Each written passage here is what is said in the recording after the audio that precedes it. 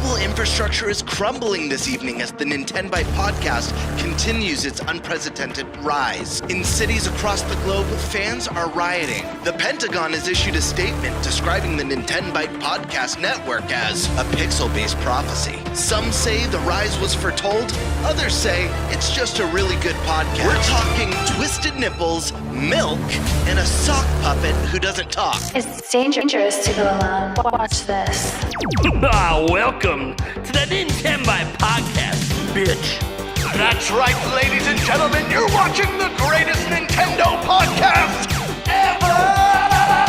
Yeah! Is that a Joy-Con in your pants, or are you just happy to see us?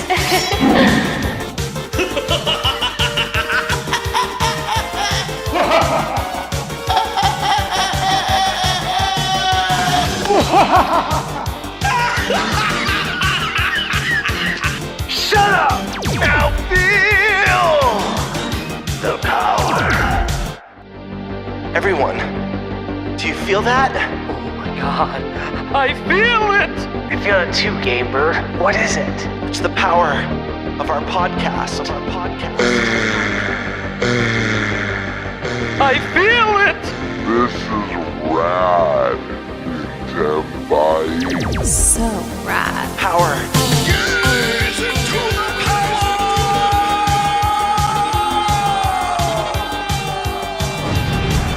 Now bask in their glory. I'm Nintendo Brian. Oh, baby.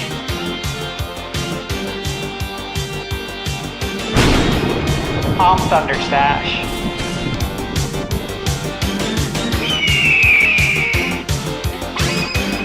I'm Gamebird Classic.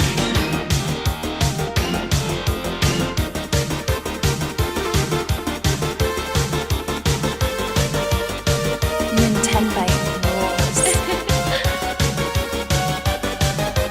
Let's rock. Hey everyone, welcome to the Nintenbyte Podcast. Season 3, episode 4. Mike, what were you going to say, buddy? I see the resemblance in the sock puppet and Eric. Yeah, perfect. And every time I watch, I notice it's What are you talking about? I don't know what you're talking about at all. I think it's a dirty sock puppet. The one- It's the eyes. yeah, there it is. The eyes are identical. Yep. Exactly the same. How you guys doing? Welcome to the Nintenbyte Podcast. Oh man, we got a big show today. We have two special guests who have two special live shows over the next 2 days, or really both are tomorrow technically, but different times. It's going to be crazy. We could probably talk about that a little bit later. We have awesome topics, but before we dive into the topics, let's introduce everyone. Let's start with the host of Indie Mania, Mike Odyssey. I'm Mike Odyssey. Nice to meet y'all. There you go. All right. That was pretty quick. I'm not used to Mike having quick intros or outros. So. All right. Then we got Deacon Sandstorm McDowell. Y'all know what tomorrow is. I can't do the whole thing because I don't want to, get. I don't know if everyone knows. You're gonna find out before you leave. What up, everyone?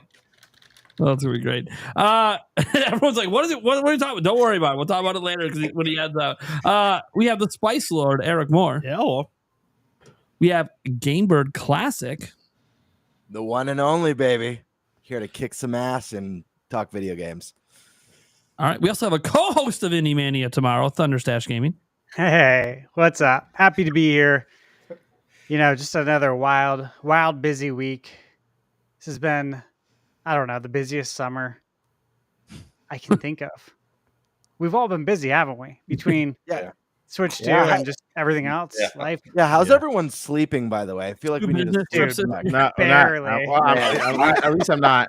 I don't know what sleep is. My average went from 8 hours to cut directly in half. I only Same get 4 here. hours of sleep.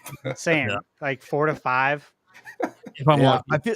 I feel like since Switch 2 came out, I've been waking up feeling like I was in a car accident the previous night. I don't know.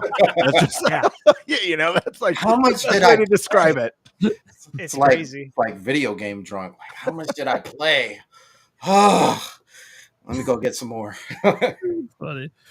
All right. I'm Nintendo Prime. You guys probably know who I am at this point. If you don't, hey, hi. I make news. I don't really make news, I guess. I should say cover news. My God, I'm not Nintendo, damn it.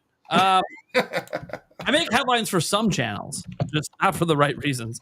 All right, let's go around and do our little topic roulette because we got some big topics today.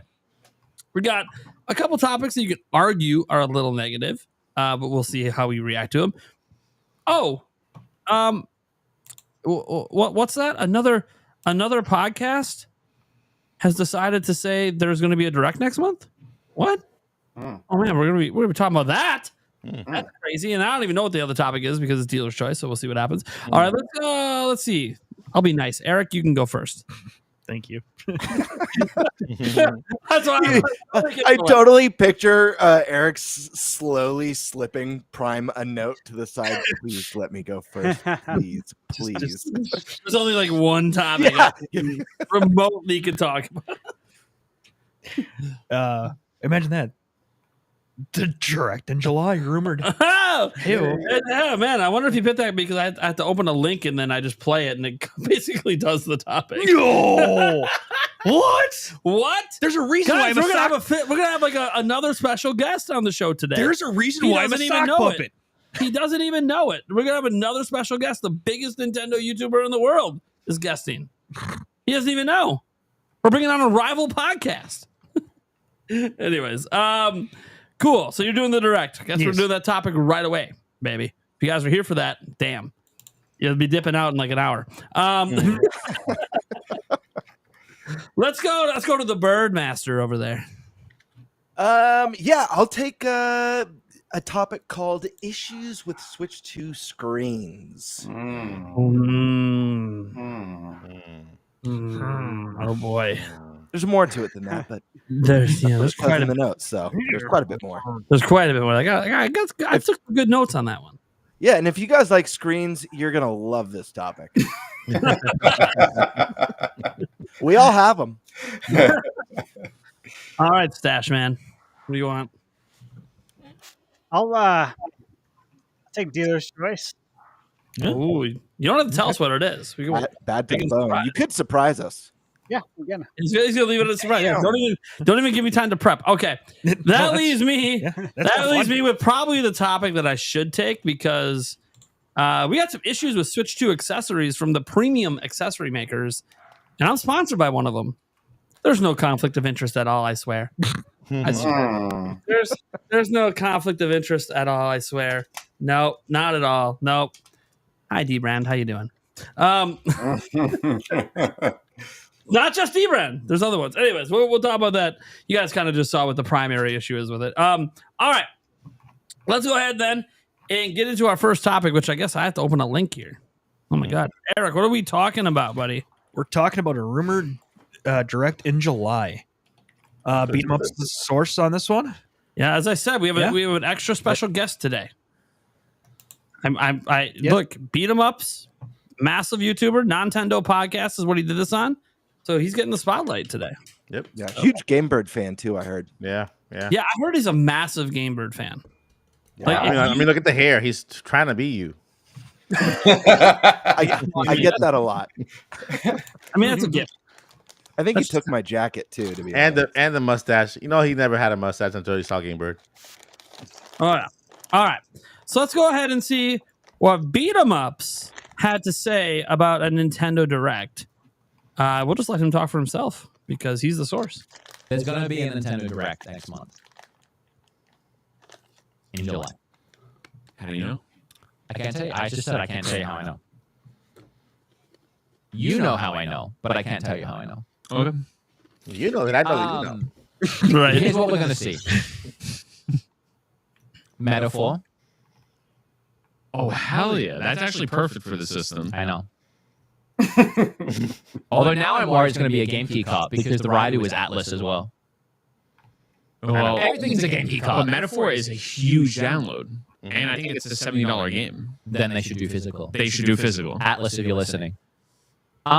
This one's obvious for a direct, but we're gonna get GameCube Shadow Drops.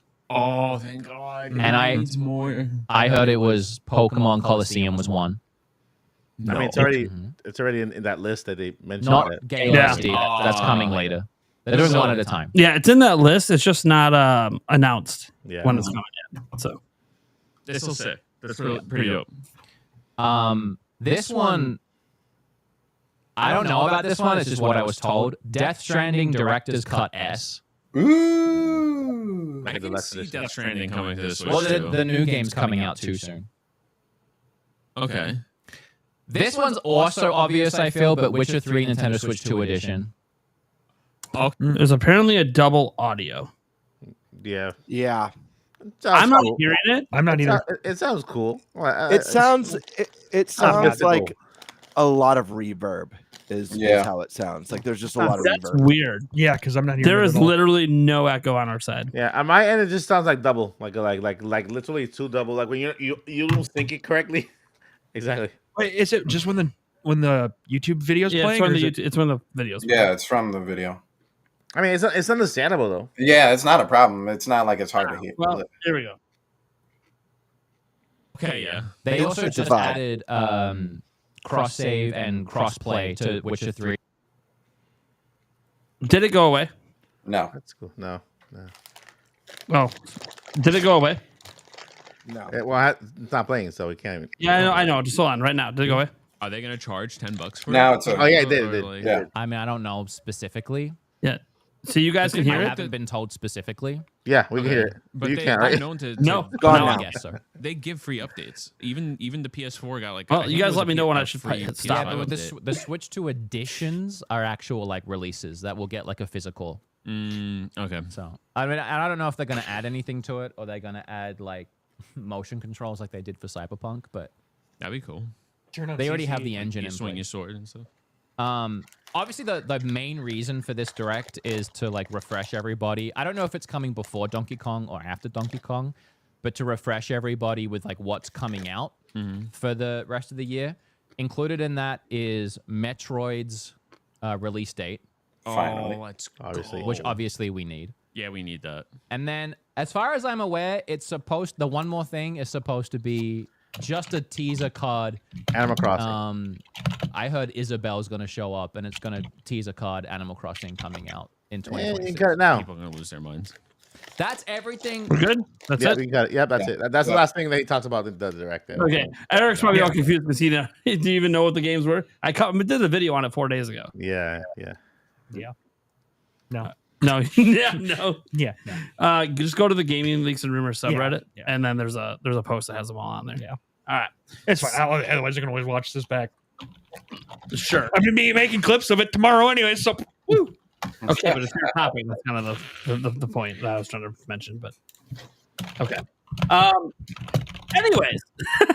Anyways, setting that aside, obviously that is where all the direct stuff comes from. Okay, the direct stuff is big time, just coming from that is the primary place. Now, there's been some additional stuff. Attack the Backlog has come out now and said that he's also heard from somebody, and he's actually talked to me privately about it. So I know a little bit more than what he gave on Just Restart on his live stream. But I can't tell you really much other than it would be someone that would know that he has talked to. And they didn't just say there'll be one in July. They confirmed they're planning one in September as well, which, I mean, no one's really surprised. They're not going to skip Mario's 40th in September. I mean, like we all know they have one in September usually anyway, and they have an extra special reason to do one in September. So we all know that's coming. Like, that's not even a shocker. But obviously, you know, it's all about getting that one in July instead of June. That's kind of what we're looking at with this. Some people were kind of backing off on it a bit because of Drag X Drive getting the old shadow drop of price and release date. By the way, thank you, Nintendo, $20. Not bad. Good I game. would have dropped it for 40. I would have been Yo, that was a smart move. That was a good pull. That's what I said. It needed to be. Remember? Yeah, $20.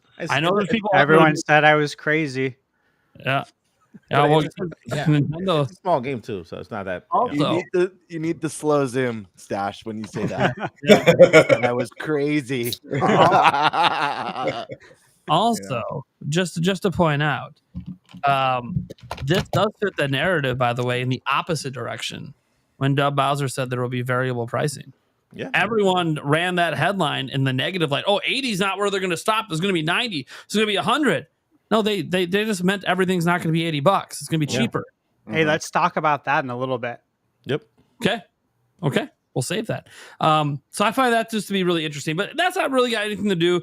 I don't think any of us feel like Drag X Drive means there's no direct. Like that, it's kind of a smaller game on the side, right? It is, yeah. It's more reason for a direct. Ooh, Yeah, I agree. They don't want to I show agree with Drag that. X Drive at a direct. Why would you hype a $20 game at a direct? Yeah, it's not going to show. If it's a $20 game, then what we saw is probably what it is. It's just a multiplayer 3v3, and that's all you do. This is a perfect game for the app. There you go. Yeah. So yeah, it's a game that probably, they might mention it in the direct, but I think it'd be more like in passing, like a sizzle reel, where they just kind of remind you, hey, this is coming out. Just like they'll probably do a sizzle reel, remind you that the Kirby DLC also comes out, I believe, next month. But that's not something they really need to focus on. You need to focus more on the third parties, because there's a lot of them announced that don't have any dates, probably new announcements as well. And then obviously Nintendo's own games. They have like 8 total announced. 2 have released. 1 we have a release date for. Bonanza we do, so that means there's like 4 or 5 other games we don't have dates for. Now the 2026 ones I don't think we're going to get dates for yet, which right now for sure the only 2026 one that we know for sure is Dust Bloods. Could also be Age of Imprisonment, because that's winter, so that could fall into the January slate possibly. Sure. Could also be December, but could be January. But it doesn't mean we couldn't get a date for that. So anyways, obviously, we've been talking about directs. We thought, maybe there were some light rumors about possibly one happening in June that came from PH Brazil. He retired before that rumor even had a chance to bear any fruit. And I think it's because he kind of saw the writing of the tea leaves. He just doesn't like the attention, negative or positive anymore, which is fine. He wants to make opinion content. So as I said at the time, we're not going to cover PH Brazil anymore, because he literally said he's done being an insider. So, okay, cool. The weird thing here is Beat 'em Ups is not an insider. Yep. He's actually never leaked anything. Like, this is the first time ever. And the reason that people are paying attention is because he doesn't need it for clout. Nope. He's literally the biggest Nintendo only, specific here, Nintendo only. I know people say Scott the Wise. He does more than Nintendo only YouTuber. Like, he's the biggest. There's a reason that when he said he's no longer working with Nintendo some years ago, he got 3 million views on that, because that was a big deal. This really massive 1 million+ subscriber YouTube channel suddenly doesn't work with Nintendo anymore. What's the problem? Problem was that he was playing modded Tears of the Kingdom or Breath of the Wild or whatever it is. Nintendo doesn't like that. They didn't block his videos. They didn't go after him like they did a certain other really big YouTuber. But they ended their partnership with him. So it's really interesting. And by the way, he had Kit and Krista come on their show, because they were working at Nintendo still at that time when it happened, and they confirmed that's literally why Nintendo didn't want to associate with someone modding games. I remember that. Yeah. So it is what it is. So I find this really interesting because, we did predictions heading into June just in case it happened. Now we're at the end of June. Obviously, there's clearly no direct this month. It would have been announced, if anything, for tomorrow if there was going to be one this week. It's not. So before we talk about like any expectations for this, especially now that, hey, since the last time we talked about it, Splatoon Raiders was announced. Like, that wasn't announced last time we talked about a direct. Yeah. So, and traditionally that would be an announcement you expect in a direct, Right. but we didn't get it in a direct. We got it technically on Nintendo today, then 15 minutes later on all their other socials, which, by the way, I like that, Nintendo. I see what you're doing. You're not using Nintendo Today exclusively. You're just saying, hey, if you want to be first, you'll get to know about 10 minutes before everybody else. Cool. Which, by the way, Nintendo Today is terrible about sending me notifications on things that matter. So, Yeah. I think I saw it on Twitter first, but whatever. So first off, do we think a direct is happening in July? I know we thought so, maybe go ahead into June, because they usually do it in June. And I think the same reasons that we thought there might be one in June are kind of the same reasons we think there might be one in July. What do you guys think? Do you think let's start with our guests. Let's go to like Sandstorm. Do you think we're getting one in July, or are we just going to wait all the way till September? Nah, man, we're definitely getting one in July. We didn't get one in June, and I think this is starting to be a trend. Like, I feel like, some years back, we usually got, like everybody else, for, showcase season is what we call it for June because it's no longer E3, and yeah, you get the picture. But I always assumed that they would wait for everybody to go, and then Nintendo would finally go last at some point and show off what they had to show off. And these last few years, they've just been like, nah, we'll just go when we feel like it. And I think that's good because you see how like people are frothing at the mouth every time like even a hint of a Nintendo Direct comes, and it's like, oh, it's coming this week. No, it's not coming this week. Oh, it's coming this week. It's not coming this week. Ah, what are they going to show us? Nintendo's dying in the water because they're not showing us anything. So I definitely think that July is probably the perfect time for them. And also too because we don't really have a lot of information going into the fall and into the winter. And July is like inching closer to that time, so I definitely think that they have something up their sleeve for July, and I think it's going to be a bigger one. Obviously not equivalent to the Switch 2 reveal and all that stuff, not that big, but it's going to be a pretty significant one. I think you're going to get plenty of indies as well as third parties. And then you're going to get they like to sprinkle in the shadow drop and first party titles in between those two things. So yeah, I think you're going to get a little bit of everything. What are you thinking, Mike? I agree. I think that the main reason for this direct is to they're gonna give it a little more time to Metroid Prime 4, which needs to get more screen time. The release date, I think that's gonna be the game that's gonna kind of have the longest time in the direct. The other reason is third party support. I'm still waiting for Microsoft to show up with that Call of Duty or whatever they want to bring over to Nintendo Switch too. I thought that they were going to be at launch since they painted themselves as, oh, we're Nintendo's best friend, but so far everyone else has stepped up, but Microsoft, and they're like, oh yeah, everything is Xbox now. So I mean, they're being weird with that, but I think the July direct, the September direct will be bigger than this one though. I think this is just kind of like to add more to what they couldn't show during the Nintendo Switch 2 launch time, and then this one is to present more third parties, finish up what they've announced already. Metroid Prime 4, the Splatoon Renegade, is it? Raiders. So yeah, I think that's a this year release. They haven't said anything about next year, right? With Splatoon. Not that I'm aware of. Because I think that's going to be the holiday game.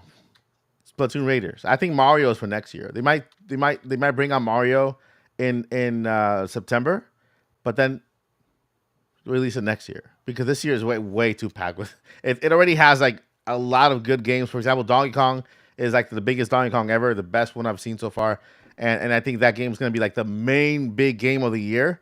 And so then the July direct will get a lot of third party support, like Sandstorm said, a lot of indie developers.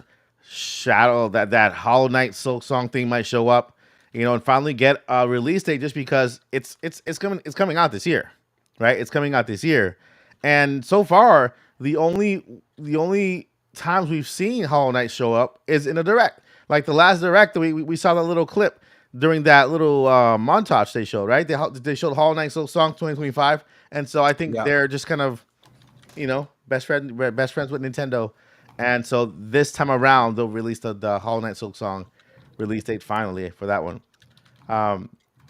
Yeah, I think it's gonna be a good direct. I don't think it's gonna be the biggest one. I think the biggest one's gonna be July because July's gonna paint the picture for 2026, which I believe is gonna be the biggest. You mean September, right?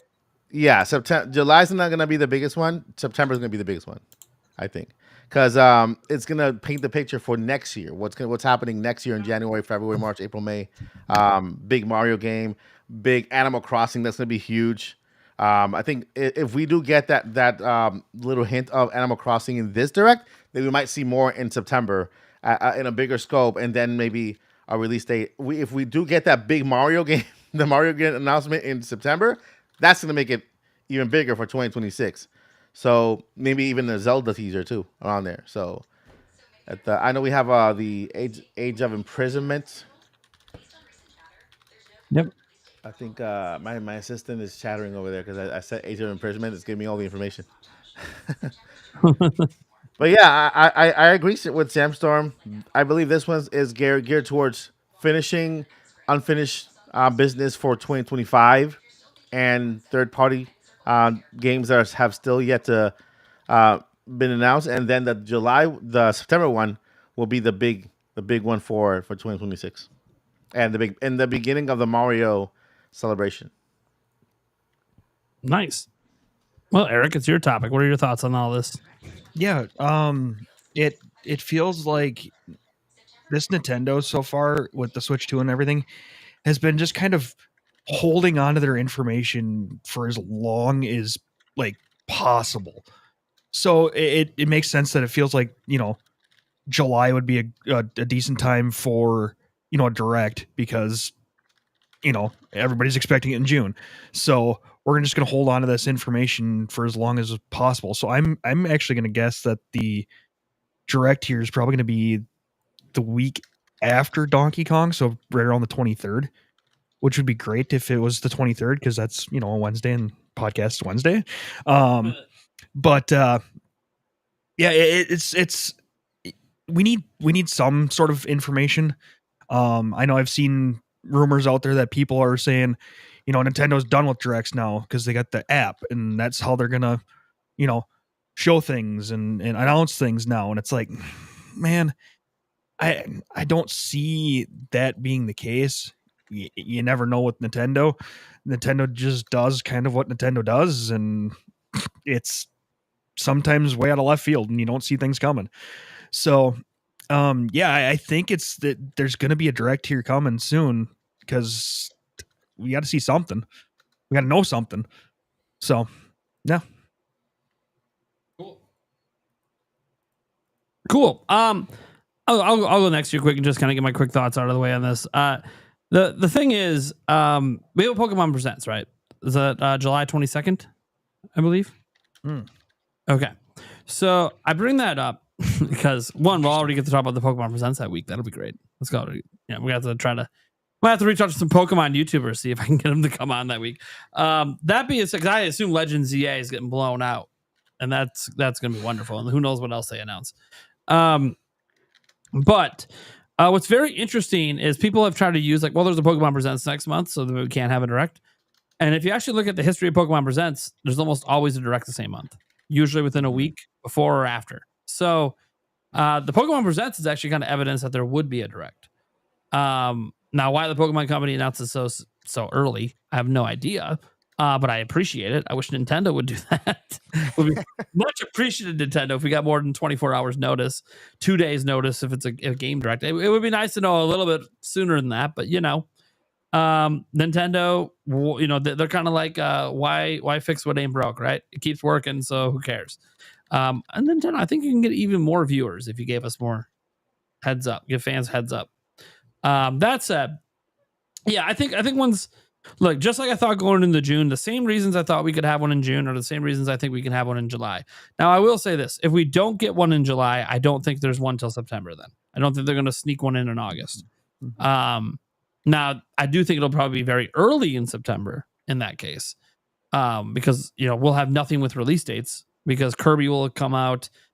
So we'll have Dragon Drive, right? So after those come out, there's nothing else with release dates. So yeah, it had to be early in September because we need to know what the September game is and stuff like that. Now, as for why I think it'll be now is because I don't think we're going to go into September not knowing. Now, again, they could do what they did this month. Like this month, they dropped the date for Dragon Drive.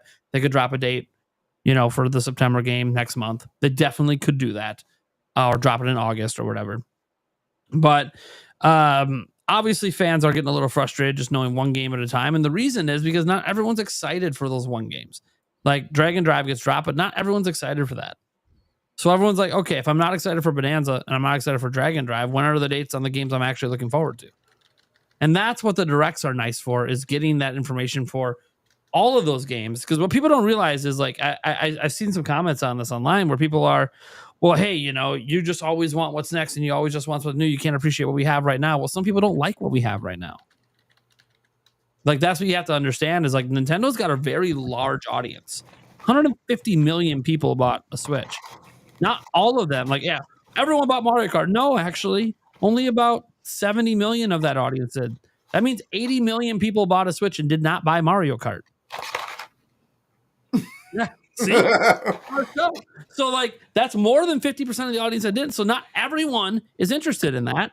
Maybe they still got it day one for backwards compatibility and stuff because they wanted to play their Switch 1 games better. But maybe they don't care about Mario Kart, right? And if Bonanza's not your cup of tea, you might be sitting here waiting for that game that speaks to you. Now, maybe the game that speaks to you is Metroid Prime 4 Beyond. Cool. Well, we don't have a date for that. Maybe you love the Age of Imprisonment and don't have a date for that. Maybe you bought it because of Dust Bloods. Obviously, that's in 2026. We don't have a date for that. So there could be all these different games that maybe you're already excited for that they announced on April 2nd. We just don't know. Maybe it's the third-party games even. Maybe you're like, oh, man, finally, we're going to get Call of Duty because of the 10-year contract. Still not announced. Borderlands 4 is coming. Oh, but it's not day one. Well, then when the fuck is it? They're still saying it's 2025. When is it? We don't have a date. There's Silk Song. I don't think you bought a Switch 2 for Silk Song, but Silk Song's coming. We don't have a date for that. We know it's coming before the Xbox handheld drops because the PR person came out and said, oh, no, we're not like launching with that. We're going to be launched before then. So like anyone could say, oh, if it's a PC, it's going to be on here when we launch later this year. Well, no shit. Microsoft probably knows the exact release date, but they're not going to tell anyone because it's up to Team Cherry to announce. Yeah, I think Team Cherry probably has a Switch 2 dev kit. I only say this because the only playable demo of this thing ever was at E3 in Nintendo's booth. Team Cherry was there with a playable demo of Silk Song. So if any dev team was trusted with a dev kit indie-wise, they were probably one of them. They're a team of just 3. Very easy to keep it under wraps. And just 3 people. So yeah, and that game's coming this year. They've said many times it's coming this year and it's coming before this winter. Okay, cool. So at some point, probably this summer, that could be in the direct, right? The biggest thing is just we need release dates. I kind of agree with Mike that the bigger direct for most people will be September. Like if you're looking for new announcements, like new Nintendo announcements, September's direct is going to be the one. You're going to get your 3D Mario probably shown off and teased. You might even get the first trailer for the Mario movie. Could be in that one. You might get some other Mario Celebration things and stuff going on there, but they're not. It might, if it's not a Mario only direct, then there's going to be other stuff too. They could end up. Maybe you think that Ocarina of Time remake that is rumored to be out there. Maybe you think that's happening next year. Maybe they tease that, right? That would get people hyped as hell, even if there was nothing this year they wanted to buy. Maybe they give us another trailer for Dust Bloods and give us like a season that's coming out in next year. Maybe there's more third parties coming. Maybe there's a new Monster Hunter coming that's going to be timed exclusive on Switch 2. Like that was a huge thing.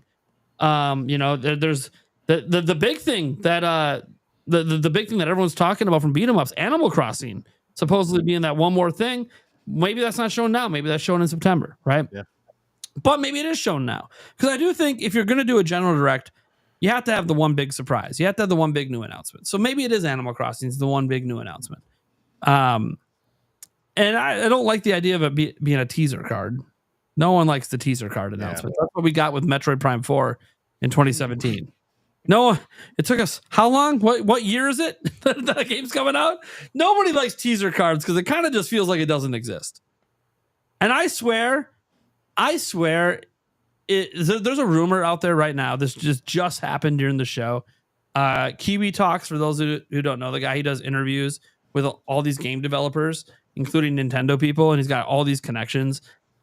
He came out and said that Nintendo used Kirby Air Riders as a negotiation tactic to get Sakurai to work on the next Smash, because Sakurai indicated to Nintendo that he doesn't want to just make Smash Bros all the time, because that's all he's been doing since 2012. There's nothing but Smash. Yeah, I feel like you said that a couple times. Yeah, and he said that a few times in his videos as well. When he was doing his video series, that like he loves making the series and he doesn't think it can exist without him. Like, I want to do something else. I don't want to stop, but I want to not just do that. So the biggest thing there is that Kirby Air Riders basically came back because Nintendo wanted to give Sakurai something to work on that wasn't Smash. But the big thing coming out of that is that supposedly, this is all just breaking news. I'm finding out about this right now. I'll probably cover it tomorrow in more detail. But Sakurai was burnt out after doing nothing but Smash since 2012. So the guarantee that he would just say yes to Smash 6, they offered him, some sort of Kirby project, and he decided to make it Air Riders. But he said and he says this like this is not speculation. He is saying straight up, this is just Kiwi Talk saying this. This is not speculation. Smash Bros hasn't even entered pre-production yet. Oh, yeah. He said this isn't even speculation. I know. He said it is possible that Bandai Namco maybe has a couple concepts floating around, but nothing's actually officially begun. It's going to officially begin basically this year at some point. Pre-production is going to begin after Kirby Air Riders comes out. So it could even be the same team that did Kirby Air Riders. Might be the Smash team. I don't know. So, yeah, and he's saying that to him, this isn't speculation. He just straight up knows it hasn't began development yet. But here's the thing. It obviously is going to happen, right? We're going to get a Smash, which one thing that should let you know Smash is probably going to be like a mid-gen game. Yep. And there's nothing wrong with that, by the way. There's nothing wrong with a mid-gen game. I think that's great. Yeah. You know what was a mid-gen game? Animal Crossing New Horizons. Mm-hmm. You could sell a lot of copies being a mid-gen game and still have years of DLC. So I actually don't think it's a bad thing to have it be a mid-gen game, especially if Animal Crossing and the stuff they beat 'em up said is next year. Yeah, okay. You're going to space things out. You got Mario Kart and Animal Crossing early, Smash and Zelda mid-gen, makes sense to me. So yeah, you're going to space things out. So I'm okay with that. But the crazy part to me is the last time that Smash was going to be a mid-gen game. You guys remember when they announced it for Wii U and 3DS? Yeah. Sakurai said he didn't even know that he was making the game when they announced it. So you want to talk about not even pre-production? He wasn't even hired yet. Wow. To make it. And Nintendo announced they were making a Smash Bros. Game for Wii U and 3DS, and Sakurai didn't even know. So, at least at this point, if it was a negotiation tactic and Nintendo wants to tease Smash, at least Sakurai knows he's making it. I'm not saying, by the way, they're going to do that, but they kind of did it with Metroid in 2017. Do I think Nintendo might do it again with a game that will definitely not take 8 years to come out? Maybe. But I'm just pointing out for anyone expecting Smash, at least according to this one person, and he's got a pretty good track record, don't expect Smash anytime soon. The only reason that I think it might even get mentioned ever is just so people know it's coming. But they would allow Sakurai probably to say something about it around the time Kirby Air Riders comes out, like in an interview, or he'd come on screen and say, hey, now that we're wrapping up Kirby Air Riders, we're just beginning work on Super Smash Bros. We hope that we're going to need time to make this game. You're not going to see me for a while, yada, yada. And then people will just know that, hey, we're confident. We trust you. All right, well, we can wait. That I could see happening. They usually let Sakurai talk like that and Aonuma for the Zelda team. Those are like the two guys that kind of just let them kind of talk like that and do your thing. Because Zelda games also tend to get announced like super early before they come out.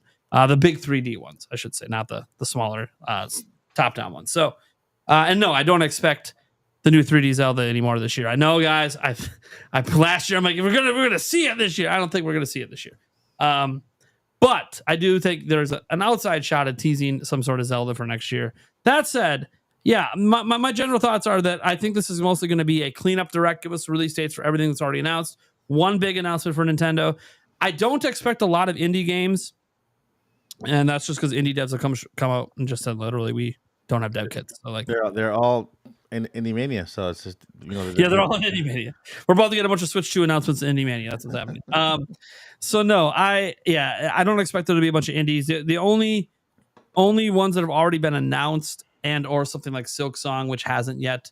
Maybe that can have a release date drop in this direct. I know we say that every damn event, whether it's Sony, Microsoft, Nintendo. Oh, this will be the time Silk Song.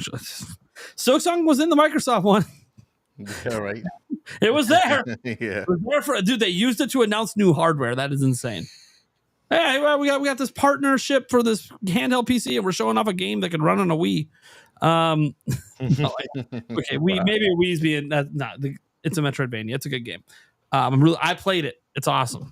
But no, I think it's also going to be a cleanup, and then I do think that it'll be heavy on AAA third party new announcements. I think that's the big the big thing this time. Nintendo will have their one big, and then they'll re-show a bunch of their stuff and give dates. But lots of big third-party stuff. I wouldn't be surprised. Let me see. If it's in July, there's a small mention of Madden. Comes out in August. Wouldn't be surprised if that gets shown again. Call of Duty being announced. Wouldn't be surprised if they make a big deal out of that. They may even kick off the show with it. And so, yeah, I expect there to be, Microsoft. I kind of expect to see a heavy dose of like 4 or 5 Microsoft games. Yeah. In this one, and a bigger dose of first party in September, especially because of Mario. But that's what I expect. I don't know what the fuck's going to happen. There might not be a direct at all. I don't have any sources on any of this. This is me being like, well, Beat 'em Up said, and he's never said this before. And I know that he was like backing off a little bit after because he's getting a lot of attention for it. But the games, he just said, this is what I've been told and what I've heard, but I'm not confident on the game list. Probably Metaphor Refantasio. That'd be a great announcement. Oh, that'd be great. I wish he was about to say Expedition 33. I would have. Jake Randall probably would have been screaming so loud we'd hear him on the show right now. But it's one of those things where he seemed very confident at the beginning saying there will be a direct in July. And that's why it's like, okay, that much. And he literally, his guest he had on, he's like, how I know, but I can't tell anyone. So that seems like something he's very sure about. So we'll see what happens. Yeah. Let's go to Gamebird. What are your thoughts on this? Yeah, man. I mean, listen, I've been in full belief for a long time that we're going to be getting a direct relatively soon, whether it was the end of June or sometime in July. I just think it makes a lot of sense. I know July isn't normal direct season for Nintendo typically, but this is also not a normal year for Nintendo. They just dropped their new console. Some things are going to be changing. I do agree with Mike and you, Prime. I do think that we'll still be getting the big September direct like we usually get. That has some of the biggest announcements, going forward. Possibly the next Mario. I think what's really interesting, at least regarding the beat 'em ups, rumor or leak or whatever you want to call it, is Animal Crossing. Because if that's indeed the one more thing, I've been of the mindset, and I think I've mentioned this on a couple of our speculation casts, that I think Smash Brothers is sooner than a lot of us think, and I would not be surprised if talks already started a while ago. Whether or not it's deep into production, I feel like at the very least talks have been started. And I think if we see Animal Crossing this year, whether it's July or September, I think 100% we're going to at least see an announcement for the next Smash by the end of next year. I don't see any other possibility. I think they've knocked out Mario Kart at the launch. They're going to Animal Crossing, and what's that third pillar of like massive Nintendo IP? That's Mario. Smash Brothers, and it might be 2027, maybe a little bit later. I think they can announce a Smash a year to 2 years early and build up the hype. They can start with some of those character teases as we're getting little bits of development, but that's exciting stuff to me. Now, regarding the July Direct, obviously we have games that we know are coming this year that we need release dates for. Kirby Air Riders, that's obviously one of them. Metroid Prime 4, that's obviously one of them. I think there's an opportunity, and I'm sure Stash will agree with this one. I think there's a golden opportunity to make that Metroid Prime 2 and 3 announcement, a remaster with the mouse controls. This will be a golden opportunity. Prime, you kind of took the words out of my mouth. I think this is going to be big for third party. We obviously have some third party games that have already been announced for Switch 2. We need dates for those, but this is also an opportunity to announce third party games that are already out on other platforms. That way they're not playing catch up with third party next year, and we're getting closer to those day and date third party releases with new third party AAA games that are coming out in the future. So I think this is a good opportunity to kind of finish up playing catch up and get your metaphors and hopefully games like Persona 4 the remake that was just announced, and some of the Microsoft stuff, and maybe the Red Dead stuff, and all those big cool third-party games, like even The Witcher 3 Switch 2 edition rumor.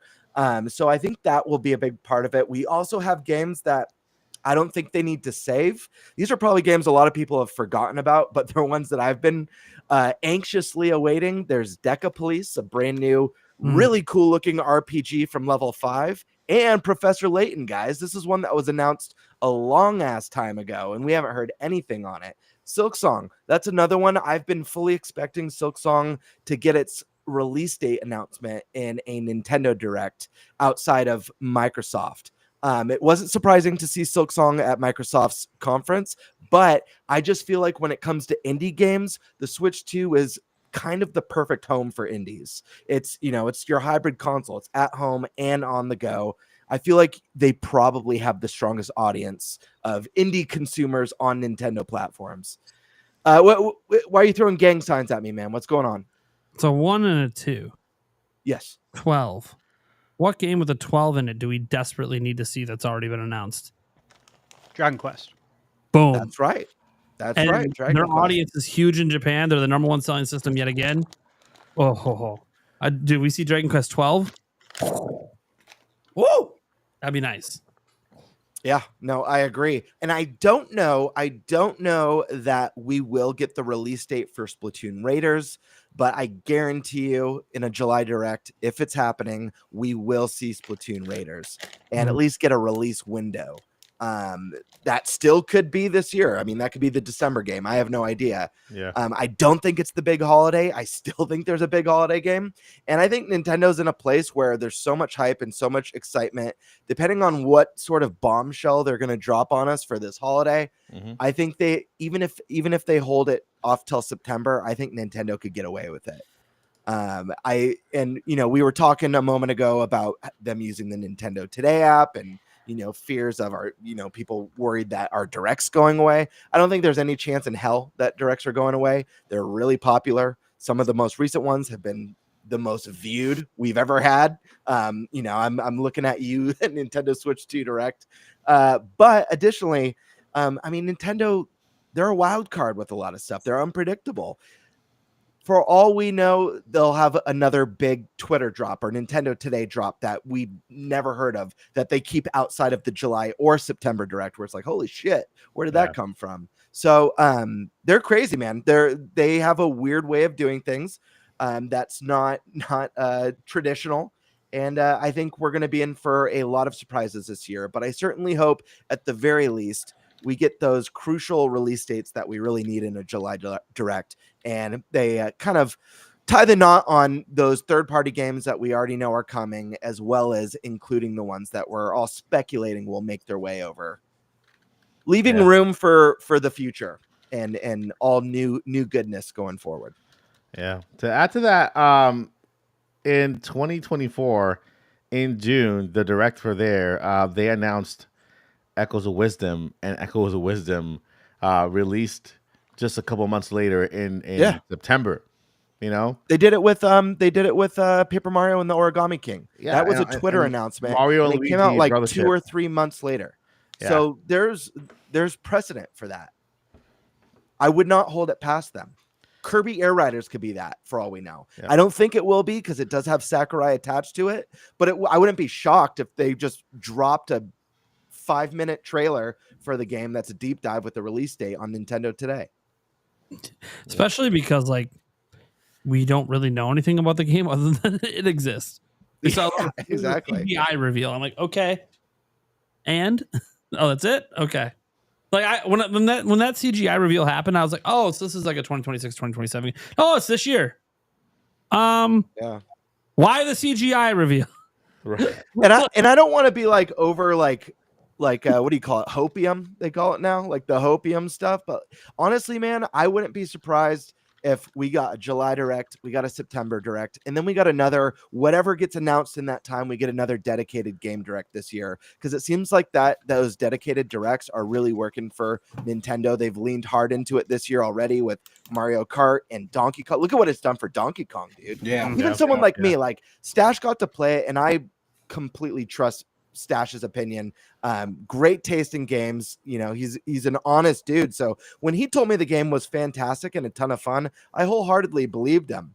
But again, sometimes seeing with your own eyes is believing. And when Nintendo dropped that DK Direct, even Nintendo haters were like, "Okay, that was a good Direct. This looks amazing." Yeah. So I wouldn't be surprised to see another one of those land in the year, even if it's Kirby Air Riders or Splatoon Raiders just standalone Direct.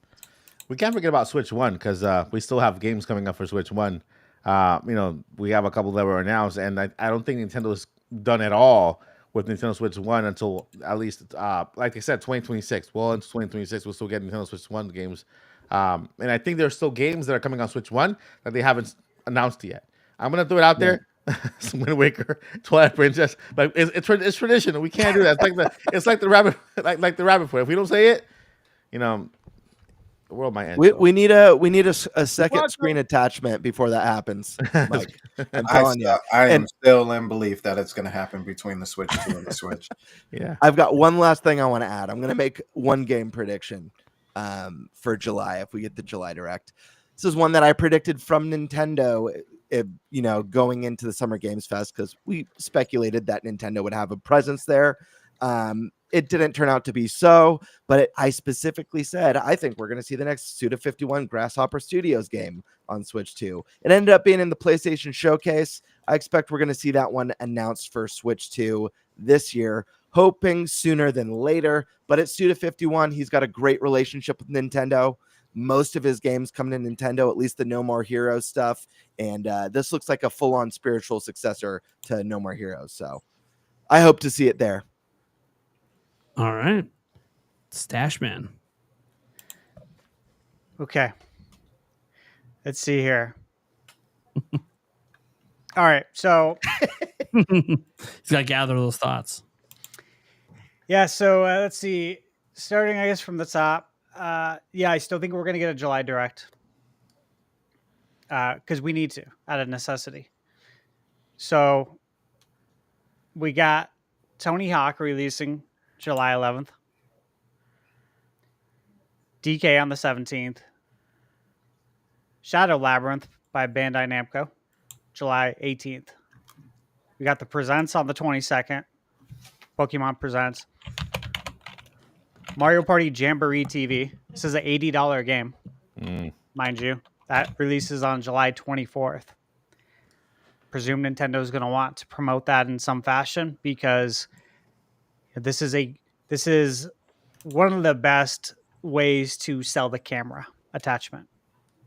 And if they want a lot of people to own the camera, you need that attach rate with Mario Party Jamboree TV. Then we have Wild Hearts S releasing July 25th. We haven't seen any Switch 2 footage of Tony Hawk specifically. We haven't seen it for Shadow Labyrinth. Madden release is August 14th. We've not seen any Switch 2 gameplay footage, nothing. We have no idea how it's going to look, if all the game modes are going to be there, which they should be by now. There's so many loose ends to tie up, just in what I mentioned. Mm-hmm.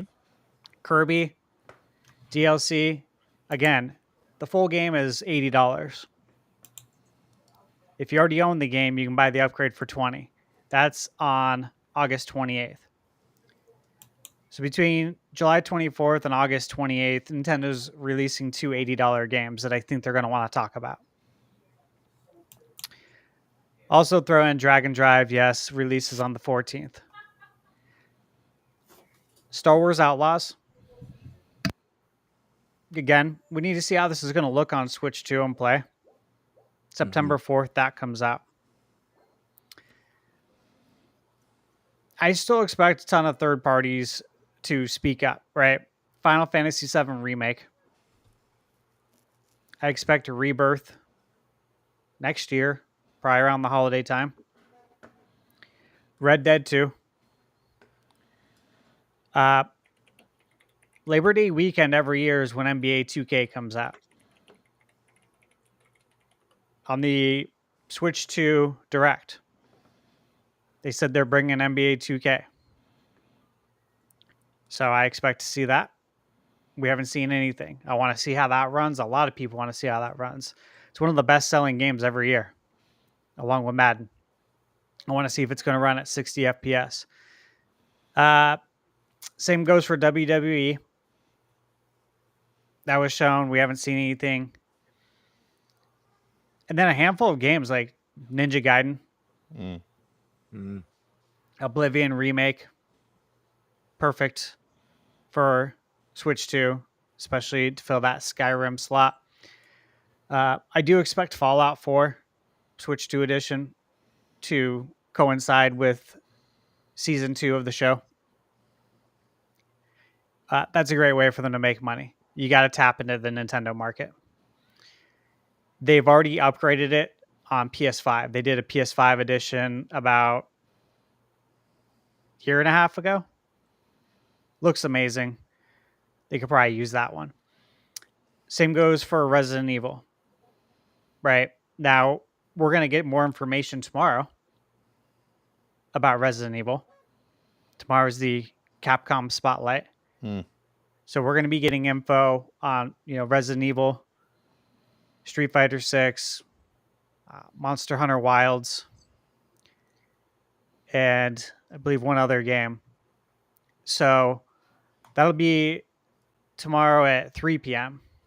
Also, tomorrow at 6 p.m., Arc System Works is having their direct. You guys remember they were tied to an exclusive Nintendo Switch 2 title? Mm-hmm. I presume we'd find out about that tomorrow, right? What better time? Now, you guys mentioned Silk Song. Yes, we need that release date. We need a release date for a game I played at the Switch 2 experience. That's Hades 2. That's right. It's going to be one of the biggest, easily, indie titles this year. Easily. Could be the biggest. It just depends. Depends on if Silk Song, how things go with that. But definitely top 3 biggest indie games. Nah, I give it to Ruffy. Number 1.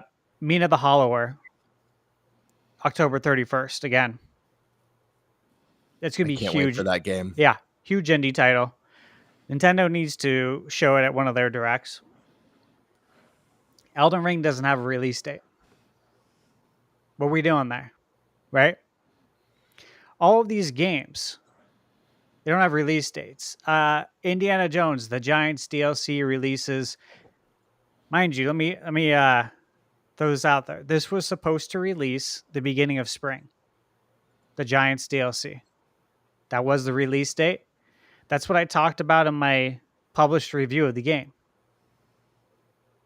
And I did say that I expect for it to come to Switch 2. And I still do. However, it was moved to September 4th. So the beginning of spring to now September 4th. I think that's interesting. That the DLC was delayed that long. I mean, you literally printed on all of your promotional materials that it's coming out in the spring. And so, interesting that it's coming out now September 4th. Skipping 2 seasons. I am curious if it's going to release on Switch 2 as a complete package. Right around that time, because I do fully expect Indie to come to Switch 2. Again, Professor Layton, yes. Borderlands, yes. We need dates on all that stuff. With the news about Smash Brothers that you had brought up about Kiwi Talks, I was laughing because this literally plays right into what I've been saying. Is I think we're going to get Smash Brothers Ultimate Switch 2 edition to hold us over until the new Smash Brothers is ready. And clearly, we're quite a ways off from what Kiwi Talks is saying. Look, if they didn't have a plan for Smash Brothers Ultimate, Nintendo would have gave us the free update with Pokemon Violet, with Mario Odyssey. Those 12 games that got an update, Smash Ultimate would have been included. It wasn't included because there is a plan for that. Same goes for Metroid Prime Remastered. They could have easily said, hey, you know what? We're going to give you a free update for this game. We're going to give you those mouse controls. And, we're going to up the resolution for you. And we're going to give you a 120 FPS option. But they didn't for a reason. That's part of the marketing for Metroid Prime 4. They want you to see how good it feels on Metroid Prime to prime you for Metroid Prime 4. Right? I think they have a lot going on, a lot of moving parts. And there are a ton of games that need to be announced with release dates. This is why there's still going to be a July Direct. I still expect a September Direct. Mike, you mentioned Wind Waker and Twilight Princess. Yeah. I'm with you. I'm not gonna rest on that either, but I'll also throw another one in there. And again, this is a game that I've mentioned a ton of times, and I believe they've had a plan for it all along. I'm sure you guys know which one I'm talking about, but Mario Galaxy 2. There's a reason it was excluded from the 3D All-Stars. I think we're going to find out soon what that reason exactly is. I could see it working two ways. I could see it literally being a way for Switch 1 owners to celebrate Mario's 40th. And hey, guess what? If you're playing it on Switch 2, you're going to be able to play it in 4K. There's going to be some sort of nice upgrade there that you probably won't have to pay for, I'm guessing. So I think that's where I'm at, guys. The Direct's coming out of necessity. I do not think in any way, shape, or form that the Directs are going to be replaced by an app that only, based on the last time I looked, a little over 2 million people have downloaded it. And that out of those 2 million and whatever people download it, how many are checking it? I don't check it. I get my news on Twitter. I want to jump in real quick. I forgot to mention this. I'm curious if you guys are on board with this too, because I actually think this is pretty likely. Maybe they'd save it for September, but I don't feel like they would need to. The next wave of GameCube NSO games, like the next 3 titles. Yeah. Beat 'em Ups mentioned that they were doing Pokemon Coliseum, and he said there was a wave, and one of them was Pokemon Coliseum, so there might be. Okay, I missed that. Yeah, fair enough. I will mention one thing. So Metaphor, just based on this list, I want to touch on this. So when I reviewed the game, you can go back, you can see I said I know it's coming to Switch 2. I said that in my review. That was from last year. Fully expect it. I said Switch 2 prospective owners, pay attention, because this is a game you're going to want to get. So once again, guys, if you haven't played it, check out my review. This game is amazing. Death Stranding Director's Cut S. I mean, interesting news, right? Obviously, Nate covered it today in his video. And, Nintendo, very likely they bought that studio. And there was already a contract in place, but still. Coincidental, you might say. Witcher 3 Switch 2 edition, fully expect it.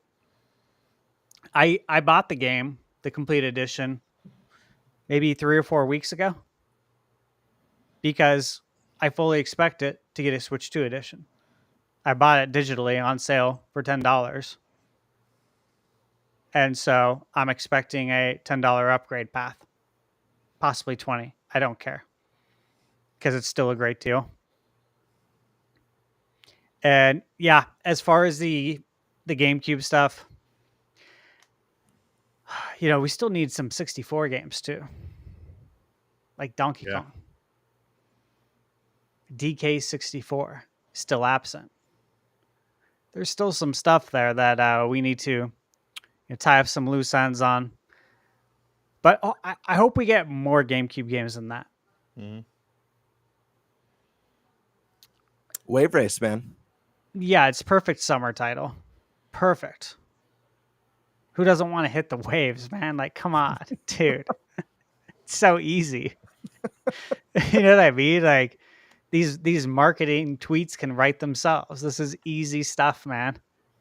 And if you don't want to do that, here's another easy one. It's Mario's 40th. Give us Super Mario Sunshine on GameCube. It's the perfect summer title. Yeah. My senior picture, you guys have seen that. Mm-hmm. I have all, my video games like out, and they're laid over a Super Mario Sunshine beach towel. I'm gonna need to see this sometime. I've never seen this. Oh yeah, dude. No. I'll have to show it. It's classic, but yeah, it was a Toys R Us pre-order bonus. It is freaking Oh yeah. Badass beach towel. But I mean, I used to love. perfect. Not to side tangent. Yeah. I used to love getting games at Toys R Us back in the day, With these and slips. playing the demo kiosks. Yeah. Yeah, dude. Me too. At our local Toys R Us, there's a guy there named Aaron, which is crazy. I remember because I met him when I was in high school. Dude was awesome. My girlfriend and I, we talked to him all the time. He'd hook me up with discounts all the time. Hook me up with stuff they were going to throw away. Stuff they had extra pre-order bonuses for, like he hooked me up with everything. I remember we used to talk about planetgamecube.com. He was going to all the websites I was going to back in the day, but he was like quite a bit older than me. Awesome guy. Funny how we don't have that as much anymore, do we? Stories like that where you know someone at retail and you've become friends with them and you just stop in and bullshit with them, every once in a while, talk video games. Yeah. Like that's literally what we would do, like I may not even be going there to buy something. It was like, let's go see if Aaron's working. Let's, go bullshit with him a little bit. Yeah. Yeah, it's fun, man. Mike, Yeah. you had your hand up. Well, No, I was waiting with somebody in the chat who said hi, Mike Odyssey, so I was waiting. okay. Say hi. All right. Cool. Yeah, guys, I'm really excited. There's a lot coming, and there's still a lot to play. And you know what? I want Square to tell me, are you going to give a free Switch 2 update for Dragon Quest 3 HD?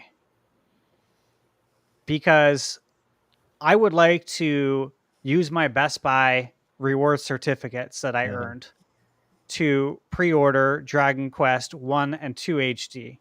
But I don't know if you're going to give us a free upgrade. If you are, I'm buying it on Switch 1 so I can have it on cartridge.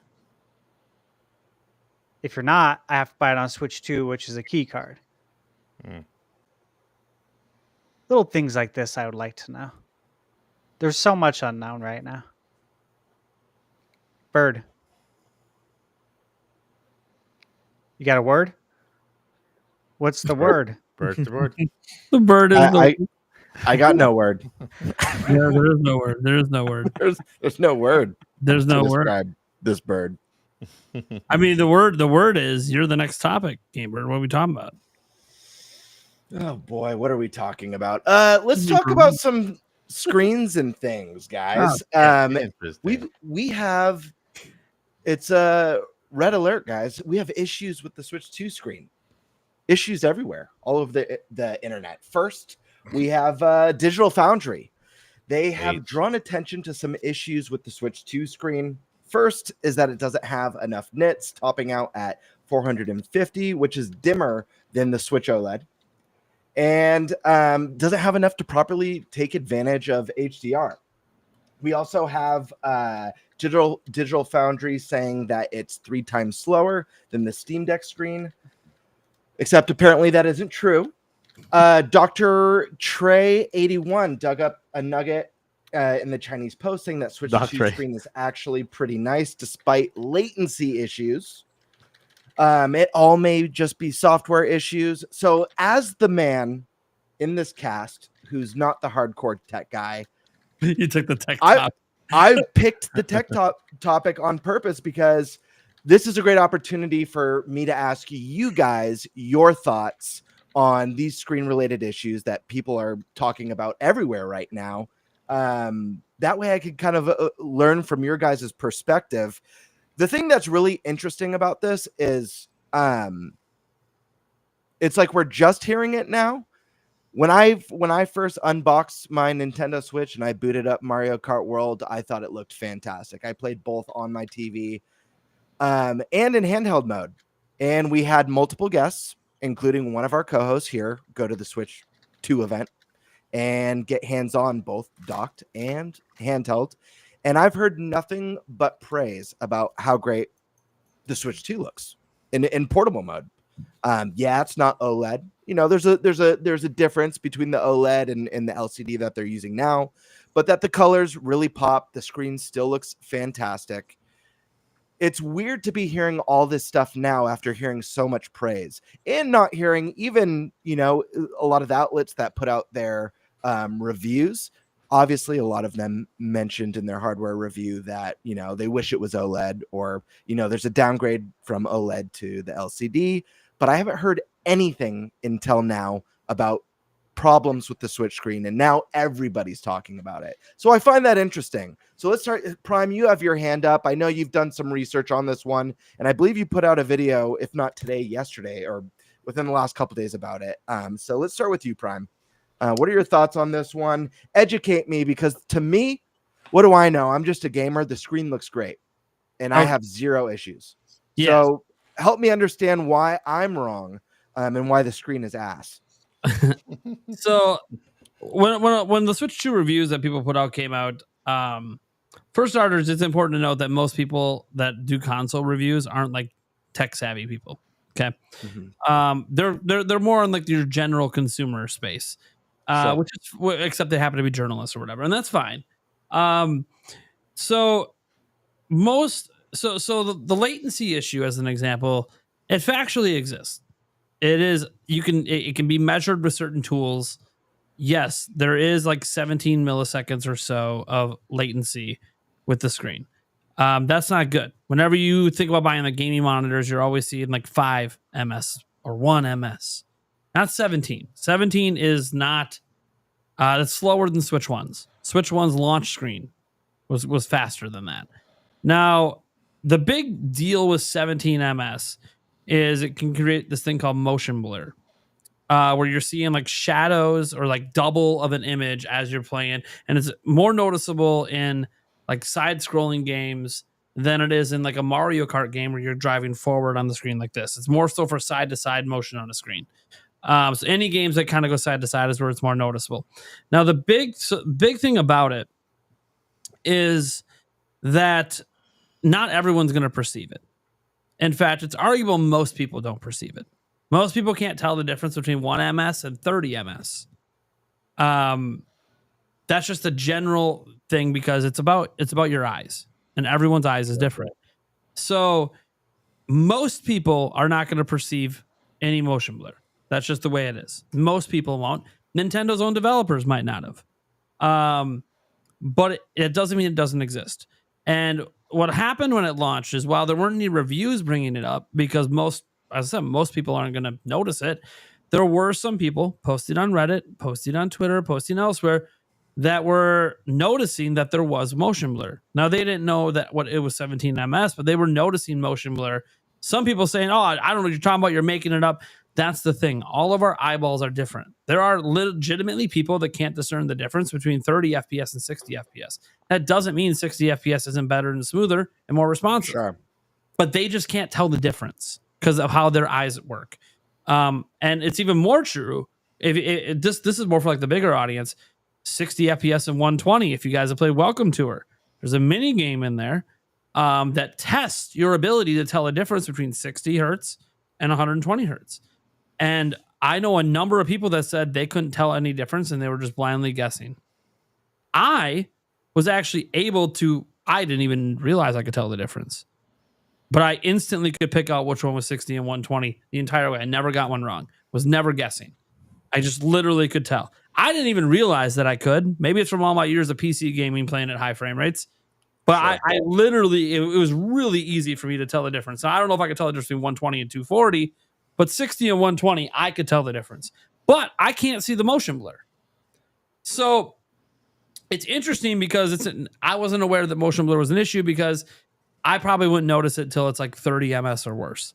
And so a lot of consumers aren't noticing it. So like there's a lot of information out there about how, hey, the motion blur is worse. There's not proper nits for HDR, which is something I actually noticed day one, that I could not get it brighter than my Switch OLED screen. And there is a trick, like if you guys turn off your auto brightness and then crank it up, you'll actually get it even brighter, but it's still not as bright as Switch OLED at its brightest. And I didn't even need, the reason that I think most media and stuff didn't notice this when they went hands-on is you were in an indoor environment pre-set up by Nintendo with ideal lighting for whatever they're trying to show on that screen. You weren't sent outside in the sunshine to try to play. Yeah, Where Switch has even had issues with that because the screens don't get very bright on Switch when you're out in direct sunlight, where you could perfectly see your phone, but you couldn't see your screen on Switch. I noticed it this summer. We've had a lot of bright days. Go out with my Switch outside when my kids are playing in the sprinklers and stuff. I can't play my Switch 2 unless I'm in the shade. That's a screen brightness problem. And now that's just for obviously visibility outside, but for HDR content is generally best at 1000 nits or above in brightness. So that being said, that doesn't mean HDR has no effect under 500 nits, because HDR does one thing no matter the screen brightness. It gives you a wider color gamut. Period. End of story. Maybe you're not getting the deep blacks and the big vivid pops in color like you even see on the OLED that does not have HDR. But you are getting a wider color gamut, which means you're getting more color information that will make the picture look better than with HDR turned off. So HDR still matters at the lower nits, but you're not really getting what HDR is known for, which is basically to give you what you're getting on an OLED screen, but a little bit better. And that's why HDR can also exist on OLED panels. That's just like a very layman's way of talking about it. It's much more complex than that. And the big thing with the HDR part is obviously, and Doc Trey noted this in a video that he put out, and this is completely true. The panel itself might be capable of doing higher nits, but it's being held back by a firmware for battery life purposes. So there is a possibility of a future firmware update could enable higher nits. Like it's entirely possible Nintendo didn't lie when they said, oh, we couldn't do HDR on the OLED, wasn't bright enough. We can do it on the LCD because LCD tech has come so far and it's bright enough. And maybe when they were testing it, they were at 1000 nits. They didn't have the final product in hand where Nintendo maybe reduced that by half or whatever. And then the other issue with the latency, it becomes more noticeable for some people when you're using any game that uses variable refresh rate, because the latency with combined with variable refresh rate ends up making it much more noticeable. So when you're playing Cyberpunk in performance mode, or what is it? Yeah, performance mode, not quality. Yeah, performance mode, the 40 FPS mode, that's using variable refresh rate.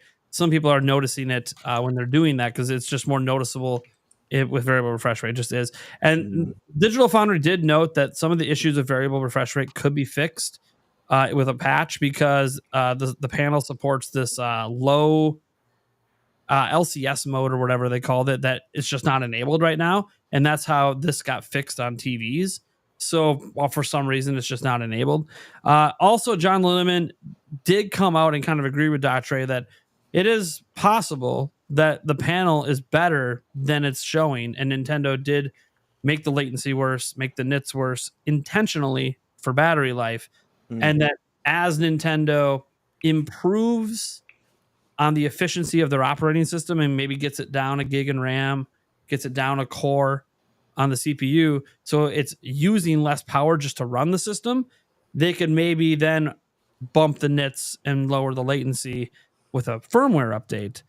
And that would probably keep the battery life where it is now, but now you're actually getting the full HDR benefit and you don't have the ghosting and stuff happening. But this is all obviously hypothetical because until this is the ironic thing, until a Switch 2 is hacked, we're not really sure what the screen's capable of. Right. That's the thing. Like Nintendo's the only one that has all the controls over that unless someone hacks a Switch 2. So it's all interesting stuff, man. Thank you for the breakdown of that, because when I first started hearing this stuff, I was just like, like what? Like, I'm not seeing it. Maybe I'm not sensitive to this. Then again, I haven't played any fast side-scrolling platformers or anything like that on the Switch 2 yet. But for me, like when I first heard about it, when I think of motion blur, I think of like when I first booted up Expedition 33, and I'm like, yeah, and I love that game. The game's gorgeous and amazing. So it's not a knock on it, but there's a setting to turn off motion blur, which I did because it was like making me sick. Yeah, that's what I think of. So the comparison was like, right. The comparison is like I don't know. What I was suddenly hearing online wasn't resonating with what I was seeing at home. But. Yeah, it's one of these things where this stuff is factually true. And anyone that denies it's factually true is just denying facts. And I don't believe in denying facts.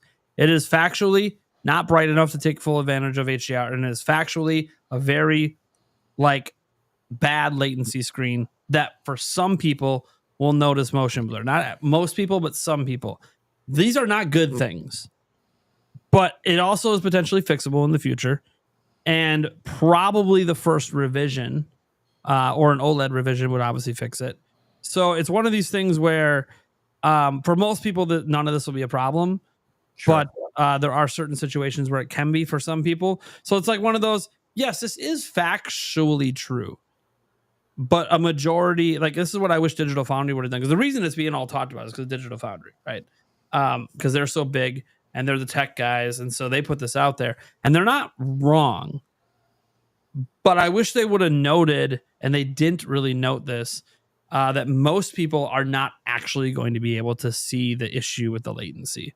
And I wish they would have said that, because the way they showed it a way where everyone can see it, right? You record with like a 240 FPS camera, you slow it down. And a lot of the Nintendo YouTubers are joking about it. Oh yeah, it's got a problem. If you do this, it's slow it down. It's got nothing to do with actually playing the game. Yeah, what they were trying to do. That's how most people play games now. Yeah, that's how everyone. Did you not know that? 11% speed on a 240 FPS camera on a screen. Anyways, no. So like some people were poking fun at Digital Foundry for that, but what they were trying to do was for people who can't see it, show you that it actually does exist. Like it's true, and we have a way to show you even if you can't notice it. I just wish they would have also put the emphasis on, but most people probably won't notice it. Sure. And look, I don't know why John Linneman came out and said that it was 3 times slower than the Steam Deck's original screen. That was an absolutely ridiculous statement, because the original screen on Steam Deck has like 14 milliseconds. That's only 3 better, not 3 times. Maybe he misspoke. It's only 3 milliseconds better, not 3 times faster.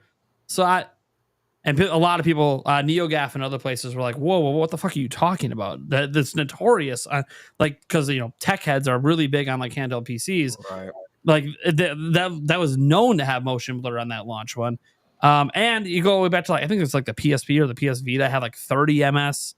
And people never complained about it back then, really. So, I understand that like we're in a day and age where if this panel is not capable of higher nits, like it's a hard limit of the panel, and the MS is a hard limit of the panel, that means Nintendo cheaped out with the cheapest fucking thing they could find. That is possible. Or it is better than what it's doing, and Nintendo's holding it back by firmware. We just can't confirm any of this. So, and I wish Digital Foundry would have noted, because the fact that John Lindemann came out and said this, well, he said it on Twitter. They didn't say it in the video that it could have been firmware unlimited. So like, there's just all this context now being added after the video that gets like millions of views. And it's like, well, most people aren't going to see this additional context that now, like, maybe this isn't as big a deal. And even if it is a problem for you, it could get patched. So, right. Yeah. That's all I got. I don't know. Obviously, someone else could talk now. I was just explaining it because I was following this whole thing for the last like 3 days. Let's go to Sandstorm, man. Have you read much into this? Is this something that you've noticed or you're concerned about?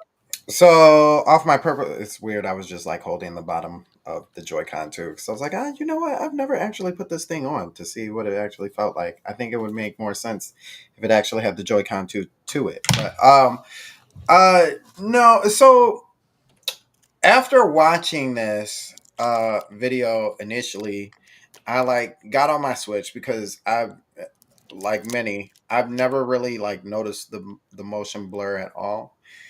And so I'll say first and foremost, I think Prime is absolutely right. Like you can't you can't deny something that's actually factual, and it presents itself.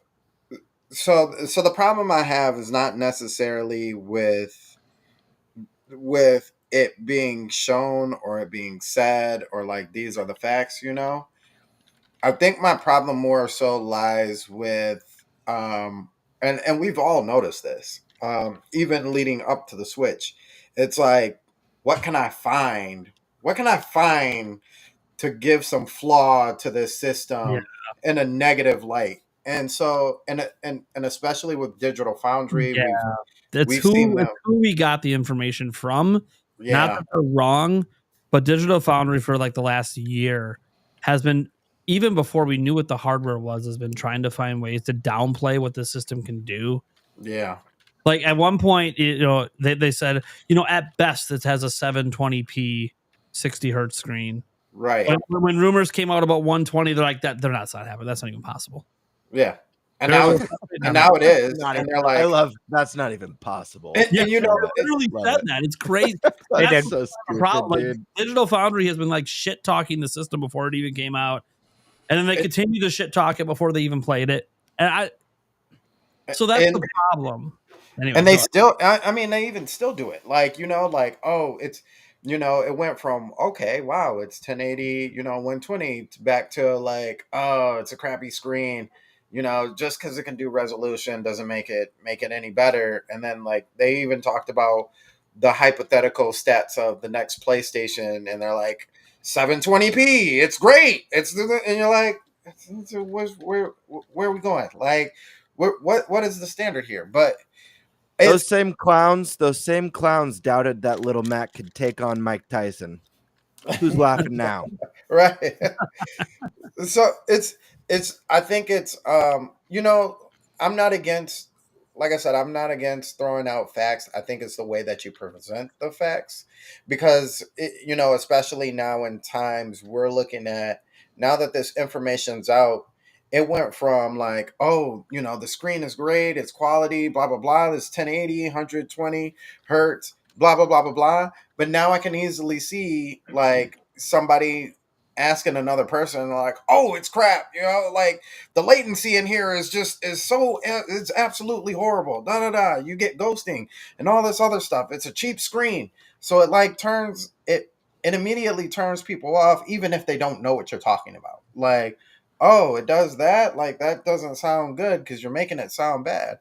The other thing, and I think this is like more important, because latency on a screen is one thing, but regardless of how much latency is on a screen, if the push of a button is synced up with that latency, you'll never really notice. And I think that's going to be most people. Like when it says go and you hit the button to go and you start going at that point in time, latency at that point doesn't matter because it's already been allocated for. And you look at Mario Kart World. I've played Cyberpunk. I don't get those latency problems. Um, I'm not huge. I'm tell you right now, I'm not the biggest Street Fighter person. Like I play the game all day, but if you told me hitboxes and all that, I have no clue what you're talking about.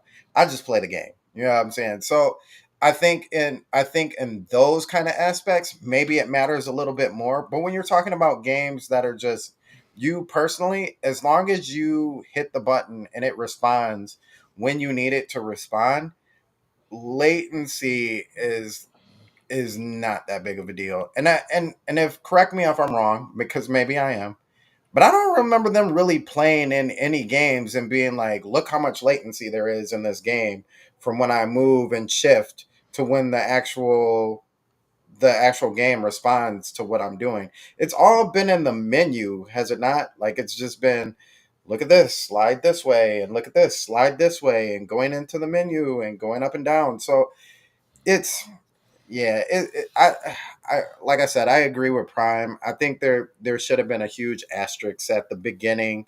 Like most people really aren't going to notice this, especially if you have to slow it down this slow for somebody to actually be like, oh, okay, I see what you're talking about. So is it a big deal?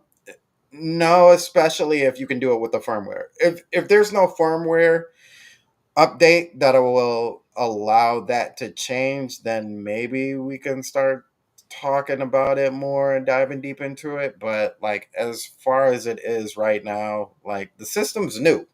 It's gonna come with flaws. Like it's gotta have its flaws. So we'll see. We'll see. That's all I gotta say. We'll see.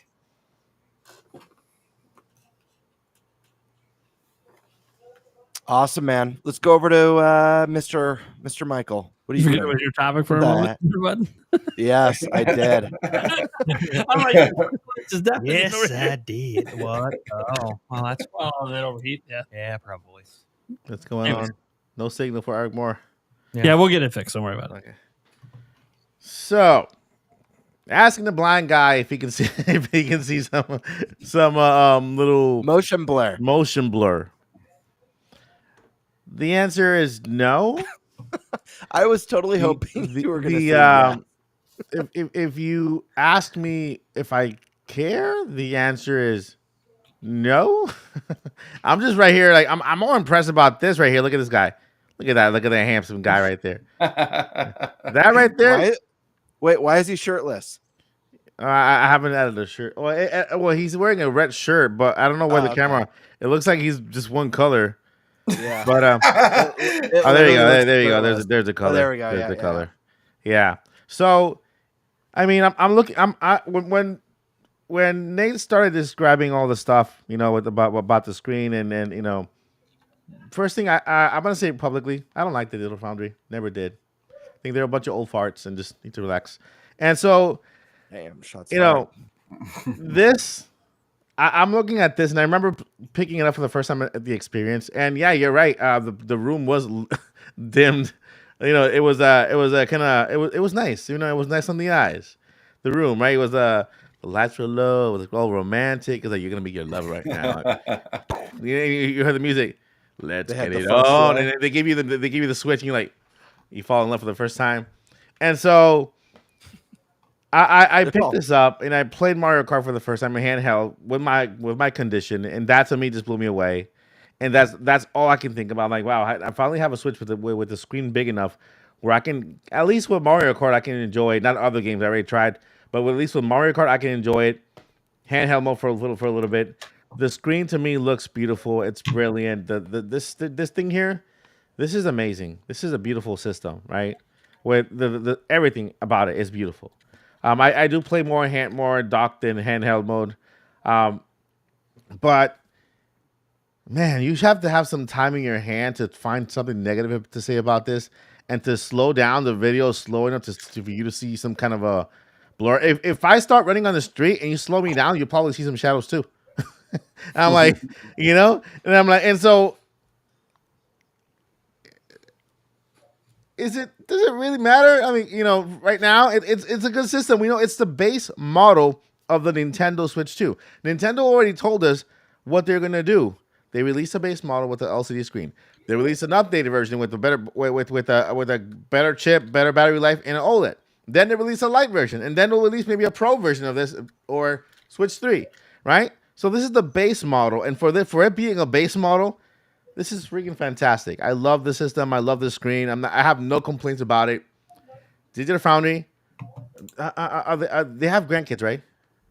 Do they have grandkids? Because they need to go attend to them and to some stories, say some stories, teach them a couple lessons, about life, wisdom.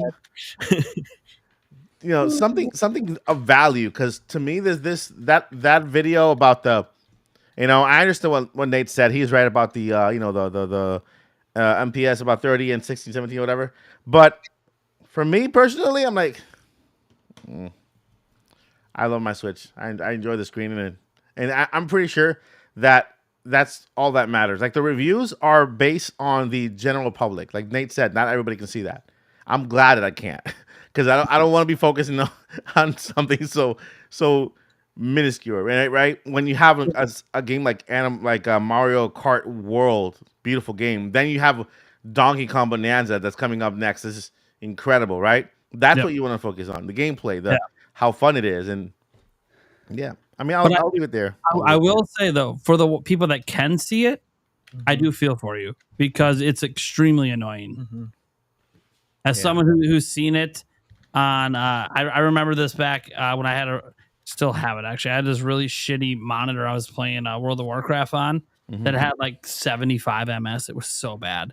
Oh my god! The motion. Wow, with dude, it was blur, bad. that's I'm sitting there hilarious. fucking trying to cast a spell, and there's like, oh, it's a fireball, but it looks like 8 of them when it's only supposed to be 1. Like, okay, it's very Let annoying. alone arcane missiles. Yeah, arcane missiles. Oh my You god! just start. Dude, that's not. Let's just say my mage was never arcane at that time, so I'm gonna be monitor. But no, so for that, and then there was so much input latency as well. So for people that can see it, I get it. It's very annoying. So I feel for them. Just close one eye like this. Play like this. For those people, I think you're just stuck in dock mode. Sorry. Well, I want to hear from the Thunder. Yeah.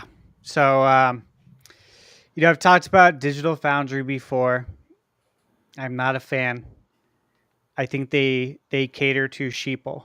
I'm sorry. This is exactly how I feel. What's sheeple? John Linneman, you want to come on an episode, bud? They're the sheeple herders. Dang. Everyone who consumes Digital Foundry, this is just how I feel. It's very much a sheeple, easily led. Yeah. Okay. Yeah, it makes sense. Can't think for themselves. Do everything that everybody else does. Message for the people: do not be a sheeple. Yep. Instead, don't be a leader sheep. be a what do you call that? A leaple. A leaple. Oh, the official word for anybody who herds sheep is pastor. You pastor a sheep. So then people start thinking religion, though. Yeah, but it's still the official word. It's not even like the biblical word. It's just like the All right, title. let's bring it back to Thunder, my friends. He has a strong message. I'm insulting them. Let me go. Let me go. But I agree. I agree. I just learned that, and I agree with you. And I'm gonna use it from now on. I'm gonna steal it and sheeple. Yeah, got it. I think that Digital Foundry has learned, and I think IGN has helped them understand.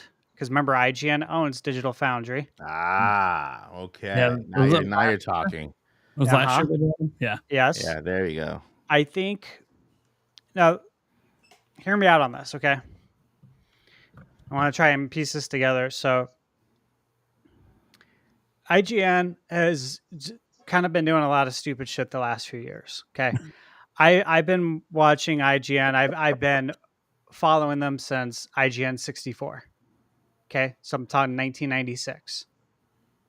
I've had so much respect for them over the years. Okay, there's still people there that I really like, that I respect. Okay, Pierre Snyder, buddy, love you. Love Pierre. Yeah, they're Brian Altano, love the guy. There's a lot of people there that I really like. Ryan that does, Xbox, the old school cast, right? One thing IGN does on a regular, I don't know if you guys follow them on Twitter, but they are always throwing out the most stupid, controversial, purposely controversial, like low IQ tweets, okay? To try and bring people in a sort of a rage bait. And they do all the time. They say the stupidest shit. And then I look at the comments and they hook, line, and sink people easily. Yeah. And I'm just like, you fools. Like I'm reading, like you thinking like you guys are so stupid. You fools! Yeah. And I kid you not, I believe that IGN has not only taught but instructed Digital Foundry to follow the ways. And they have literally figured out how to cater and literally be the fuel for the console war. They are the fuel. They're the Wheaties for everybody who does the console war. I want to say something quick. Yeah. So I was just glancing at their Twitter. I follow it and I get their updates here and there because they have news and interviews sometimes that, it's cool. So they got like 10 million followers, right? I don't think they know what they're doing on Twitter because it's not working. I could tweet right now, have a great day, and get more likes, retweets, and comments than their average post. Mm-hmm. Do it. You know what? I'm going to do it right now just to prove it. Like, literally, I'm looking at it. They have 10 million. Think about this. Yeah. Their pinned one, which is a sponsored post, has 500. And that's fine. That's a pinned one. Mm-hmm. Sponsored, whatever. They may even spend money on ads to push it. But like they have a Lego one 15 minutes ago, only 67 likes. 45 minutes ago, Horrors of Dying World, 29. Dying Light retouched an hour ago, 65. Like, dude, I can get this in like 2 minutes on Twitter. Yeah, Prime, test this out. But instead of have a nice day, try it with my newest video that just dropped today. There you go.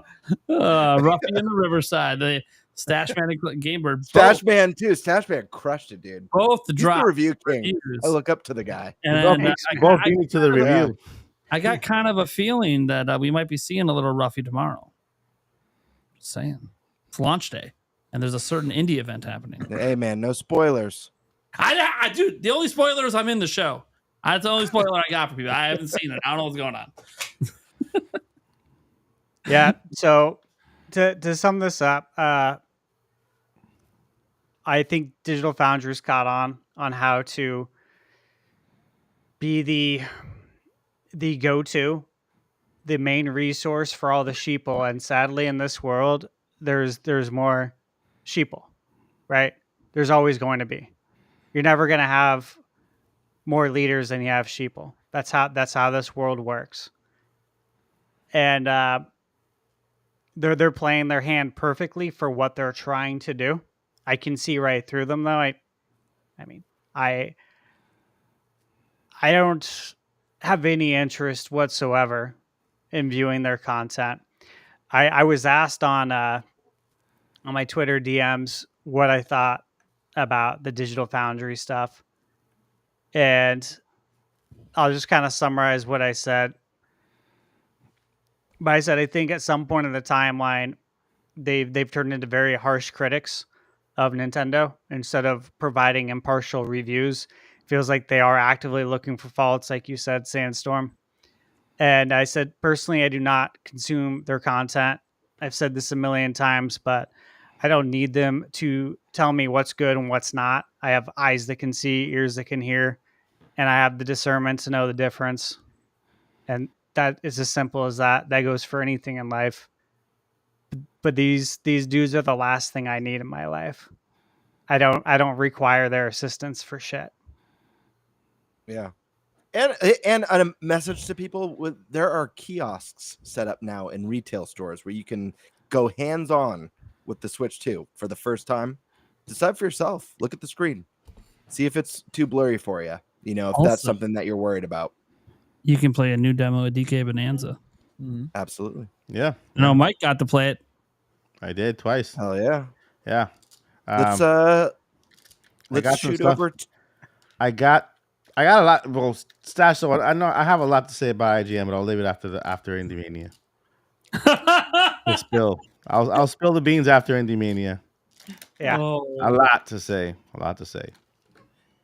Let's jump over now to the man who you done fucked up, IGN. Fabric softener, Mr. Eric Moore. This guy, Spice Toes. That guy. I not much to touch on. I mean, everybody's pretty well said everything. I don't see granted, I've only played one game on the Switch too, Mario Kart World.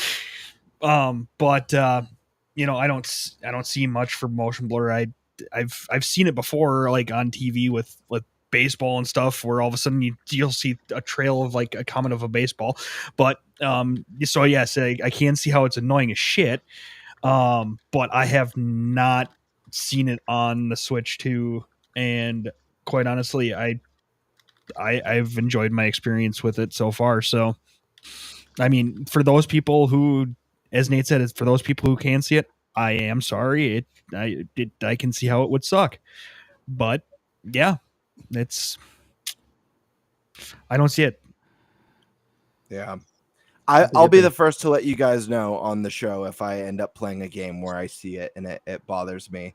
I might be one of those people like Prime says, a complete casual who just can't see that sort of thing. No. Yeah. I can definitely. I wasn't calling you a casual. True. No, that's true. I know. I'm just giving you a hard time. No, I know you weren't. So to add the Game Bird, I'll also let you guys know if I can just see, period. And then I'll let you guys know. It'll be a miracle by that point, but I'll just let you know if I can actually. Mike's like, all my screens have motion blur. See? F off. not just my screens, like life. I'm like, right. His life has motion blur. Why is the thing? Why is that shadow there? So yeah, I'll just let you guys know. I'll release an update on the motion blur. It's coming. Awesome, guys. That's my topic. Who we got now? Who's up? Is Stash Man? Is it Dealer's Choice now? Yeah, I think it's Dealer's Choice. Before Stash Man goes, though, people in the chat are like, what the hell is Nate doing? So as Thunderstash is given the beatdown on IGN, given the beatdown, the smackdown, given the Austin 316 over to Digital Foundry, my channel hit 157,000 subscribers. Oh, nice. There you go. So the funny thing is I've held off Stash Man for one more week because we were tied at 156. I held him off for one more week. So last time I'll be able to say it, he'll be ahead of me next week. He's growing faster than me, but we did it for one more week as Stash Man's laying the beat down. Yeah. Love it. All right. That being said, sorry, Stash. I gotta hold on before I'll throw it over to you here in a second. Yeah, you're good. You're talking too much, Eric. I know, right? God damn it. 10,000 Noodles comes out with IGN gives this podcast a 7 out of 10. It was uninspired and Eric spoke too much. Oh, you know what though? We mentioned like some water with Rave Race earlier as well. So don't forget. Yep. 7 out of 10. Too much water. Yep. Yeah. Too much water. Classic. All right. Go ahead, Stash. Sorry. Oh, you're good. So you mentioned earlier the variable pricing, and I was actually talking about this a couple of days ago. And I want to shine a light on it a little bit and kind of recap it. And then I want to hear what your guys' thoughts are on upcoming games and how it's going to be handled. Because we have a pretty good history here of what the variable pricing looks like. And I'm gonna recap it, okay? So for $10, you can get the Switch 2 Welcome Tour. And you can get the Breath of the Wild or Tears of the Kingdom upgrades for $10. For $20, you can get the Kirby Star-Crossed World upgrade, the Jamboree TV upgrade, and Dragon Drive now. For $40, you can get yourself Metroid Prime Remastered. For $50, you can get Emio the Smiling Man. For $60, you can net yourself Donkey Kong Country Returns HD, which obviously that one caused a bit of outrage. And Luigi's Mansion 2 HD. Yep. For $70, you could get Tears of the Kingdom on Switch 1, which was the first game Nintendo released at $70. You can get Breath of the Wild Switch 2 Edition at retail, physical, for $70. You can get DK Bonanza for $70. And you can get Pokemon Legends for $70.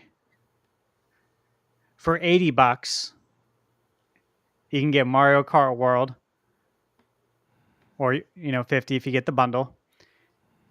Tears of the Kingdom, Jamboree, like the full Super Mario Party Jamboree TV is $80, and the full Kirby game Star-Crossed World is $80. Like Nintendo was not at all playing. They were not joking when they said they were going to be doing variable pricing. That's insane, isn't it? This was off the top of my head when we said we were going to do, a dealer's choice. And I'm like, oh, you know what? I was talking about this earlier this week. Let me think of how much all this stuff was. They hit every price range except for 30. They hit 10, 20, 40, 50, 60, 70, and 80. Who does that? Like, what? I haven't seen this before. It's very Nintendo. It's obviously this is new territory for them, but it's very on brand for Nintendo to just do something so out there and unusual that no other company is doing. Obviously, there's third-party games that come in at, more discounted prices. Expedition 33 comes to mind as a newer third-party game, but first-party stuff, this is, like you said, it's across the board. It's everywhere. It's just weird. Nothing's off the table with them. Like some of the stuff I appreciate, right? Like Metroid Prime Remastered, right? I think we were all happy to see that at $40. I think for anyone who bought it, they probably felt like they definitely got a good deal. But then at the same time, was anybody happy about DK Country Returns HD releasing for the third time at $60, or Luigi's Mansion 2 HD? A 3DS port. No. And then getting ported to Switch 2, and then along with a $20 price increase. I forget how much it was on 3DS. I'm thinking it was $40. Does that sound right? Were 3DS games $39.99? Yeah, or $49 standard. Yep. Yeah. So Yeah. it got released. What? Almost a decade later, onto the Switch, and then they increased the price $20. So it's interesting. I want to think that we're going to benefit from this in some ways, but we have to also be realistic, because we have games like DK and Luigi running $60, but then you got Metroid at 40, which I think we all kind of know why Metroid is $40. They really want to invite people in to that IP and grow it. Yeah. So that makes sense. What do you guys think? What do you think we're going to benefit from this at all during this generation? Are there some IPs that you're worried about costing $80? Yeah. So I think a majority of their bigger franchises will be 70 and 80. 3D Mario can be 70 or 80. Zelda 70 or 80. But I do think that people forget that Nintendo has this wide range of different releases. Like, okay, let's say you're going to sell the next 3D Kirby game, the new Forgotten Land style game. You sell that at 70. But are you going to really come back with a side scroller and tell everyone that's also worth 70? Yeah, this is a great point. No, they might try it, because they were selling side scrollers for 60 when that was standard. So they might try it. Or will they keep it at 60 or less? We haven't had yet this generation. We've seen Switch 2 editions. But what about the new remakes and remasters that aren't just Switch 2 editions? Like actual bringing old games back. And what are they going to price those at? We saw what they did on Switch. Most of them were priced at 60. A couple at 50. What are they going to do with those on Switch? It might depend, obviously, on the effort and time. And, if it's like a from the ground remake, like we want Ocarina of Time to be, like, yeah, that's probably 70. But if it's not, if it's more like what happened with, what is it? Is it Miitopia? I think I brought back by Grezzo.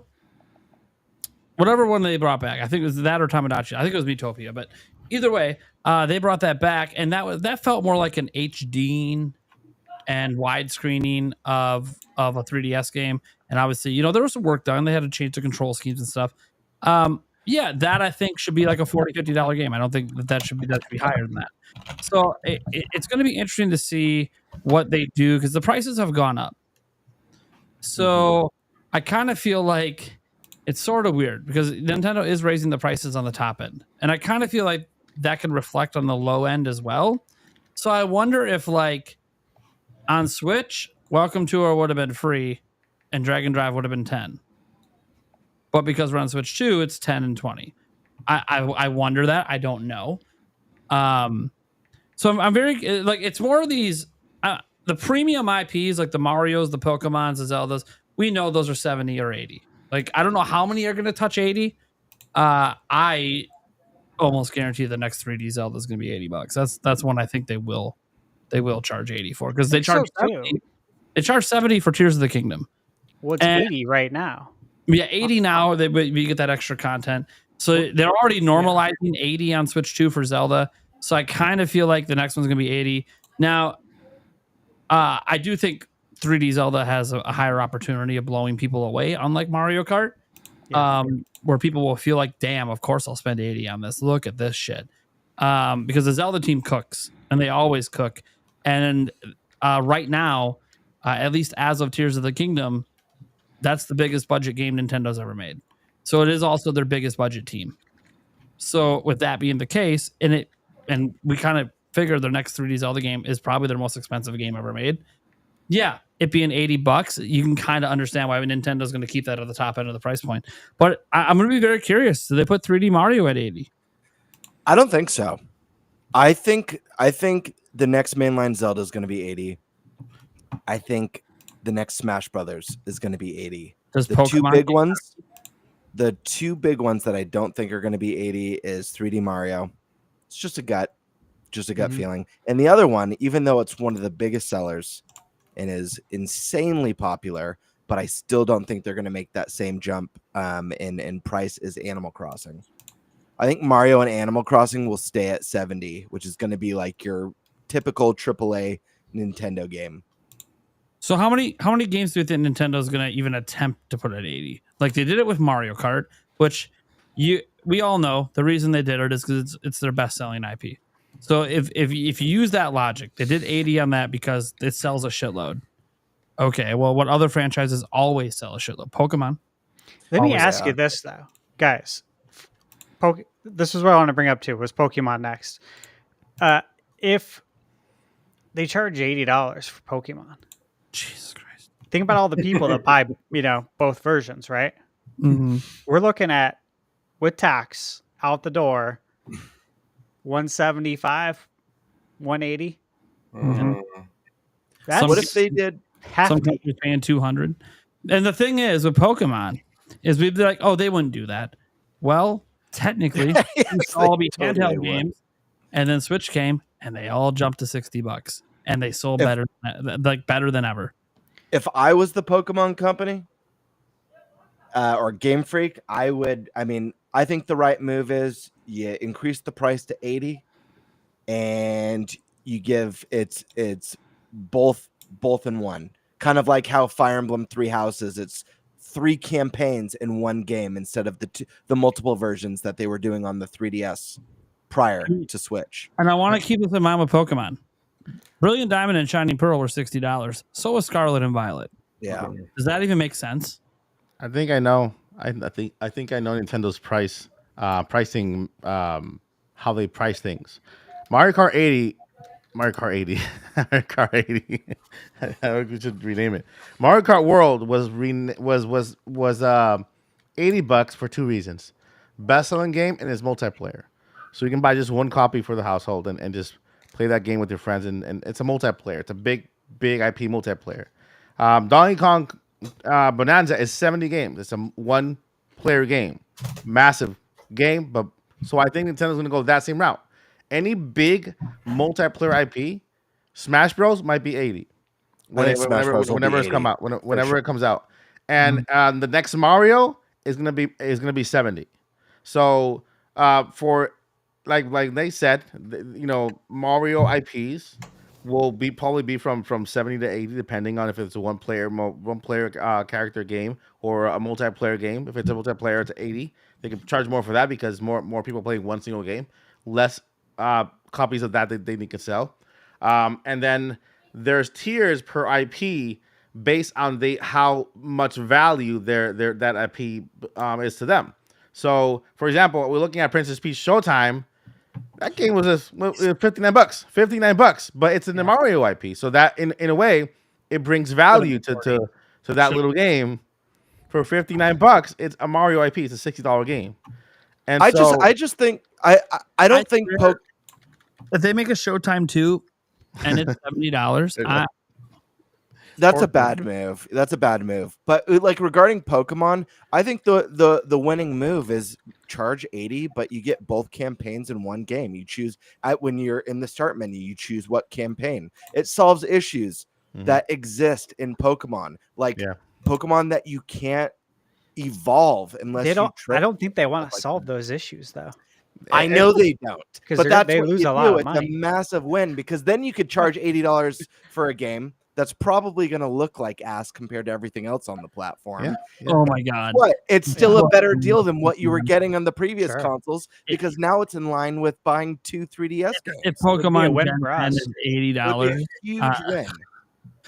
It would kind of void out all the negativity surrounding the ass art direction and the lack of exciting features.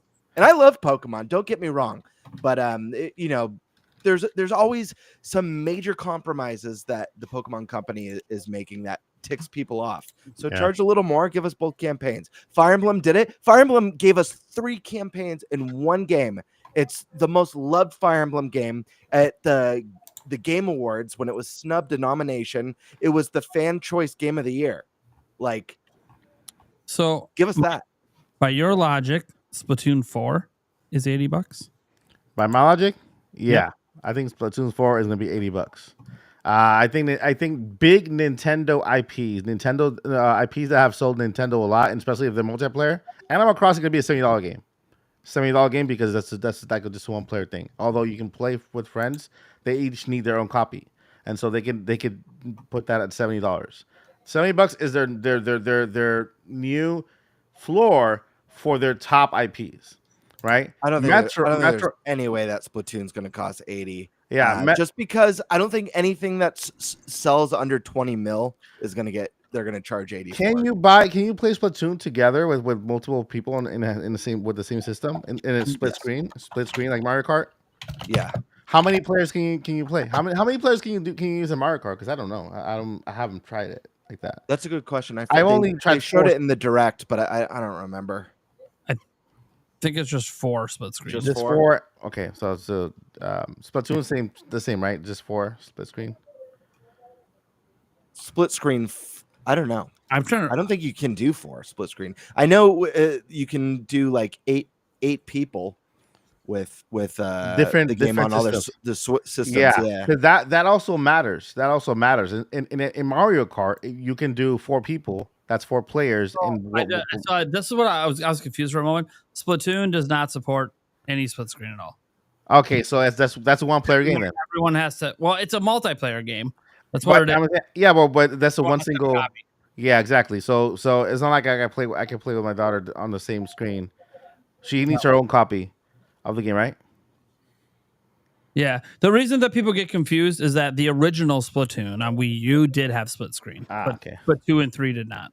So games that you can do split screen with and multiple people can play, that's $80 games that you have to have your own copy, even if it's a multiplayer game, but you need your own copy. That I believe that'll be like a $70 game. That scares me. Of the top IP, because when it comes to Metroid could be a $60 game. You know. Well, the reason that it scares me is all those games you just talked about, like Splatoon, Smash, Mario Kart. They also have expensive DLCs. Oh yeah. No, I'm not saying those DLCs aren't worth it, but it's kind of like they're already making extra money. Mm-hmm. I don't think Splatoon costs $80. I don't think I it mean, costs- look at the backlash from Mario Kart. Obviously, everyone's going to buy Mario Kart. It's Mario Kart. Splatoon is big. It's a growing franchise, but it hasn't come close to 20 million. I think the best selling. Correct me if I'm wrong, people in chat or anyone on the panel. I feel like the highest selling Splatoon is around 13 million, give or take a mil. And Splatoon is not even in the top tier IP like Mario is. Right. And I don't think we already get complaints from Splatoon that like each iteration's too samey. They've only really added Salmon Run as a big different kind of exciting mode. A lot of people think the single player is half baked. I just don't think there's any I mean, it would have to be a drastically bigger game, I think. Yeah. But I don't know. Yeah. I just don't see it. Yeah, but I feel like Zelda's a no-brainer. So when I meant multiplayer 80, I meant those that you can use one copy and play multiple people with. Even though even if Splatoon is a multiplayer game because you play online with other people, you still need your own copy, and there's only one single player game. You know what I mean? And so for that very reason, I don't think it's going to be $80 either. But then again, Splatoon is also not in the same category as Mario. So that could also bring it down in price. We'll maybe keep it at $60 whenever that comes out. Anything that's Mario related, Donkey Kong related, will be at 80 and above, 70 and above. Because still Donkey Kong is considered part of the Mario IP.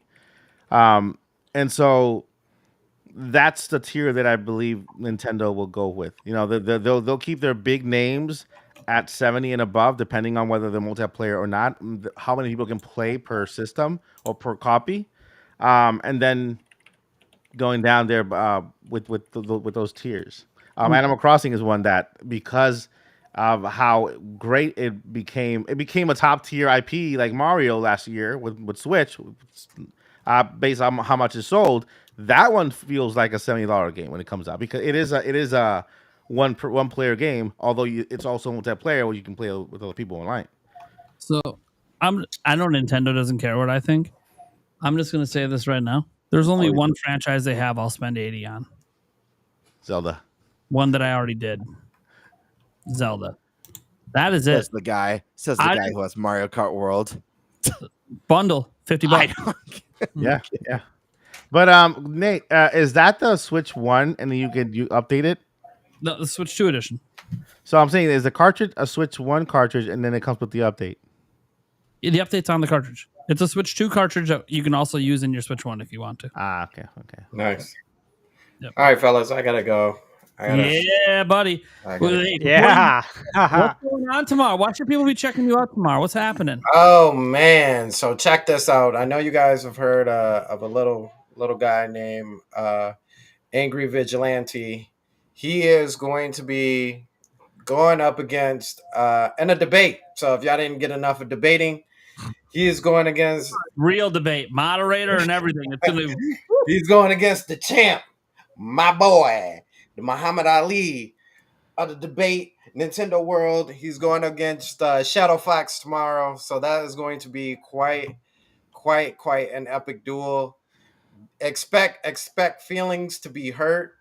Expect people to cry. Expect emotions all over the place, because it's going down tomorrow at 9:00 Eastern Standard Time. You can catch it on my channel, the Sandstorm Rebirth channel.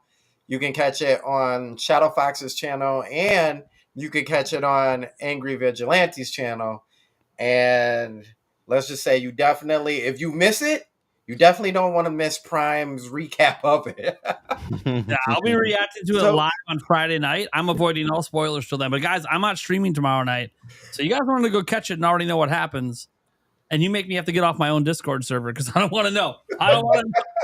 So basically, it's like Mortal Kombat, but with real people. Is what saying. There'll be not the Nintendo version, not the Super Nintendo, and not the green blood kind. So yes, it's going to be an absolute great time.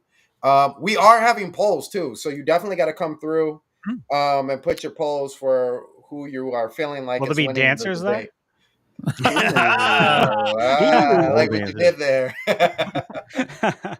You gotta have like at least a model like with the round one. Somebody's gonna be shaking. So yeah, it's gonna be a great time. If you're not on the channel, we will also have it on the poll on Twitter as well. So you guys can head over to the Twitter as well. Sandstorm McD is the Twitter handle, and you can vote over there as well. We'll see everything. So yeah, get ready because it's gonna get crazy. It's gonna get really crazy. And the two topics, I can't tell you the topics yet. Prime already knows the tie. He knows the whole thing. Yeah. But I can't tell you the topics yet. But I can tell you that they are somewhat in Angry Vigilante's favor. However, how they get handled may not be how he wants to handle them. So this is gonna be it. Oh, I can't wait. Can we move to Friday night already? That's wild. So yes, thank you guys so much for allowing me to come through. I'll see you guys again shortly. Thank you, Mike. Thank you, Prime, Stash, Gamebird, Eric. Thank you all for allowing me to hang out with y'all for a little bit. Yeah, Pleasure, now man. Go have the real fun. Yeah, go have some real fun, and I'll definitely be tuning in as well. I want to see that. Yeah. Who you guys guys don't do this again. Whoa, hold up. I will be tuning in to the debate. Okay. Not Classic again. Stash right there. Classic Literally Stash. classic. Very classic. He's like, all right, I'm here. Hey guys, who you all be rooting for? By the way, let's go around the panel.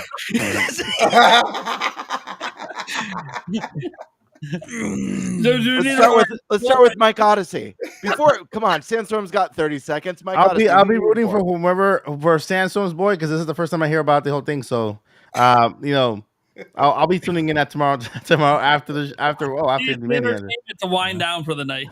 I mean, he already told me on the show. I'm gonna be watching. So it sounds good. I'm surprised it's not on pay-per-view. Sandstorm, who are you voting for? I can't give my answer because I'm Don King. Fair for enough. The whole thing. That's right. I was testing you, dude. You passed. Eric. Yeah. Fuck man. Who you voting for? Let's give Vigilante some ammo and we'll say that sorry. All right. Stash man. Who you rooting I for? mean, you already know. This isn't even rooting. You know what I mean? Like, I know the outcome. It's just more or less like what my entertainment level is going to be.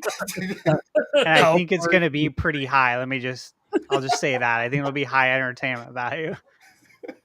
Prime. I'm rooting for the audience. Yeah. That's a good answer. Entertainment, baby. That is a good call. You know, listen, man, I'm an underdog guy. And so David versus Goliath. Vigilante and I we just found out we're best friends. So, so I'm gonna be Team Vigilante. Listen, man, underdog. You never know. David and Goliath. Dude, you give him the pep talk beforehand. Tell him he needs to listen to Boats and Hoes. I'm giving him the pep talk. All right, so is there going to be a recap somewhere? A recap, like before everything happens. We need like a trailer recap, so I can catch up and go watch the show before. Oh man, I should have made a trailer for this. Exactly, you guys should have hit me up. like, you guys should have hit me up like a week ago. The best moments. Yeah, good. Because all of this was like behind the scenes to set up. Anyway, I may have a short video after everything. To get. Hey, if there's ever a round two, if anything like this gets set up again in the future, let me know. I'll make a hype reel trailer for it. It'll be rad. It'll be rad. I'll do like the interviews. I'll clip like the interviews of like the shit talking and stuff like that with the flaming versus symbol and stuff and missing teeth. Dude, I'll make it great with the weight class and all that stuff. I'll go all out. I promise you. Man, this is absolutely pay-per-view level. This is truly pay-per-view level. So yes, make sure you guys come through tomorrow, 9:00 Eastern Standard Time is the time. In Shadow's words, he said, "Pull up, whatever time, I'll make it happen." So he's out for blood. So we'll see what Love happens. All right, man. Well, good luck tomorrow. Yeah. Thank you guys. See you All guys right, man. later. Go on. Take care, man. Hey, so to the topic, one thing Yeah. I was going to mention too about the pricing is that with the multiplayer that you mentioned, Mike, in tandem with that, I think we got to look at what games are going to continue having developers Yeah. working on the game. And of course, Mario Kart's going to be supported the entire gen. Smash Brothers, very likely. Splatoon, very likely. And Animal Crossing, very likely. So all these games are going to have constant development. I mean, there's still updates that we're getting on Mario Kart 8 Deluxe, in the last month or so. There was an update. Mhm. So I look at it that way too, because I think the first probably few years, some of these games will probably have a good bulk of the developers still assigned to the game. Because there's obviously still worlds being made in Mario Kart World, for example.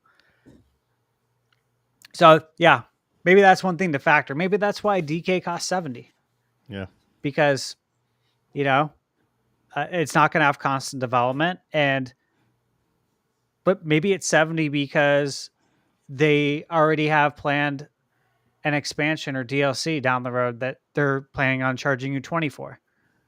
And now it's $90 all in. Mhm. Stuff like that makes me think. That's normal, though. That's what we see across the board for all the companies. I know Nintendo tries that's to not do it. Yeah, they try and not do it.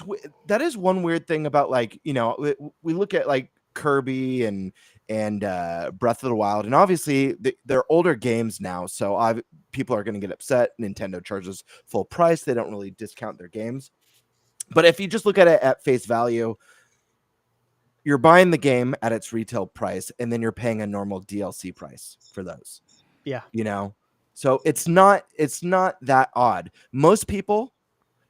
There's 150 million Switches out there. Most people who want a Switch bought a Switch. Most people who wanted to play Kirby or wanted to play Zelda bought and played those games. I imagine the majority of people playing these Switch 2 versions are just doing the $10, $20 upgrades. Right? Don't you think so? The majority of people? Yeah. I feel like most people aren't dropping $80 for the first time on Kirby and the Forgotten Land. I'm not. Yeah, you'd think so. I'd be interested to see those sales numbers. Absolutely. The shareholder meeting's Friday, right? Is it this Friday? Wow, it's coming up fast. Mm-hmm. Yeah. So we'll be talking about that next week. They're gonna mention Switch 2. Yeah. Yeah, right. I think that's highly likely. Yeah, you know how many meetings we were like? Yeah, that was always the thing. Now find out if they're gonna mention Switch 2. Yeah. It's over. Yep. It's all over. I mean, theoretically, just to throw my 2 cents in here, people are going to bitch about price no matter what. I mean, you look at, yes, Nintendo kind of did it themselves, but the tour game, by basically marketing it as a, demo for the thing, people are bitching about the $10 price point on that.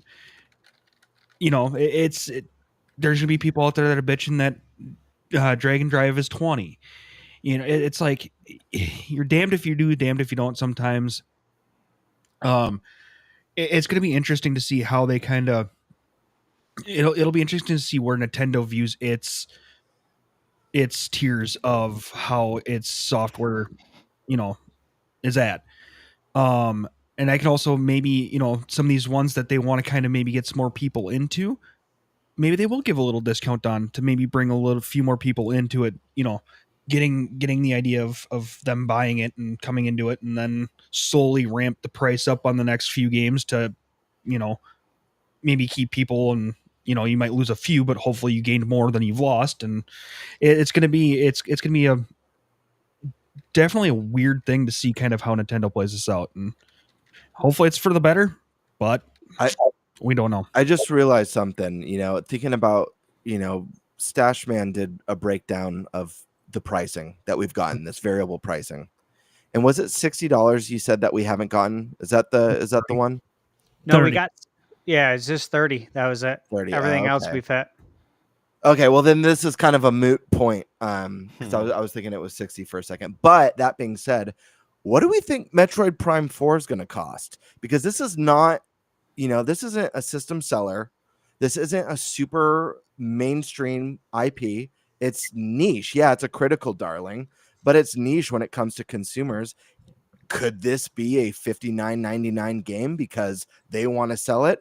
Obviously, Metroid Prime Remaster is a hell of a lot more impressive and not just visually, but just the work that went into it than Luigi's Mansion 2 HD remaster and Donkey Kong Country Returns HD remaster. And that was charged $40, $20 less than those games. What are we thinking for Prime 4? Nate, you had your hand up. What's going on, man? Yeah, it's obvious. It's going to be 60 on Switch 1, 70 on Switch 2. Yeah. Just like every Switch 2 edition game.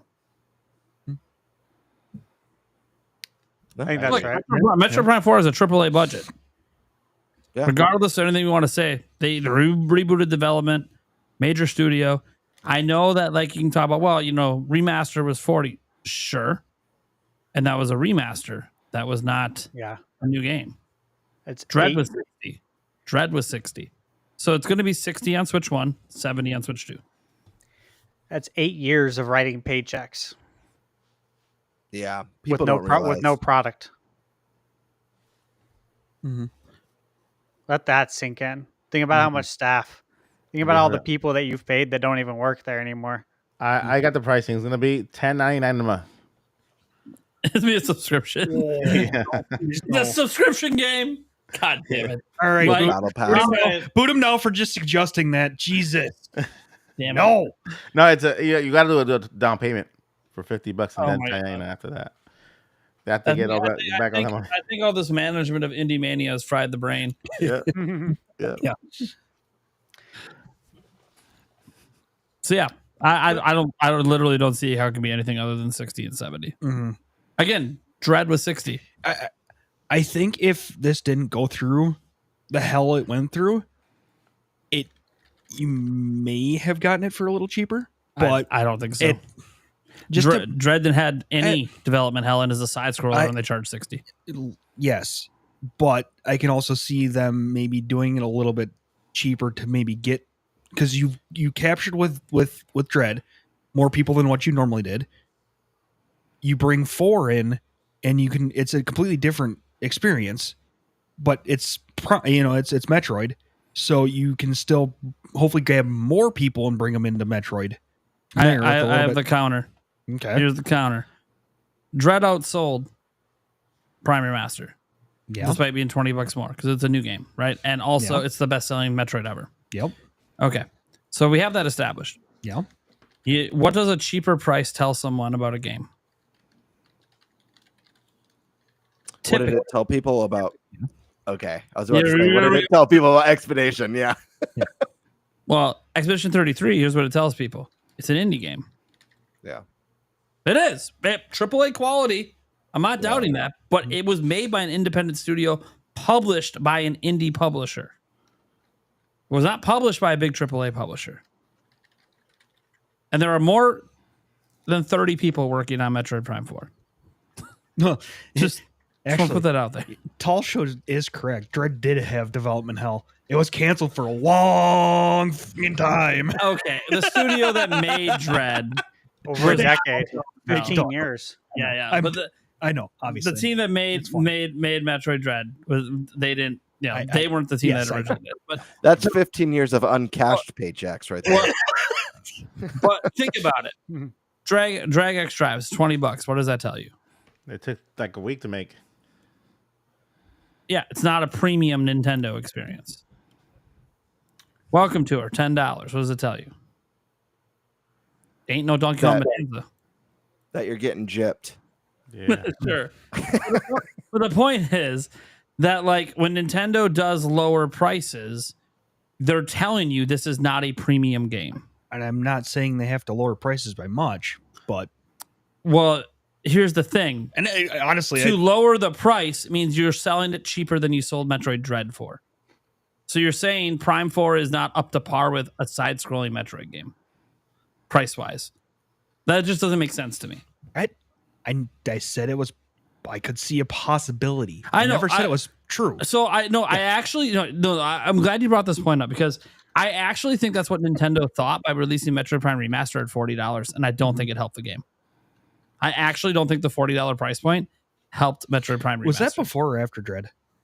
After. Yeah. It was after Dread? Yeah. It was after. Okay. Yeah. I don't think it hurt it either, man. I got to be honest with you, and here's why. It's a remaster of a GameCube game. So? What? I mean, people are upset about... We have HD Luigi's Mansion 2. Yeah, and people are upset about that. People are not upset about the remaster of Metroid Prime because it's like one of the best looking games on Switch. They had way more work put into it. Yeah. Right. I'm just saying, I don't think anyone was... Here's the thing. I don't think Metroid Prime has found a way to break through yet. I think there's something, even though... listen, I think there's something more appealing about Dread to gamers. You know, people love those classic Metroidvanias. I mean, look at a small game like Silksong. That's a little indie game. It's their second game. And the hype and the mystique and every year, where's Silksong? Where's Silksong? So I find games like Dread to be a little bit more commonplace and more mainstream. I feel like Prime is a harder sell. So what's the second best selling Metroid game of all time? I don't know. Metroid Prime. It was the best until Dread. So like it was the most appealing Metroid until Dread came out. It's one of those things that I'm not, by the way, I'm not complaining that Metroid Prime Remaster is $40. They also shadow dropped it, which I don't think helped either. That was like a slap in the face. A lot of Metroid fans were upset about the shadow drop because it's like, so no marketing. We're happy with the $40, but no marketing at all for literally one of the. To give you an idea, Metroid Prime was a 95 rated game on GameCube. We're talking about one of Nintendo's premier games they've ever released. Yeah, they could have do that for Ocarina of Time 3D. They wouldn't do it for that. We just mentioned 2 HD had more marketing. Yeah, and I think this is a point that I find more valid than the price hurting it. I think shadow dropping this game. There's a lot of people who own Switch who've probably never even heard of Metroid Prime. To be fair, what they should have done is what we've seen with remasters and remakes of critically acclaimed games in the past. They should have done like the mysterious trailer with the music kicking into the background, and when you see all the what do you call them, the oh my gosh, the leaves and stuff with all the critical 10 out of 10s, 9 out of 10s, and you're just seeing like the list dropping. One of the highest reviewed games ever on a Nintendo console finally returns, and like build the hype. Yeah. People will be like, oh shit, this is one of the most critically acclaimed Nintendo games. I will say, the reason that I feel like the price hurt it, because Metroid Dread's the best selling Metroid ever, that means there's a lot of people that was their first ever Metroid. Yeah. Okay. I think for people that was their first ever Metroid, they hear about a new Metroid game just came out, but it's $40 and just got shadow dropped. Oh, it's worse than Dread. I'm not gonna go pick that one up. Yeah. I think the movie is gonna help. Lesser experience. You're charging. Well, that was my point in asking. What do games priced lower than the standard tell consumers often? That it's a lesser experience than the more expensive game. I'm not saying that holds up to be true. There's so many indie games that we know are significantly better than AAA, including Expedition 33 this year. So much better than most of the games that came out this year. But those are like the exceptions. In general, from a company that makes AAA level games, you know, Drag X Drive, $20. You know, you're $80 for Mario Kart, $40 for Metroid Prime. So you're telling me this game's like half as good as Mario Kart? I mean, honestly, I think people are going to think that Dragon Drive is steep. Well, just based on what we've seen of the game. But I hear what you're saying though. Yeah. No, I mean, today the reactions have been pretty good to Dragon Drive being $20, but also those are people that already know about the game. It's will the general consumer pick it up for $20? Obviously, we have no idea. But it's still for 20, even at $20, people might think it's too expensive. My point was just that, like, when Nintendo has games that are lower priced, people just generally feel that they're lesser quality games, and so I don't see a world where Prime 4 could be lower. The argument is obviously that Metroid, like, the argument is always the same argument for economy 101, right? You release cheaper and sell more units and hope to make it up in sales. But I haven't seen that always proven true with video games. Lower prices haven't always increased sales unless you're reducing price on a sale. So, like, you're taking Last of Us and you're dropping it down to $30. Like, okay, yeah, you see a little sales bump doing that, but that's not what you released it at. And I'm not saying that it shouldn't work that way. As an example, if Spider-Man 3 comes out from Sony and they charge $40, I would pray to God that would increase sales. I would really hope, because, like, they built up a reputation with the Spider-Man games. Like, why is it 40? I don't know, but so we'll see. Because even when we talk about, like, Expedition 33, right? Like, yeah, one of the best games this year. It's not even close to one of the best selling games. Yeah, because people associate price with quality. It sucks. So would it benefit Prime 4 to be 80? It would, in a way. In a way, yes, but I also think, it would make people go into it with the expectation of this being one of the best games Nintendo's ever made. I feel like, and this is just, but I don't think it would sell. Like, if your point is, like, would it sell more copies at 80? That I'm not sure about. And the big thing to remember is it's cross-gen with Switch 1. So, like, that means it's 70 on Switch 1, and they're not going to do that on Switch 1. So, like, that's why I think 70 is, like, the top out for Switch 2, because it's also a Switch 1 game. Yeah. I feel like if Prime 4 costed 80 on Switch 2, I feel like there would be an expectation for the visual fidelity to reach a standard that it doesn't on the Switch 2 version we see today. Not that the game isn't beautiful and running, at its high frames per second with the mouse controls. I just feel like there would be an expectation visually to have that $80 price point on Nintendo's next gen system. I don't know. Mm-hmm. All right. Yeah. By the way, I'm glad that we have some dissent. I love it. This is what I live for on the show. We need more dissent. Remember, like, wasn't it like a couple episodes ago, I had to play devil's advocate for like 2 straight topics, and I'm like, okay, literally, I don't even believe half the shit I'm saying, but someone's got to make these arguments, because otherwise we're all just gonna be like, yep, we agree. Yep. I'm like, okay, come on. Yeah, that gets boring. I disagree with everything. We could discuss themes again. Oh, here we go. We do disagree on that. There is a legit disagreement there. Are we good on this topic, Stash? Yeah, we're good. I think we're ready for you. All right. So our last topic today, we're going over premium third-party accessories. It's not the cheapos, because most people don't care about the cheapos. If a cheapo accessory doesn't work out, get your refund, move on with your day, right? Or if for some reason they have a shitty refund policy and they don't give you anything, whatever, you're out like $10, $20. Most people will just leave an angry review and move on. Not so when you're talking about premium accessories. And in the Nintendo space, Switch 2 in particular, but on Switch there was 2 premium options on Switch. It was, especially for grips in particular, there was Satisfy, and then there was Genki. Switch 2, we now have a third. We now have a third on the premium level. When we say premium, we're talking $50 or more for a grip. That goes into, God, Benatis, you're throwing me, you fucker. I might as well show it. Fucking Mr. P is a big theme fan after. Anyways, thank you for the $5, but fuck you. That being said, love you, man, but fuck you.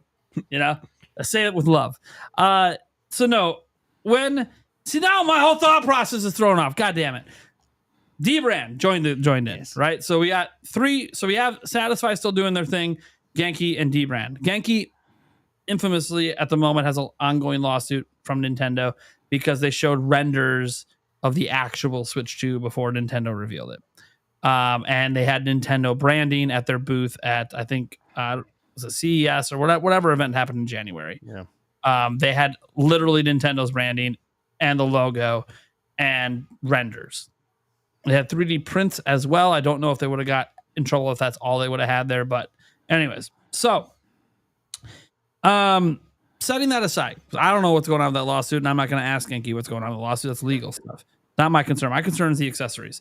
So Genki released the Attack Vector. The Attack Vector is their premium option. And that is, I believe, I'm glancing right now. What does it say? It is $50 to $60. 60 includes the travel front. That's pretty much just like this one on D-Brand. This plastic shell that goes over the top for 60, or you can get it without that for 50. And the Attack Vector, they were shipping it on day one. So people were had this on day one if you pre-ordered it. And there was all these issues. Okay, so this is a warning. You can see 16 days ago. For those of you who got Genki Attack Vector, it'll be a tight fit in your Switch 2 dock. So they claimed that the Attack Vector is dockable, but it's so tight that it was actually scratching people's screens. Most people do not consider it dockable if you're damaging your system to dock it. Okay, it's a problem. You can't claim something's dockable and then people's switches are getting damaged. Yeah, I think I'd agree with that sentiment. Yeah. You know what I mean?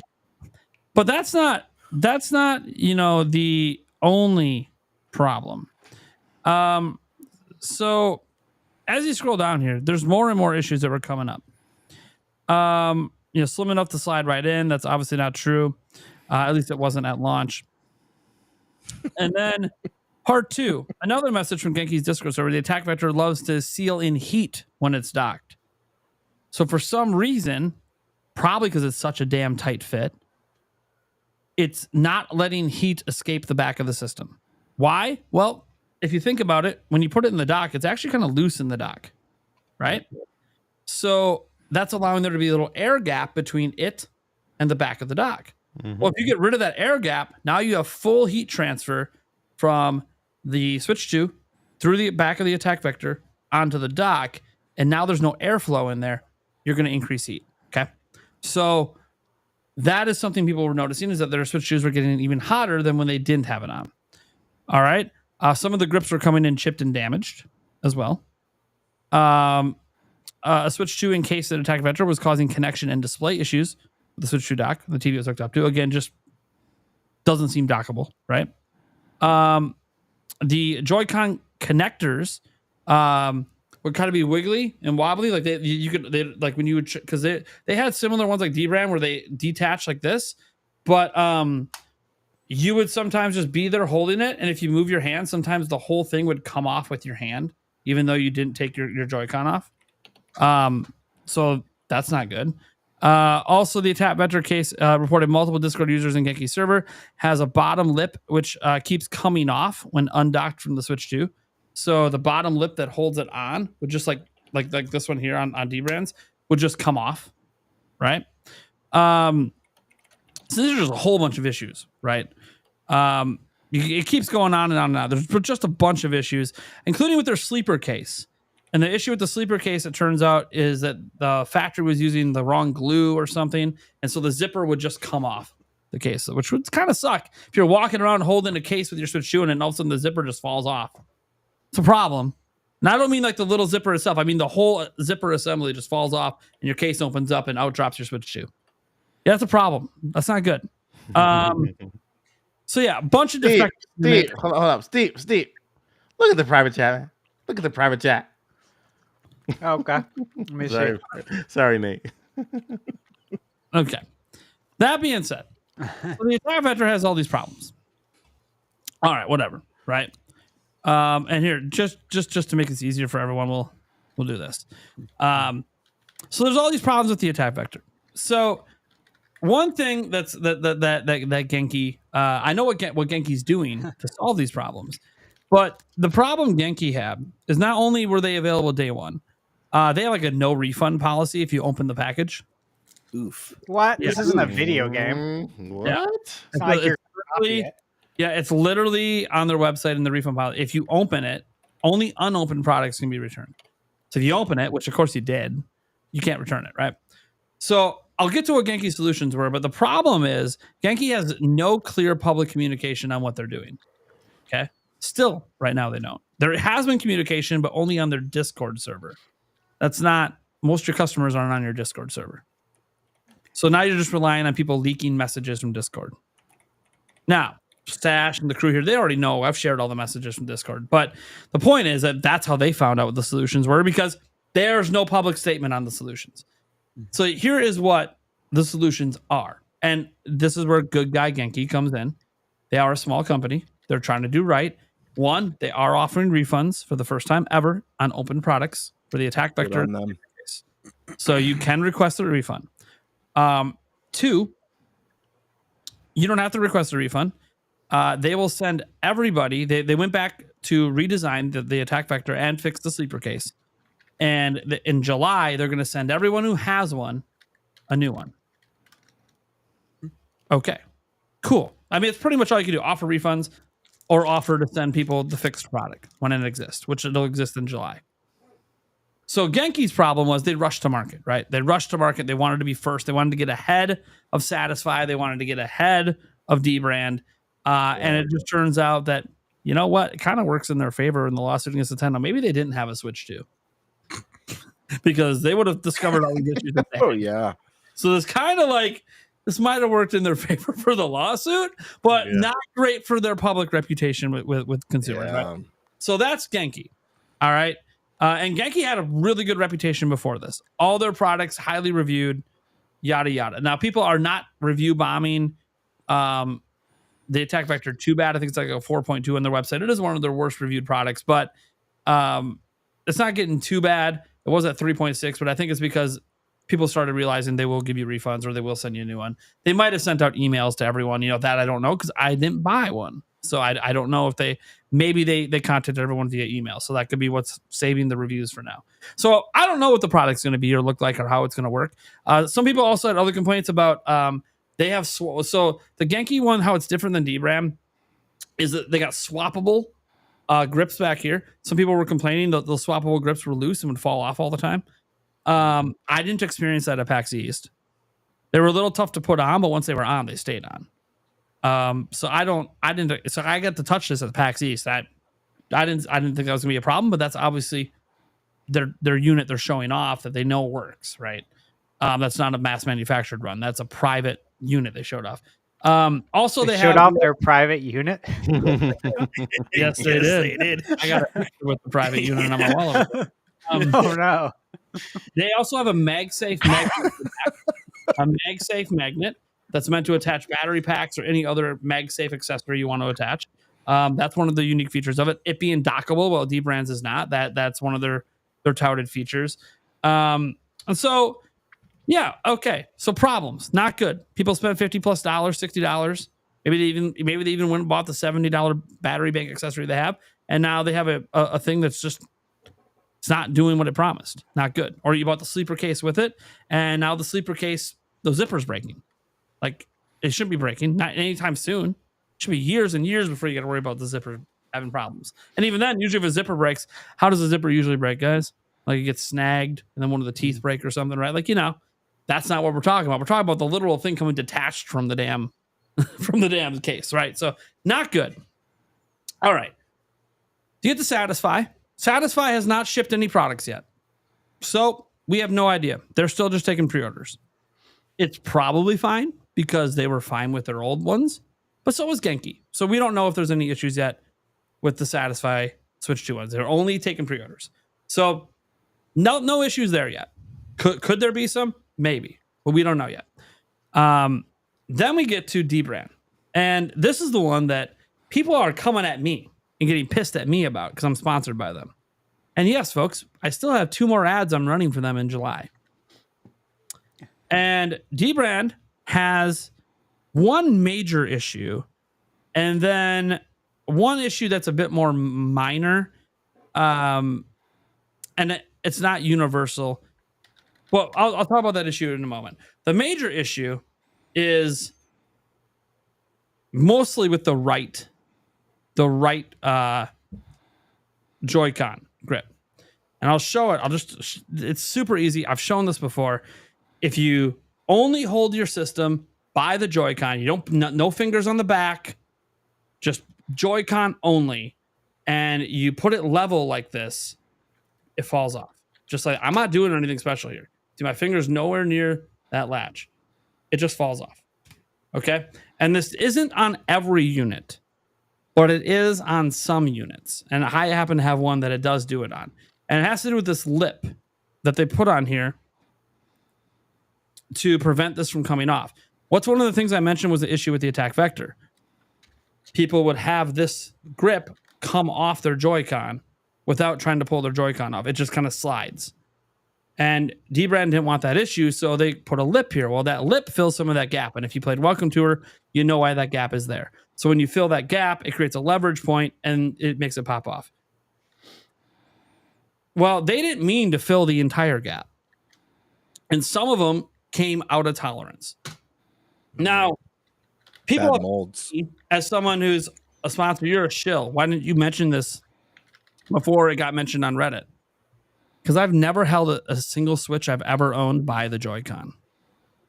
Like alone. I've always picked up by the middle like this. Or when I go to grab it, I insert my hand underneath and my fingers are supporting the system. I've never once on Switch 1 or Switch 2 ever held it just by the Joy-Con. Ever. So I never knew this was a problem because I've never held my Switch that way. Why would anybody do that? But here's the thing. That's what Dbrand thought as well. So Dbrand responded to this originally with a novel.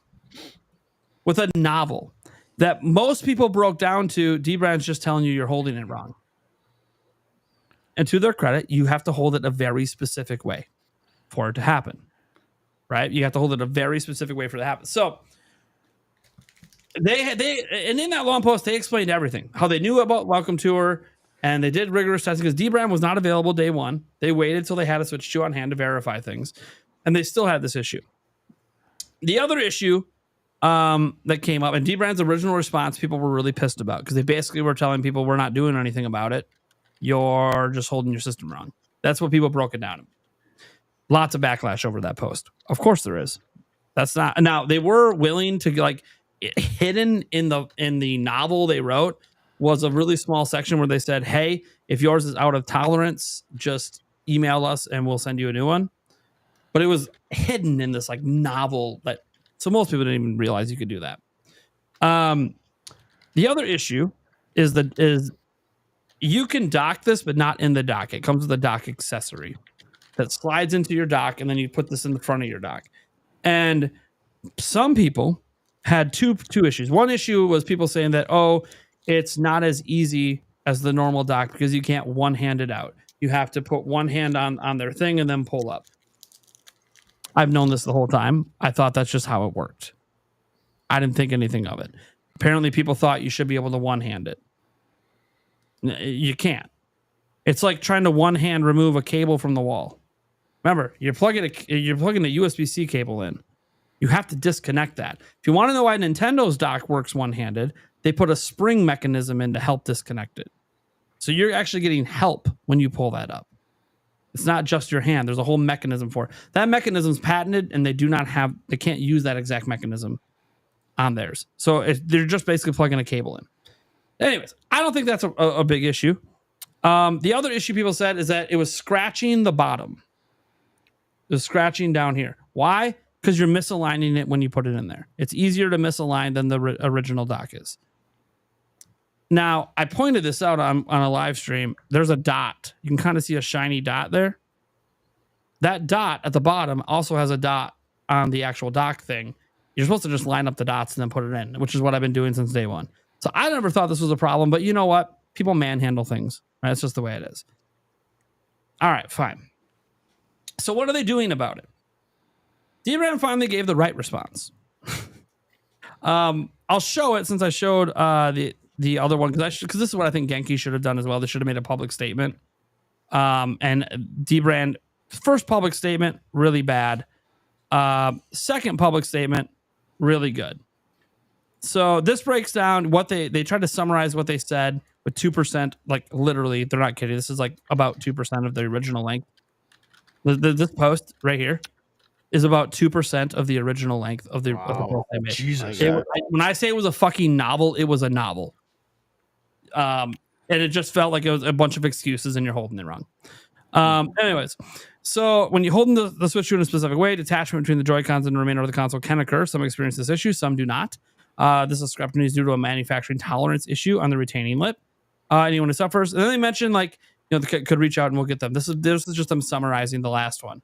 And then it says this Joy-Con detaches from the console to this Joy-Con and the rest of the console detached from the adhesive. So they said one of the solutions that you could use is you could use an adhesive to keep it attached as well. But then that breaks down over time, like a double-sided tape kind of situation. So it doesn't slide off because they're saying that lip is holding this on, so it doesn't slide off. Okay, fine. So they said, okay, so they're just explaining why they didn't go with the adhesive route.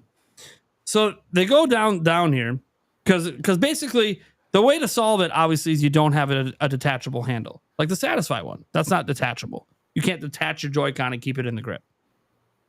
They wanted to make one that you can detach and keep it in the thing. So that's their choice on what they want to do. So they've read through all of this stuff. They talked about just briefly that they were getting death threats over it, which they were. If you go back to the original post and read the comments, there was some pretty nasty stuff being said about it. But this is the part here that I love. As easy it is to boil our original post down to you're holding it wrong, what we're sober to now is the point that you should be allowed to hold it however the fuck you want without detachment occurring. And we get it. So please continue dunking on us for the next 6 to 8 months for reincarnating Steve Jobs.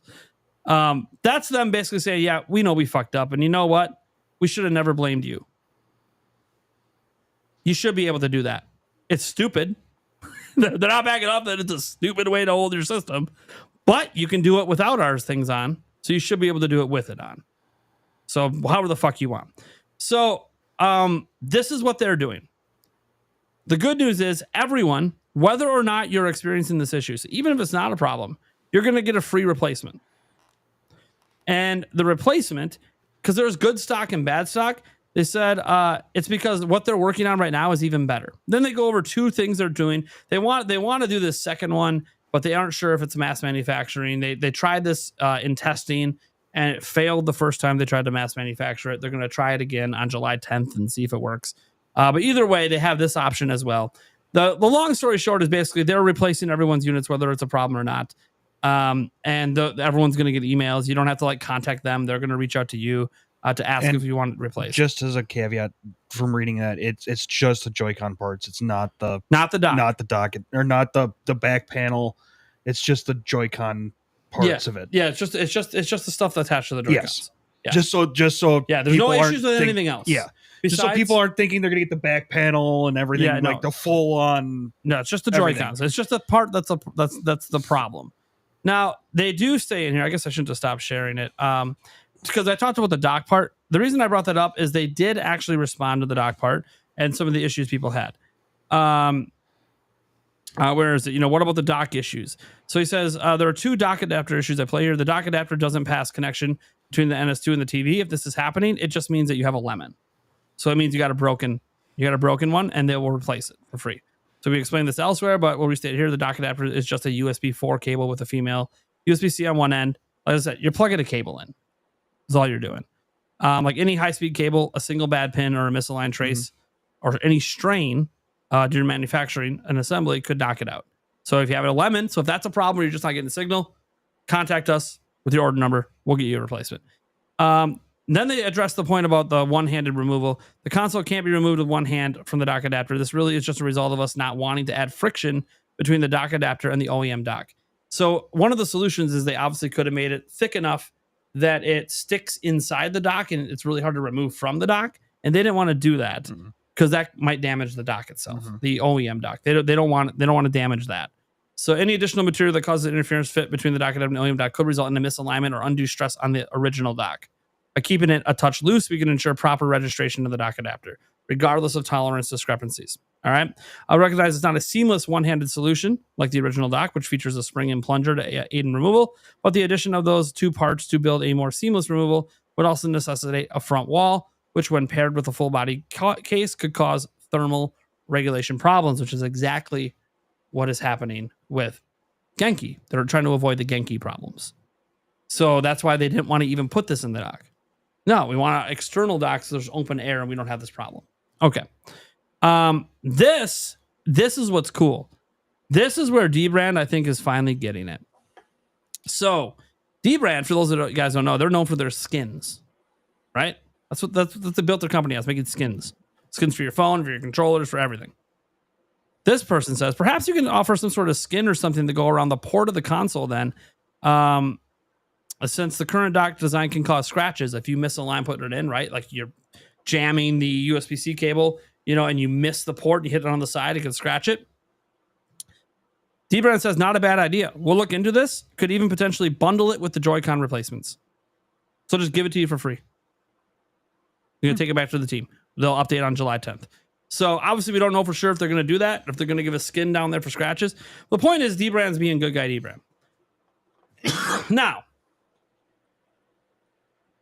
to bring this all around, one, do we think all these products were rushed to market? Two, besides Satisfy, which we can't comment on because it's not out yet, so we don't know if there's any problems. Two, how do we feel about all of this? Because these are the premium accessories. These are the companies we've been talking about. We've been talking. Thunderstad, big fan of Genki's products, right? Big.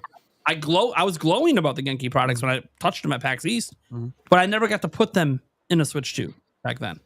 Obviously, D-Brand, I'm sponsored by them. Is there a conflict with me because they have a issue with their product? Like, I can't cancel the sponsorship. Money's already been exchanged. So I have to do these 2 more ads. But is it bad if I do more with them? So what are you guys all thinking? Because I feel like I technically am not impartial because I've been sponsored. So I really want to get your guys' thoughts on this because I am sponsored. And because of that, people are going to think whatever I say is sugar-coated in money. But you guys are not paid by any of these companies. Except Nintendo. No, I'm just kidding. There's even negotiations going on behind the scenes with Genki for my channel. I don't think that's happening for any of you guys. So I might even be getting paid by Genki soon. So literally, I probably am the worst person to talk about this. So let's go to Stash first, who has a history with some of these products. What are your thoughts on all this? I think it goes back to what I said a few weeks ago when I was talking about the kill switch. I really think everything was rushed to market across the board. And we thought the D-Brand was the outlier, remember? And it appears that they weren't. And that's okay. They're doing the right thing. Genki's doing the right thing. I think that's the biggest takeaway is that they're all doing the right thing. They're getting things fixed. They all made similar mistakes. I feel like the 2 things. One, they didn't have Switch 2s. But 2, the mold that they had, the prints, the 3D print, the specs were off. I really believe that. I still do. Because there's also accessories like bags, like carrying cases and stuff. I've had people talk to me on Twitter and on DM saying that, hey, by the way, so for heads up, don't buy this case because it doesn't even fit what it says it should. And they've literally sent me pictures as proof. This has been on multiple cases. So I'm like, when does this ever happen? I think this is what happened, though. This is the scenario, is that they had the wrong specs. Everybody did. And we're all living in that world now, right? Now, I don't have anything. I didn't buy any cases. Like the add-on cases. Obviously, JSOC sent me stuff.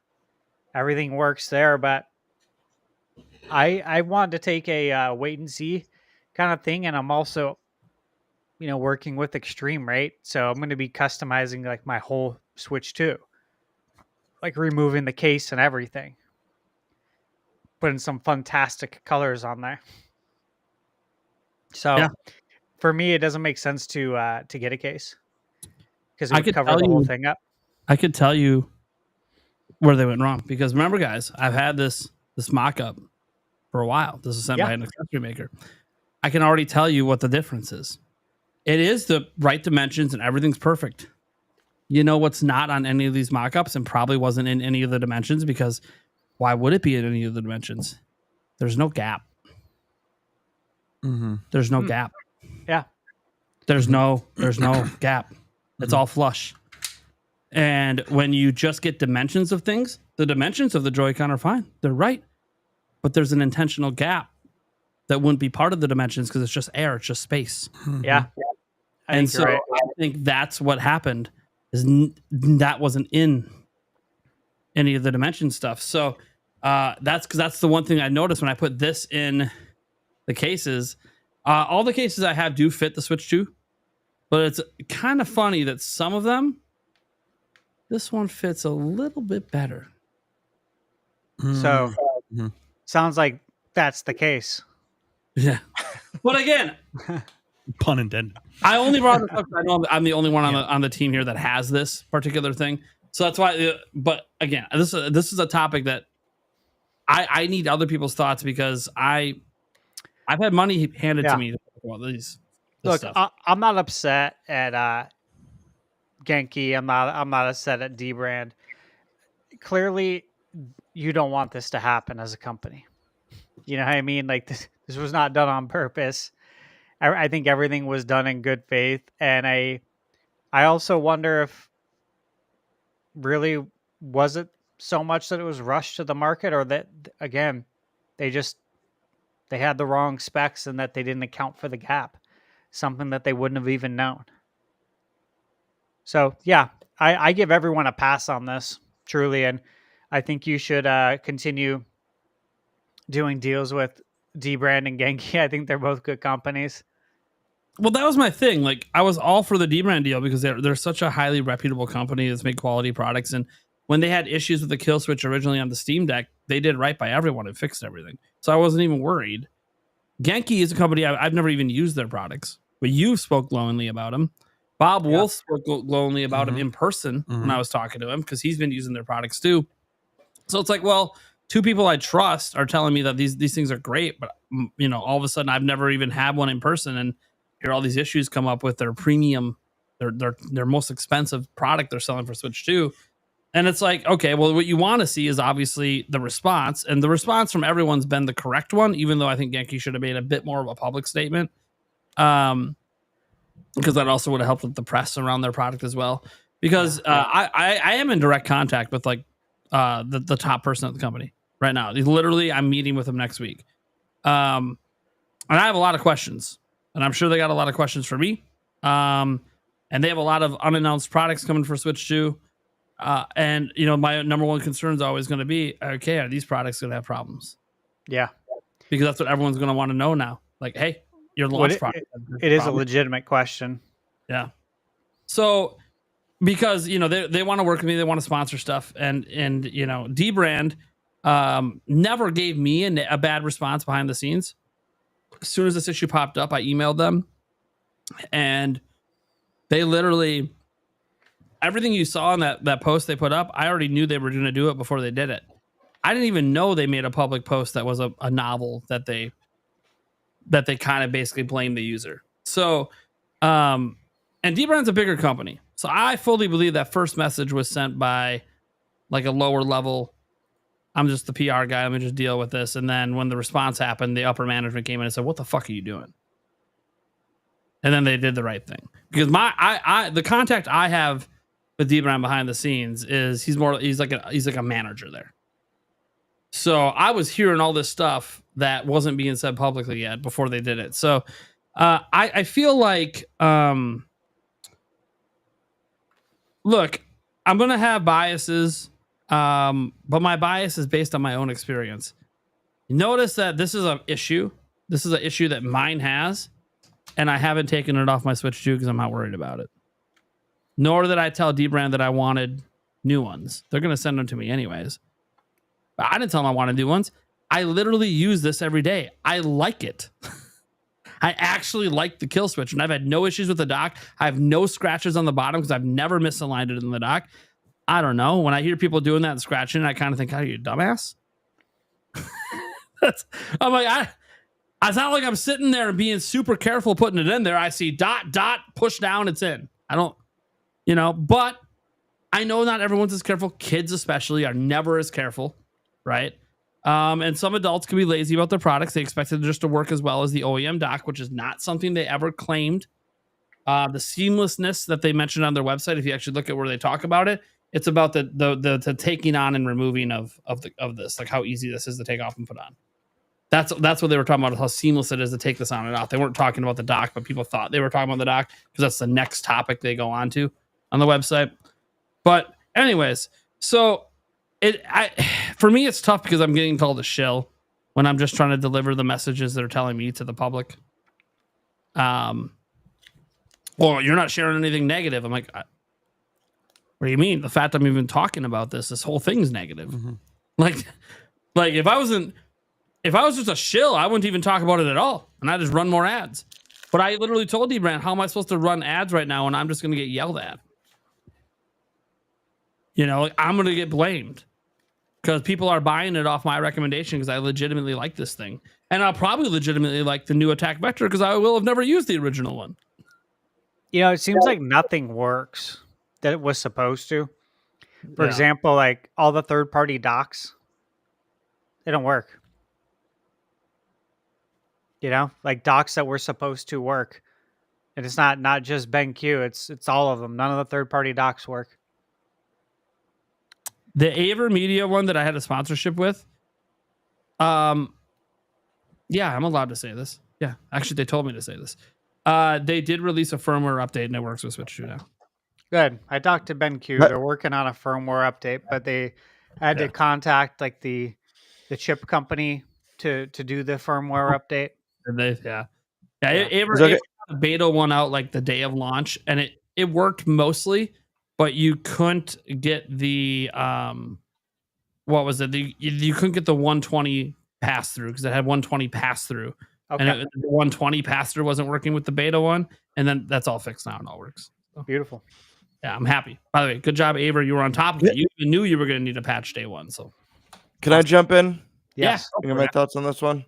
I mean, personally, I think it's negligence from all the companies. I don't think that necessarily means malicious or intentional. Doesn't mean they're purposefully doing anything bad, but I just think it's negligence. And negligence sometimes could be innocent with good intentions. I don't know if that's the case for all of them, but I do believe that everyone's trying to strike gold. Switch 2 is one of the hottest, or Switch was one of the hottest consoles to ever launch. Switch 2 is on the horizon. Obviously, everyone's racing to the mines to strike gold.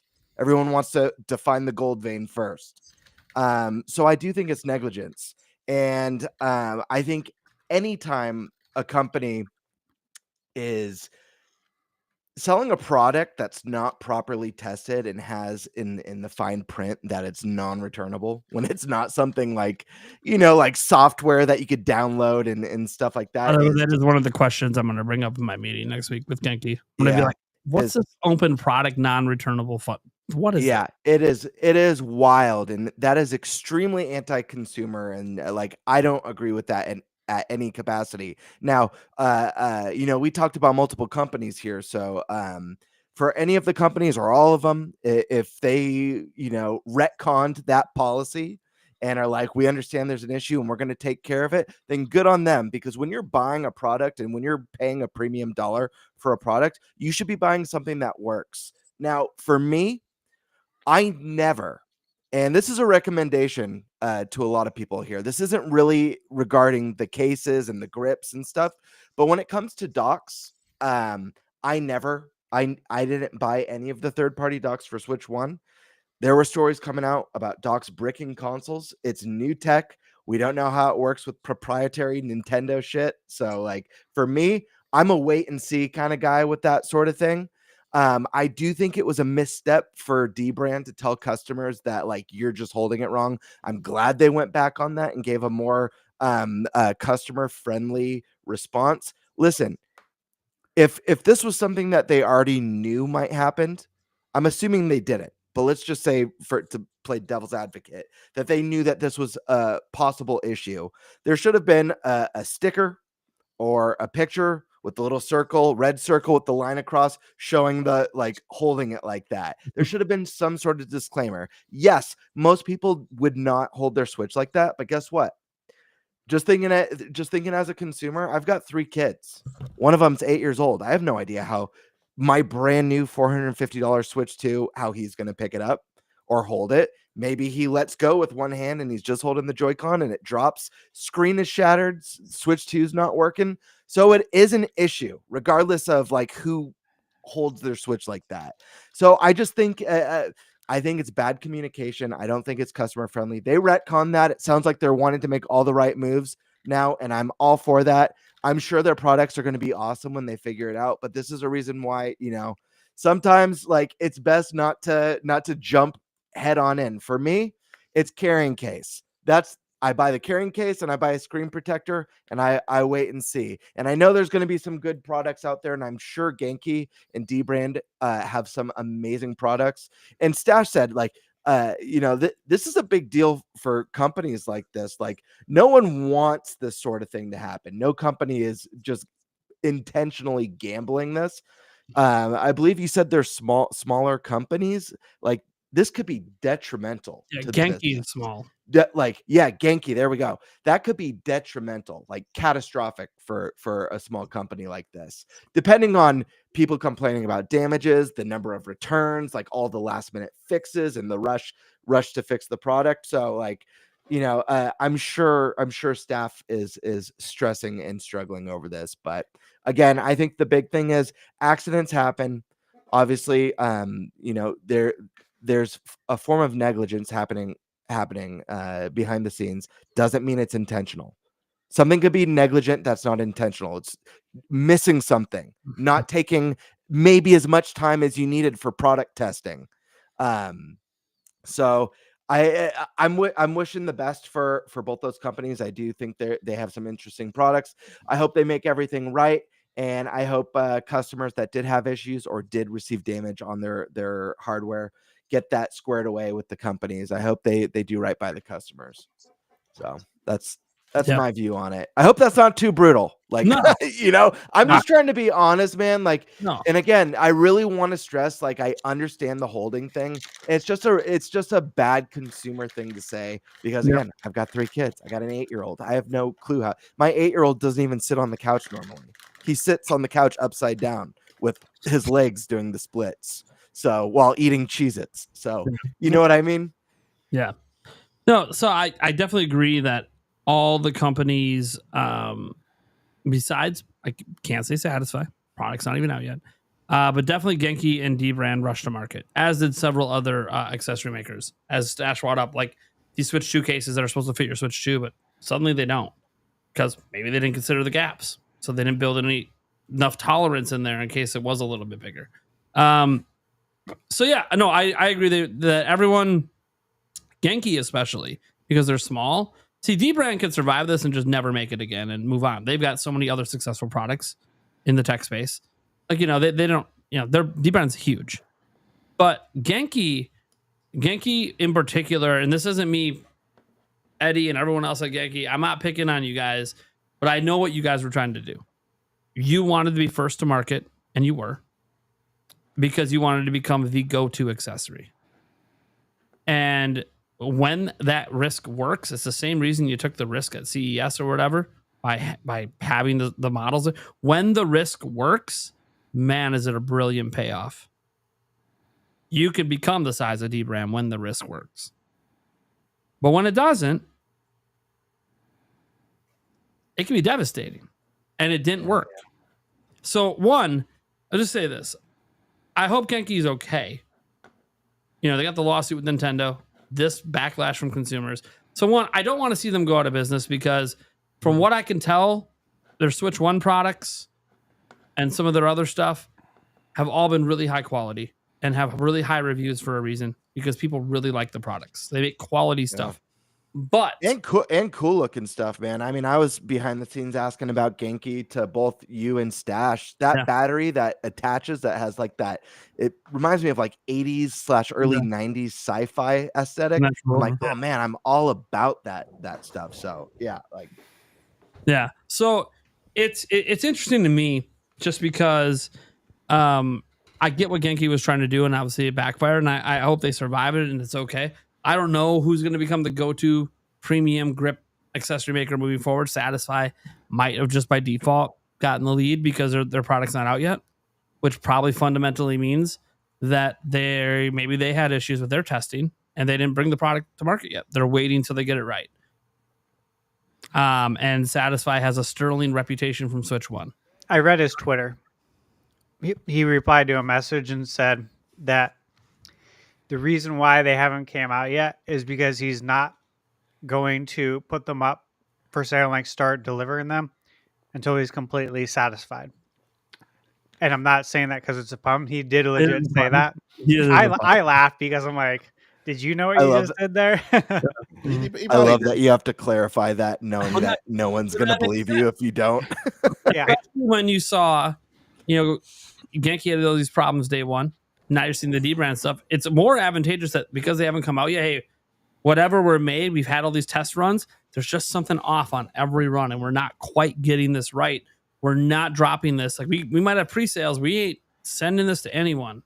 Yeah, until this is right. So, and by the way, Satisfy hasn't always been perfect either. While their grips have worked well on Switch 1, they had that original partnership with Beat 'em Ups where they sold more grips than they actually made. And they were sending people the wrong grip. They weren't sending them the Beat 'em Ups grip. That's an issue that happened last time with Satisfy.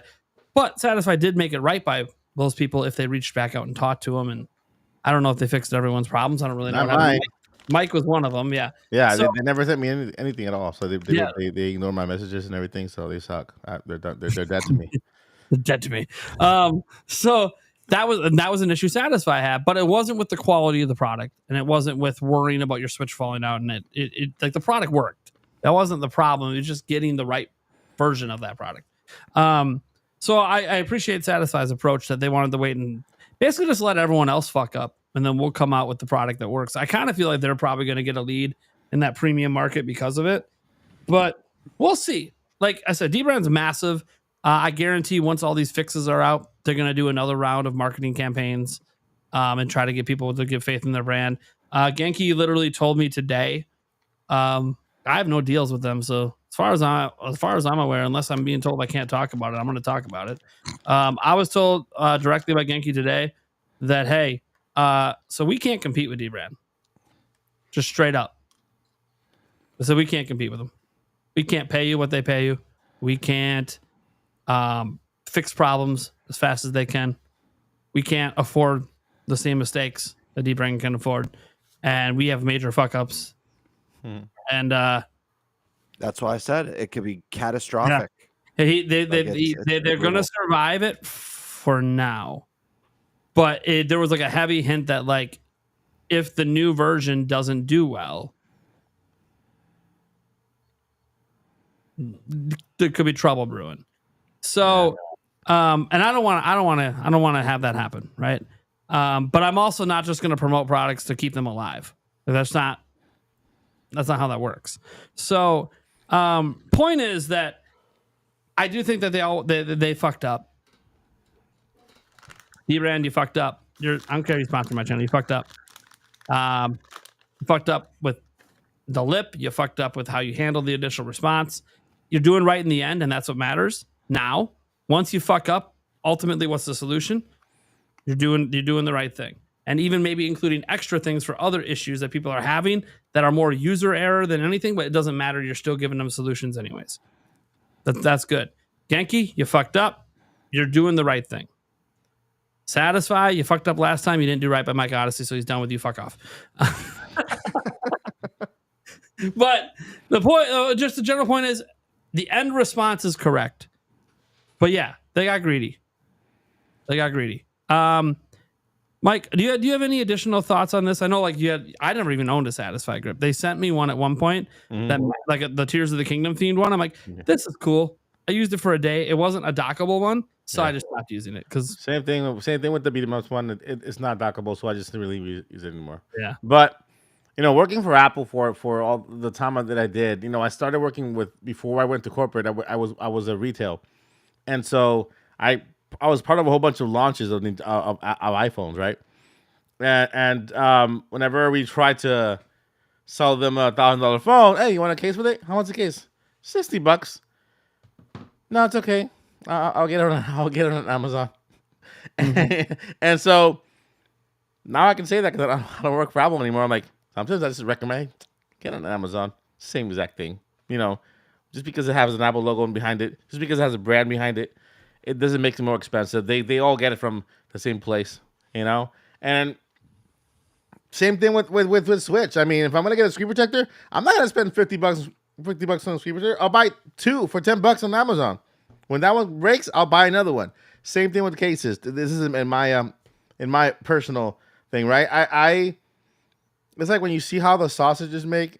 It's like, yeah, I don't want to participate on that anymore, right? And I knew where the cases came from Apple, right? And how much it costs to make sense. And then they sell them for $50-$60. I'm like, why? There's this other brand. I forgot the name of it. I can't care less, but it's the same thing. It costs cents to make. They try to make a profit and paint themselves. I'm like, you know what? Go to Amazon, get a case, and just slap it on there, right? And that's what you gotta do. That's my recommendation to everybody. Go to Amazon.com, look for Mike Odyssey, code Odyssey 10, and get your case from there. You're good to go. By the way, my suggestion at the moment, and I don't care that I'm sponsored, unless you've already bought the product, don't buy any of these products until they are already out and people have verified the problems are there. So like D-Brand's promising a fix. Let's wait and see if the fix is good. Right. Enough people already own it that are going to get the fix that can verify independent of the YouTubers that got sponsored. I told D-Brand too as well, like the reason I don't, because I was going to run ads this week. I told him I don't think it's right to run ads until you get this fixed. And I need the fix on my end. I need to show people here's what the problem was. And now it's fixed. And now you can feel confident in buying it. I can't do that right now. Same to Genki. I can't, there's no deals happening until I know the product works. I want to add something. I want to add something too, man, because obviously, if people are going to throw shade your way over this, I think this is worth mentioning. It wasn't too long ago that, we have a group chat for the podcast where we shoot the shit and talk about the show and stuff like that, where I jumped in and I was curious about Switch 2 accessories and recommendations from both Stash and from Prime. And I was asking about grips and cases and battery packs and getting recommendations from Prime about D-Brand and Genki and talking to me about the products that he's gotten to touch and see and experiment with. And if Prime knew ahead of time the issues that these products were going to have, there's no way in private chat, as a friend, as a co-host, that he'd be recommending these products to me. I think it's very clear. I just want to put that out there so people don't get the wrong idea about you talking about these products, because these are things that behind the curtains that you actually recommended to me. You know what I mean? Yeah. And I remember saying the only thing is I never got to put a Switch 2 in it, not even my mock. So I'm like, I don't know how it feels with it, but I felt good without it. And they have a good reputation. And D-Brand, people are going to be like, oh, but you did have this. Don't tell me you didn't know about that issue. I don't hold my Switch that way. I never even thought to hold it that way. And while I have kids, they touch this, they die.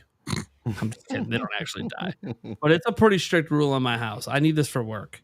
You touch this, we have a problem. So, that being said, I did let my kids play it once at a baseball game, and they didn't have any problems. We know why? Because they were playing in split Joy-Con mode anyways. So like they didn't even have them attached in the first place. We just got a great comment in chat from Wilberforce. Then it dawns on Gamebird, Prime is not his friend. So, oh, it's funny too. I see people say like you should have reviewed it. I'm like, well, one, if I had reviewed this, my review would have been glowing. Mm-hmm. I want to be very clear. I like this. You know why my review would have been glowing? I would have never found that problem because I would have never even thought to hold my Switch 2 that way. Ever. Guess what? Before I put the case on here, I didn't hold my Switch 2 that way. The only thing I did when I got the Switch 2, the only thing I did was I went like this a little bit to see if it would come off. Like I just kind of like pulled on it a bit. Mm-hmm. Oh, it didn't. Okay, cool. Then I put this on. Oh, sorry. The way D-Brand says you're supposed to take it off and put it on. Mm-hmm. Make sure I install it correctly. You know, otherwise they might yell at me. No, I know the correct way to install it. And they're like, okay, look, I'm pulling and it's not coming off. That's the only thing I did with it without it. So like I would have never noticed this problem until I saw other people and what they were doing to get it to happen. So like that's my thing. Like this is why I don't review products. I'm not good at reviewing products. I would have did this, thought it was great, then took a sponsorship, and then people would have been all mad anyways. Because how did you not catch this, you corporate shill? I'm like, I don't fucking hold my console that way. So anyways, it is what it is. I still love it. I still haven't taken it off because I fucking love this thing. It ain't because they're paying me. I've already been paid. And I'm the one holding back the ads. And they know it. I told them, no ads until I get the replacement and I make sure this problem's gone. So, and I don't have the problem with the dock. My dock works fine. So I don't have the problem where like it doesn't connect or any of that stuff. So I don't have a lemon. All right. Eric, you got any thoughts on this? Obviously, you know, you might get caught into being a shill too because you're my best friend. Of course. But, you know. Yeah. What do you think? No, it you guys have all said it. It's the ending result that matters. They are doing right. I mean, it seems like they may have gotten, like you said, the same type of dimensions and stuff like, or sample that you have where there's no gap, and that's what they designed it for. And, you know, it happens. And just so everybody understands, we're talking millimeters, if not fractions of millimeters. Yeah. According to D-Brand, the ones like mine that have the problem are 0.12 millimeters too thick. Yeah. That's how tight the tolerances are on Switch 2. And if you fix that, the problem is essentially gone. And then they claim this other solution that they failed the first time mass manufacturing would actually make it so you could hold your system like this and literally just flop it like a fish and it won't come off. But I don't know if that solution is going to make it to mass manufacturing. I'm very curious. Poor fish. Right. So, I mean, it's no excuse. And I mean, I've worked in a manufacturing plant making adult diapers over a summer, and shit happens. I mean, we're constantly checking, Literally. You know, yeah, right. You know, we're constantly checking, you know, the product as it's coming along. You know, every so often you grab one off the line and you check it to make sure that you know, things are going right. And if it's not, you stop the line and you go back until you find the boxes that aren't, you know, that are good. And then you just kind of fix the problem and you go back and you keep going. It's so I'm not trying to make an excuse for these companies, but you know, stuff like this happens. You know, if you miss a small batch of like, you know, 100 things that went through, and the ones in the beginning and before it and after it are fine, and you just missed it. Sometimes it happens, you know, not intentionally, and I don't think these companies are putting these out there to break your switches intentionally. But, you know, what do I know? I'm just here. It's a great point. Yeah. Yeah. But yeah, the biggest thing I wanted to put out there is this is, we're not talking like, you know, massive, you know, margins. We're talking millimeters or fractions of millimeters, tiny things that you are just looking at it, you're not going to be able to tell. Yeah. Yeah. You have to like laser measure and like machine this thing to Yep. to actually be able to tell if it's the right thickness. Yeah, if you go read that Dbrand post, guys, on the second method they want to use that they failed to mass manufacture the first time, they are making the tools for it right now, and it's taking weeks to even make the tool, and they're not even sure if it's going to work for mass manufacturing because they're not even going to attempt a mass run until July 10th to see if it works. And they explain how they do it. It's like every day making like micromillimeter shavings on the tool with lasers like 10,000 times a day just to even, and it just takes forever. Now Dbrand has the money to attempt to waste to make this happen. Genki doesn't have that kind of money. To give you an example, when all these issues broke down and Eddie was trying to deal with everything, he immediately stopped replying to people after like a day and flew to China. Why? Because they ain't got the money to fuck this up again.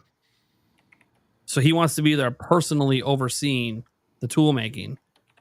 So, yeah. Dbrand, though, they can fuck around a little bit and try to make things work because they got the money for it. That said, as the private chat's just going crazy, let's get to the Q&A. Remember, guys, you super chat in your questions. We already have a bunch of questions and statements super chatted in. Some we featured during the show. But the very first thing we had come in, of course, bring back NFL Blitz, NBA Jam, and NHL Hits. Hell yeah.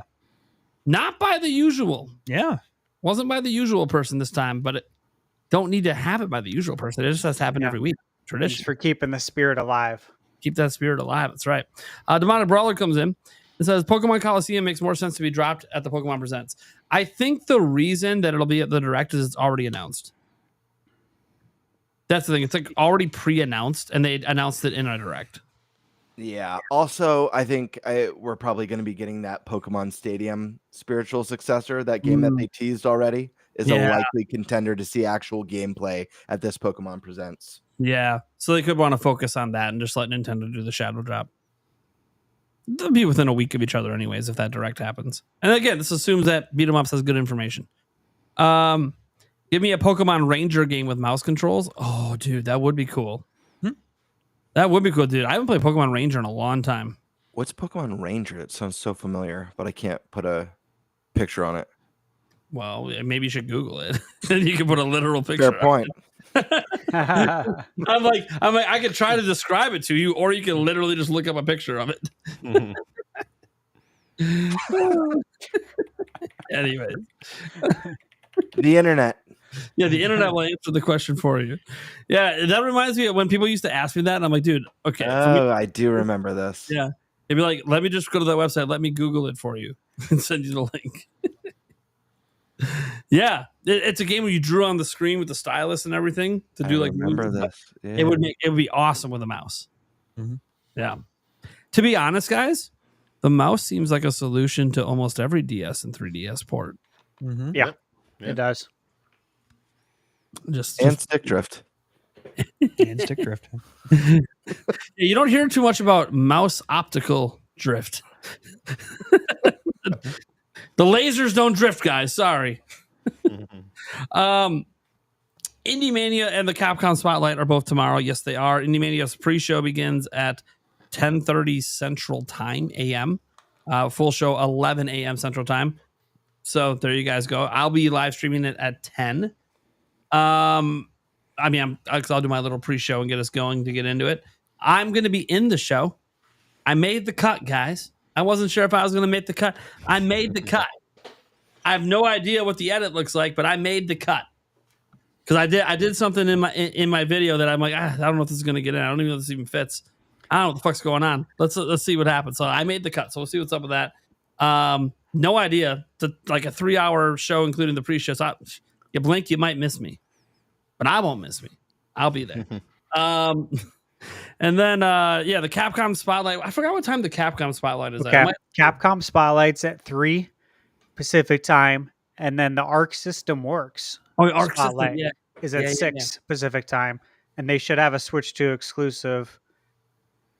There's a good chance they could appear. Yeah. So it should be exciting tomorrow. Tons of games tomorrow. Yeah, I won't be able to stream the later two because I just got family stuff going on and a baseball game. But, we'll go over all that stuff. Probably my news video the next day. Anything related to the Switch and Switch 2. I'm hoping for some big announcements.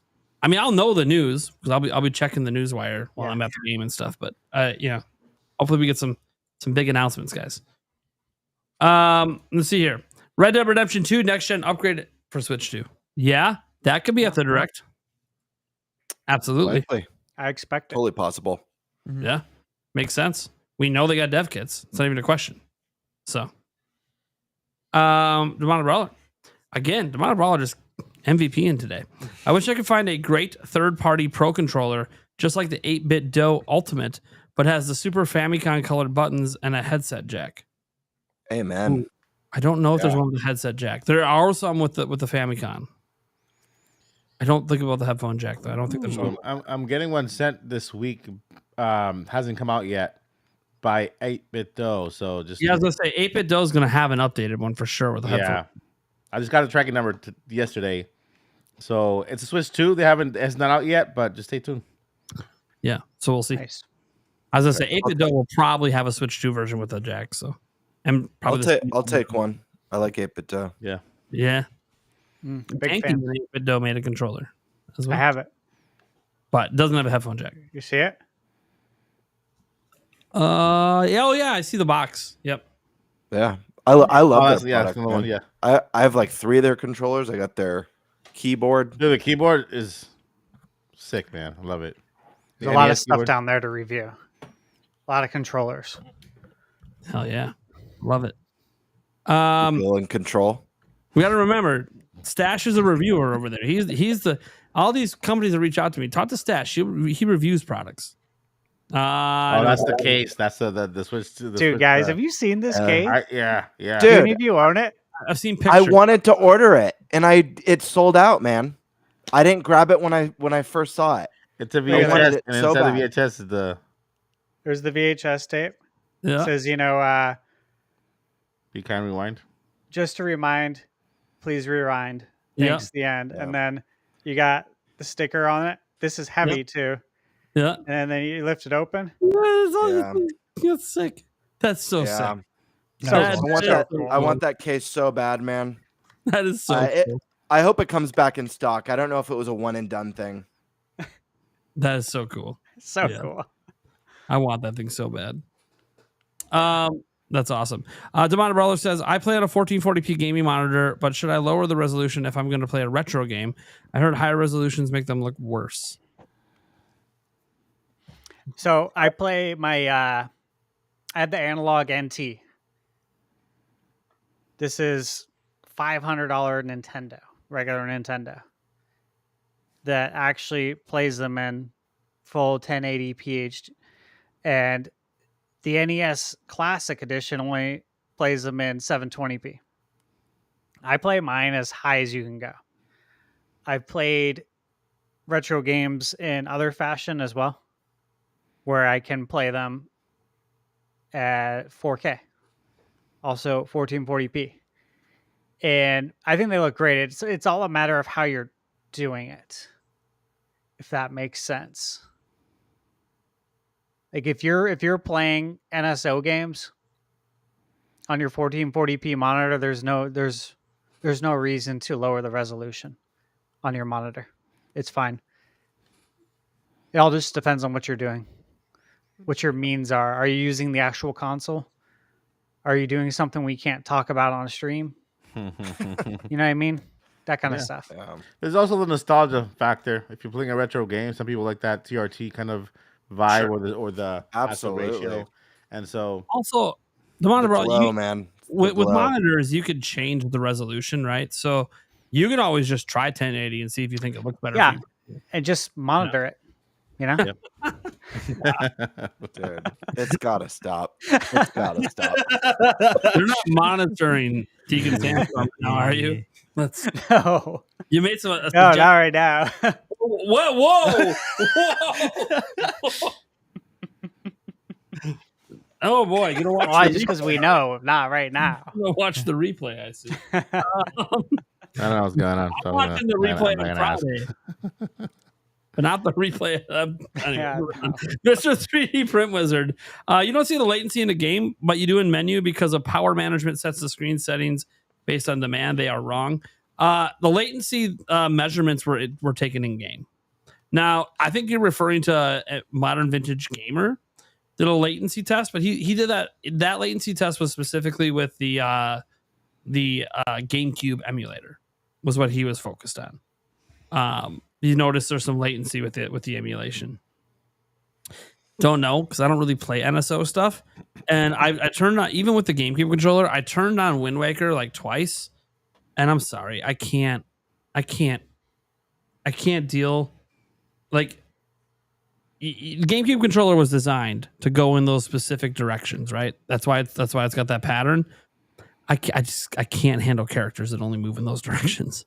It's just modern gaming has spoiled me. I can't. That being said, not all GameCube games are that way. Some GameCube games do have free movement, so it sucks for me because I'm such a big Zelda guy. And you know what game fixed it? Wind Waker HD. There you go. Another reason that I want Wind Waker HD to come back, because they fixed the controls. I can't go back. I just can't do it. How's that Tingle content in Wind Waker HD? It's fine. Okay. I collect those bottles. You know you want a bottle from me, buddy. I do. Dude, can you imagine though? Because like I didn't really have any buddies back then. Now we have this podcast show. Can you imagine the messages we would leave each other in those bottles? Oh my gosh. Yeah. It would be great. It would be dude, I wouldn't even play to beat the game. I'm just searching for bottles, man. Open a bottle. That's all I'm doing. Bitch. What? God damn it. That'd be amusing. Yeah, Venata 712 will send me, hey, what's the ending to Ocarina of Time, bitch? God damn it. Right? Anyways, it was a neat thing. It just seemed to replace the actual quest, but whatever. Right. All right. Calypso Dawson says the biggest issue with HDR is there are 0 dimming zones. Yes, that affects HDR as well. Obviously, OLED is the best at that, but there are LCDs with local dimming zones and mini LEDs. Yeah, that can help as well, but it's still nits are required in order to maximize the differences between the darks and the lights. So, but yeah, local dimming zones obviously allows you to turn off, things, and OLEDs are the best at that because they can turn off per pixel. Right. All right. Demar Brawler says Splatoon 4 will offer game share. It'll be $80. I'm curious if it will. Because not every game does it. Yeah, I know Donkey Kong Bonanza is doing it, but it's not for like controlling Donkey Kong. So I'm very curious if game share will be a thing for Splatoon 4, or because remember, to use game share, you are basically streaming 2 versions of the game. You have the one on your system, and you're streaming it again to a second system. What that kind of tells me is that Donkey Kong Bonanza might not be using the full power of Switch 2. It's more of a Switch 1 game that they repurposed for Switch 2. And I think you're going to see that moving forward, that any game that takes full advantage of the power of Switch 2 won't be able to do game share. So I'm hoping Splatoon 4 is designed specifically for Switch 2 and wasn't a Switch 1 game. So that's why I don't think game share will be there. Mm-hmm. Could be wrong. We'll see with Splatoon Raiders. Maybe there's some multiplayer in that. We don't know yet. Or it's a roguelite. Exactly as Gamebird said. Mm-hmm. We'll see. I threw a super chat in. This was just to get us to the good old 69 so I could crack a beer because I knew I was going to have to talk about my bias with D-Brand. Had to get some drinks in. Winged Man, $5 says, if we're not getting 3D Mario news until the anniversary celebration, what do you think will be the big surprise in this rumored upcoming direct? Well, Beat 'em Up says Animal Crossing, but what if it's not Animal Crossing? Then what would it be? Fire Emblem. Ooh, I like Fire Emblem, especially if it's like a 3 Houses style one, because that's the one that sold really well. 3 Houses. That's what I want. I feel like Engage was a big step down from 3 Houses. It feels like more like a celebration, but dude, enhance the tactical elements, give the social mechanics, put in some mouse mode for some great tactical RPG combat. I think if it's not Animal Crossing, it'll be Ocarina of Time remake. Oh, don't do that to me, Mike. They have to wait till September. I might try because that's what I've been guessing for like a year. I mean, it's not only for this year, for next year. Yeah, I know. It's got to be something. He said it's got to be September. Yeah. That's all right. That's your guess. Eric? Luigi's Mansion. There we go. Fuck yeah. That'd make me really happy. I love Luigi's Mansion. So Yeah. Stash? I'm not sure. That was an odd answer from You know Stash. what? Like, I don't think I've ever heard him say Well- anything of the sort. You know what? I'll go to limb. Star Fox. A new Star Fox game. I have Star Fox know- is in September as well. my answers right I have sources. for your collaboration video, Gamebird. Oh, yeah. Oh yes. This Yeah, feeds speaking of directly which- into my answer. I forgot about that. Thanks for reminding Speaking of which, hold on, I've got to do some name drops because I haven't received. Well, so there is someone other than Stash. Stash has been in touch about it, and Rob from Rule of Two Review has been in touch. He's got a busy week, but I think he's on it. But I'm gonna call a couple people out that I'm still waiting for. Sunbro Nation, I'm talking to you, and Josie Woe, what's going on? I'm waiting. Wait, Yeah.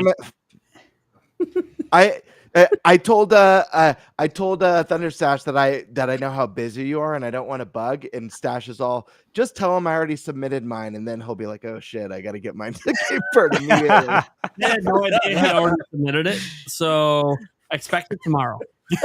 I got to go back and read the message. Wait, what was I talking about again? Son of a bitch. All right. Here we go. God damn it, Stash, of course, you fucker. And I told you, don't bug me. I like being bugged, all right? Look, I usually get bugged about dumb shit. This isn't dumb. I like to be bugged about things I actually want to do. Demonic Brawler. Calling it Luigi's Mansion 4 for October 30th. Damn. Dude, ZA and Dragon Quest 1+2 HD's coming out October 30th. Dude, that would be an insane month. Yeah. That would be, you're making me go broke. Maybe can we get it like November 1st instead? Give me a day. Right. Just a couple days. Pokemon fam. Have player essence on as well, Sandstorm. They're not going to do that because they don't want it to be like a tag team thing. But yeah. Venatus, not to minimize the issue, but literally every product that has existed has had issues. So does that mean you should never do ads for anything ever? There are some people that do think that YouTubers should never take on sponsors. That is an opinion some people have. You know, and often they say, hey, if you don't make enough money without sponsorships to do it for a living, then don't do it. I understand that sentiment. I disagree with it, but So- I'm a content creator, so like the NBA, NFL, everything. No, no sponsors anywhere. don't for mention that anybody. everything has sponsors. But I mean, you know, don't. No All right. sponsorship for Good anything. point. Anywhere. Good point, Eric. I mean, you are a sponsor. Everybody's a sponsor. When you buy a ticket to watch a movie, you're sponsoring that movie by buying the ticket. Here's what I think the answer is, and I think the tricky part is it's like the viewer, the consumer, the whatever is never actually going to know the answer to this. But I think you should only do sponsors as a moral obligation with products that you actually like or you think are cool or products that you use or would use. I think I don't think morally you should be sponsored by products that you think are absolute ass. Like I don't like milk, so I've turned down a milk sponsorship many times on my channel. I get it. Yeah, I got a sponsorship offer for a sex doll on my channel. Are you going to take it? Was it good money? I sent it straight to spam. Did you click the link? Wait a second. I recognize it. It was legit. I went to the website. Whoa. You recognized it was a legit sex doll? Wait a second. You have to do your research. Like you look at the email that sent it. You look at that website kind of extension to make sure that's not like a spam or whatever. I went to the website. Yeah, it's a Japanese website. They sell a whole bunch of junk stuff. I'm not even gonna say it. And Okay, then let me. they had the new dolls. There's one important question. There's one important question. It's a new doll you can put your Nintendo Switch on, and she's like with her legs wide open. And Hold on. There's one important question. Yeah. Did you at least try the product? Nah, nah. Dude, you gotta send them my way because I gotta start planning for Eric's 40th in a few years. I gotta get this set up. And PAX. Oh, for PAX for sure, because he's the only one not bringing the lady. We'll make sure this one can go in the luggage. Can you imagine being a TSA agent? It's horrible. What the fuck is this? You would know your bag got his. Oh, they inspected my bag. What a shocker! Oh my god, they didn't even fully deflate it. They inflated. God, is it used? Did they use it? Yeah, right. It's creepy though because the dolls look like very real. Yeah. Well, I mean that's the point. People want it to be real. The people that use them. Sad. Anyways, yeah, that see, we just heard that what Gamebird doesn't know is I've taken Raid Shadow Legends sponsorships in the past, and I hate Raid Shadow Legends. So now Gamebird hates me. Dude, morals out the window. Yep. I'm a shill. Corporate shill. Everyone says it. You need to go to church, dude. Everyone says it. The funny thing is, all my sponsorships I've had this year are actually like really cool products that I would use and do use, and I have used because I have them now.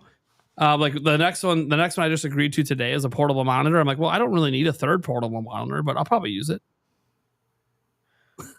Eric, you want a portable monitor? I'll give you one now because yeah, actually, So, anyways, that's the thing. Like, it is a product I will use it. I just happen to already buy two this year, but whatever. They're good. I mean, I have 3 of them by sponsorship, and I'm using them all. But I obviously. That's the thing. I look at it like this: when you have a normal job, right? Because people have normal jobs, right? Do you have to do things at work you don't like to make sure you make your paycheck? That's right. No. Never? No, I'm kidding. Obviously. Okay. So like this is my job. So like because it's my job, sometimes you got to do things you don't like. Now, I'm not saying that I want to shill fucking shit ass products. Like when I did Raid Shadow Legends, it wasn't my job. It was me hoping I could make it my job. And let me tell you, that Raid Shadow Legends sponsorship did not make it my job. It didn't work. It didn't work. And they were horrible to work for. I'm sorry, Raid Shadow Legends. You made me do 72 edits. Wow. I never want to work with you again. I'll be honest, man. Ugh. When I click on a YouTube video and there's an iOS game as a sponsor in the beginning of the video, that's a huge red flag for me. So I think it's stick with the products, like actual tangible products. So I'm a big red flag for you. Got it. I've made mistakes in the past, okay? Now it's all good. I'm big time, and now the real companies want to work with me like D-Brand. Wait, fuck! Yeah. Listen, you made a deal with the devil, but now you've changed, man. You've seen the light. I respect that. Listen, man, there are companies I would love to be. I have 0 sponsors, obviously. Yeah. But man, I have an addiction to liquid death, like sparkling water. I go through so much sparkling water. I drink that mango chainsaw, liquid death, LaCroix too. I'd take almost any sparkling water sponsorship, and I will talk about it all day. I'll drink it every podcast, every Gamebird video. I had one for a while. Remember Poppy drinks? The Poppy one? That was the healthy soda. Yeah, I had that one. You know what? I'll start reaching out to some of these companies, Gamebird. We'll get the cast sponsored. I've been trying to get a sponsor by Gamer Sups. Oh God, it's so good. Yeah, it is. I've never had that. If they're at PAX West, you're in for a treat. Is that like the powder that you put in? Yeah, the drinker. Okay, but it's actually a good tasting one. Does it work? Does it wake you up? Does it get you alert? Well, not all of them are all of them are that. I think all of them have a caffeine and a non-caffeinated option. Wow. Okay. Yeah. But they give you such small portions at these events that you can't tell. Unless you're someone who doesn't have caffeine, then it'll probably wake you up. The only time I was ever able to tell anything was when Razer gave out their stuff because they gave you the full pack. Oh my God. Yeah, Razer gives you the full fucking packet. You put it in, you get a fucking giant glass of it, you drink it all, you're wired. Oh yeah. You're fucking wired. And then they were anyways. handing out boxes at the. We At each the took end. a box of it home. Dude, a case. Yeah, Like a full-on of- case. Yeah. That shit lasted years. It was. yeah. By the way, that's another one I really like. That yeah. one, but that one's really expensive. Mhm. So, all right, lovable idiot. Those policies exist in this economy. Wow, I think talking about the open box can't return policy. Yeah, you'd be surprised, man. Some companies don't have any return policies. It's crazy. I don't even know if that's legal. Probably is. I have no clue.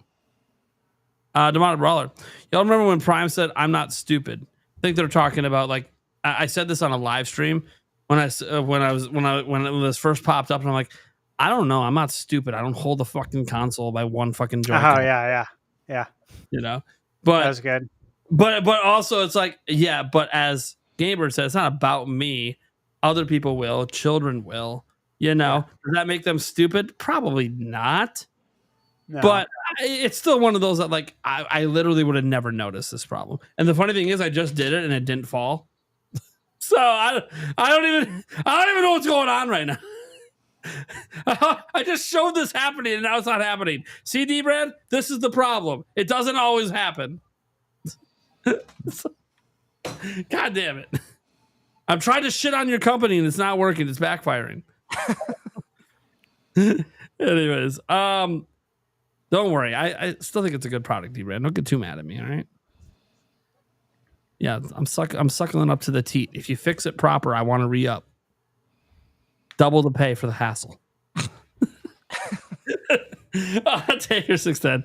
Way back when I watched Transformers on HD DVD on a 720p Vizio, and man, did it look strange. Almost as if the effects were still at 480p or something. Yeah. I love that Taker bought the HD DVD. Yeah. You went the HD DVD route. That's pretty cool. That's Yeah, pretty man. cool. The wrong technology. Those are rare. Yeah. But you know, I don't blame you. Microsoft was pushing it. So you think, oh yeah, they're a big company. This would be a big deal. It didn't work out. Yeah.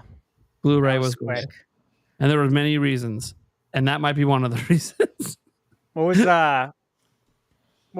PSP? What was it? UMDs? UMDs, yep. UMDs, yeah. They used I to have the release movies Labyrinth on that. Yeah, Labyrinth? I have the Labyrinth on UMD. Yeah, I have it on 4K. I got the Steelbook. that's awesome. Yeah, I'm I have a big fan buddy. of Labyrinth. I have a buddy. I actually never owned the PSP, but I have a ton of PSP stuff. I have but I think I mentioned him on the podcast. He works at Insomniac, and he randomly hit me up one day with pictures from his garage. He was moving to a new part in LA. He's like, "Hey man, I'm cleaning out the garage. I've got 6 huge boxes of video games and consoles." He's like, "I feel like you would appreciate this stuff. Do you want them?" And I was like, "Yes." So, tons of them are still in my garage because I don't have any place for it. But just like tons. Just say you can tons store of them up crap. here on the mountain. I have like I know I have like 4 Is that game. I have something like a special Game Gear that had like a limited release that's pretty cool. Really? Yeah, In the box in your garage? the Game Gear. No, it's in here on one of the shelves. I was gonna say you left that in the garage for the rats. What's wrong with you? No, it's like airtight sealed in the garage and in good care. You have But kids. yeah, no, tons of stuff. I do have kids. They don't mess with it though. Although my youngest gets like he always, I've got my Super Nintendo from childhood plugged in back there, and he gets excited about like trying out the games that I used to play growing up and stuff like that. So Cool. it's pretty cool. Nice. Yeah. All right. And that's it. We have no more super chatted questions. And so let's go around the room, let people know what we got going on, where they can find us, and the fuck out of here, man. I got a stream tomorrow. Mike, Oh, yeah. I'll start with you. Mm-hmm. What? All right. So thank you guys so much for having me. Thank you guys so much for He having me. sounds drunk. It's great. I love when Mike's tired. So you can find me at the Odyssey Monday through Friday. Well, I haven't been uploading this week or the last week because Indie it's crazy, insane. And so I'll go back to almost a new normal. I want to call it that, a new normal after Indie Mania. Take a day out, another day off, and then after Indie Mania, I'll go back to new normal, new content. Doing a channel rebrand, completely rebrand from the ground up. I'll probably change my name too. maybe Big Mike or something like that. So tomorrow at 7, not 7, that's too early. At 11:30 at 11:30 p.m. East, not p.m. That's a.m. Eastern time. We have Indie Mania. That's the pre-show. Starts at 11:30. Show starts at 12 noon, and you can catch there myself, the Great Stash, and Paul, the Force Gale Network will also be there as well. So we start the pre-show and giveaways start at 11:30. So if you want to participate in the giveaways that we have on the show, which are very, very good, then you have to be there at 11:30 so you know how to enter. Throughout the show will just continue and end, and that's it. So the pre-show will have we'll have interviews with Way Forward. We also have from RetroWare, a really great interview by Mr. Stash over here that you're gonna catch tomorrow. And then of course we'll start the show at 12 noon with over 100 trailers from developers from all over the place. Amazing games you've probably never seen in your life, and I was shocked to have these developers approach the show and say, hey, I want to be part of the show. We were rejected by this big show. We were rejected by this one. And when I saw the trailer, I was like, what the heck? You know, a lot of them can't even afford because other shows are actually. I just found out that the one show I thought was free is not free. They charge for entry, so they can't afford to that. And so, are you allowed to reveal what show that is? No. Okay. I was just curious. I can tell you behind the scenes. Yeah, sure. Okay, but yeah. So we have amazing developers all stages. I know how they boast at the Game Awards. This developer is just one person. Well, half of our developers are just one person. You know what I mean? So you'll be amazed about how one developer can create crazy worlds there. I know Stash and I did half of the curating at the beginning, so he knows about a lot of the really good games that made it to the show. And there's new games there that surprised the Stash too. Like that just came towards the end, and we just let him in. So it's gonna be a great show. Indie Mania Year 2, the sequel, starts tomorrow at 11:30. Of course, you can watch it here at Nintendo Prime. Of course, you want to catch your very own Ninty Prime in the show. You have to stick through because he's in there. He's in there. He's in there. We also have Kid and Krista. Yeah, we also have other co-hosts that we have here. Kid and Krista, also presenters on the show. They did a good job on their presentation too. We also have the Slow Burn podcast as well. The entire Slow Burn podcast is with us on the show. They have their own little cozy section in the game, in the shows. They'll be introducing all the cozy games there. So we do have horror if you like horror. We have action if you have action. We have a little bit of everything. So it's gonna be fun. Indie Mania Year 2 tomorrow, and of course, the Indie Mania Game of the Year award, the first of its kind in the gaming industry. I saw a lot of outlets cover it today just because of the belt. It's an actual, real, live championship belt that is to be giving away to a Game of the Year award recipient from this show. This first title will be awarded to one of the developers in this show, and it is up to you to vote for that developer. Once you have that game has come out, you played it, we'll release another mini pre-recorded show so you guys can stay tuned, and then we'll basically announce when the voting begins, and then we'll have another show for that at a future date. So yeah, that's the whole thing. That's the spiel. Yeah. So yeah. It's Mr. Spice Lord. Yeah, I don't have anything like that at all. I'm just here and on our Clips channel, so I don't have this big elaborate outro. There you go. Yeah, you are the big elaborate outro. You're the reason everyone shows up. Yeah, I've been told you're the hottie on the show. So I read that too. I mean, to be fair, you see this? Taken. Available. There you go. Hey, chat right now. Just saying, get the socks ready. Make sure there's eyeballs on him. It's a requirement to even have a conversation with him. Gamer. Oh boy. Gamer. Oh, man. You could have spun that so many ways.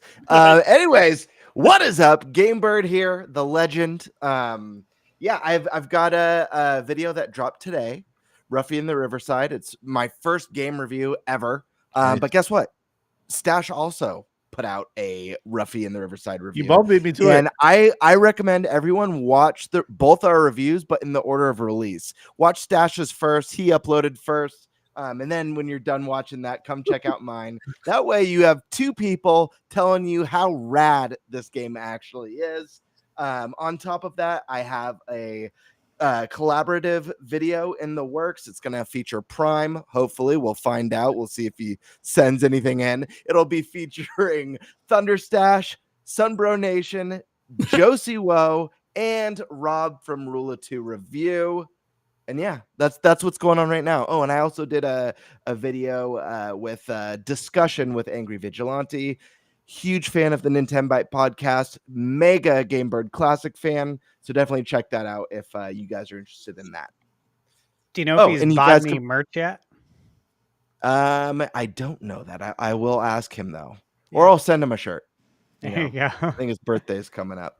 Last thing, my channel's Gamebird Classic. It's here on YouTube. You guys know his birthday is coming up. You really are best friends. Yeah. No, I'm invited. Okay. Damn. Stash man. Balls in your court, baby. All right. Yeah, so check out my video. Check out my review for Ruffy in the Riverside. Again, if you enjoyed games from Rare, the Rareware days of N64, Banjo-Kazooie, DK, Conquer, there's a lot to love there. I really, really enjoyed the game. But go check it out. I'll talk more in detail about it in the review. I got the collab, yes, with Gamebird, and I'm excited for that. I'm working on an accessory, quite a few accessory videos. I have stacks of this stuff, which is exciting. One of them is, I'll just say a different way to view your Switch 2 games. I'll leave it Do you wear it? purposely vague. Oh, I know what it is. I know exactly what it is. Do you Okay, wear we'll it? have to talk off stream. We'll talk off stream. Yeah, I'm not going to spoil anything for anyone. All right. Extreme Rate, I'm an affiliate with them now, and they sent me a bunch of stuff to do a custom build on my original Switch, my OLED, and I'm excited to do that because this is a really good one for me to practice on, because the Switch 2 ones are in development. They haven't released it yet until it's perfect. So they're like, let us send this to you in the meantime. That way you can just kind of get an idea of how it goes, get used to it. So I'm going to do a custom build on my Switch 1 OLED that I'll do a video on, and then kind of go over what's to come with Switch 2. I got a bunch of details from them. I do have a Genki video to do. I have 3 products from them to review. Nixie, I have a Switch 2 controller that's coming out July 7th that I should have in a week. Review on that. And then I have a very interesting battery solution for the Switch 2 that I'll be doing a video on. It's going to be a mod, but it's something that anybody can do. So that should be pretty cool. And then I think it's time for some more video game reviews. So lots of stuff going on. Very excited. And then, of course, tomorrow, yes, Indie Mania. I will be up early. I'm going to be going to bed right after this. Yeah, me too. My shirt's ready. It's already ironed. The clothes are laid out for tomorrow. All I need to do is wake up, shower, and drink some coffee. And, then it's game time. So I'm excited. A lot of games tomorrow. Please come watch it. Support us. Support the indie developers. And that's it, man. That's probably my longest outro in a long time. Yes, it is. I'll be watching Indie Mania while I work. So there you go. I'll be listening and looking over at the monitor whenever I get the opportunity. Mm-hmm. Thank you. All right. And I'm sorry, just to answer a question. Yes, the main the Indie Mania YouTube channel will have an upload right after the show goes live, but the main channel streaming it is the Mike Odyssey channel. So it'll be uploaded after the show on the Indie Mania channel. That channel still doesn't have the capabilities of live streaming yet. So it'll be uploaded there. All right. Well, I'm Nintendo Prime. You know what's up? Daily news videos. Tomorrow is going to be a bit of a weird one. I hope to get a news video out tomorrow, but it's kind of a weird day because we do have Indie Mania. It eats up a huge chunk of my day, and then my son has a baseball game. So whether I can get something out in between Indie Mania and then we'll see. Because by the time it gets done, I probably got to start being like, hey, isn't it time for dinner? I got to figure this shit out. So that being said, I want to let people know I'll be streaming Indie Mania. I'm an official co-streamer, so you can catch it right here. Catch it at Mike Odyssey. You can catch it at Stash. You can catch it a bunch of different content creators that'll be streaming it. Happy to hear that some outlets picked it up today, even if it was because of the championship belt. Hey, it's whatever. Come support the indie developers because to me, that's what it's really all about. It's about the indie developers, about showing support to them. Games like Ruffy and the Riverside are the sort of games that I wouldn't have heard about if it wasn't for shows like Indie Mania. So that's the kind of stuff, the 100 games or whatever, 100 plus games being shown. Yeah, maybe 90 of them aren't for you, but you might find 10 that you would have never known about if it wasn't for this show. And those 10 might end up being some of your favorites. So, tune in. It's going to be a lot of fun. I'm really happy to hear the Slow Burn podcast is doing all the cozy ones. Those guys are awesome. We met them all at PAX East. We already knew Nintendo Talk. We met him before, but it was cool to meet the whole crew. You're right. You got pictures of them and everything. It's awesome. And they all signed. Not this. Where is it? What did I do with it? Oh yeah. They all signed this bad boy. That's what all these signatures came from, was from PAX East. I was like, do I take this to PAX West too? I'm like, what are they going to sign on? You're right. Where are they going to sign? The screen doesn't sign too well. I gotta find one of those cases that doesn't work with Switch 2, but works with this, and then make them sign those cases. There you go. Stash, do you have any of those cases that don't work with Switch 2? Get someone to bring one. I don't have one. All of mine technically work with Switch 2. Even though one of them is just barely, and it's not one I've suggested. People are, I'm like, no, I don't grab the one that barely fits because I can't suggest it. That said, and no, it's never appeared in any of my videos. It was just a company who sent it to me, unprompted. Real quick update on your tweet. It's been 2 hours, 35 likes, 11 comments, 1 retweet. Okay, so go right to the latest IGN tweet.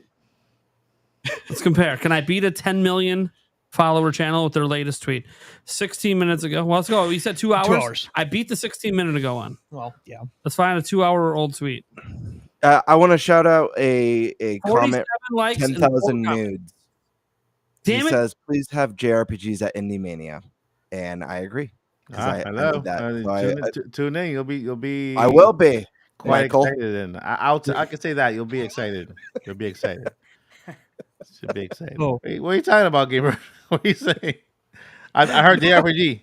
That's all I heard. No, yeah, I want JRPGs. There was a direct not that long ago. I think it was right before Switch 2 came out, called like Indie Quest or something like that. Yeah. And it was like all JRPG indies. And some of those games look so cool. And I was like, man, because I want to start getting into like at least some reviews. Yeah. But if I could really pick the games that I'd love to review, obviously stuff like Ruffy that harkens back to the golden age of 3D platformers. Yep. But the other is throwbacks to Chrono Trigger and Final Fantasy VI and Secret of Mana and those games that really we have all that. Sorry. I'm just saying, if that stuff's there, I'm like, I'm your audience. You're mentioning Chrono Trigger, and I already have a game that's exactly like that in mind from the beautiful. show. I'll be watching. Yeah, but that's a good thing. We have this show is actually bigger than last year. Believe it or not, I know last year we did three days. This year we're doing just 1 day, but the developers came to us. We didn't go to them this time, but the quantity and quality of games are just. You'll see. Nate stream. You guys saw the one last year. This year is just crazy. You'll see. All right. Yeah.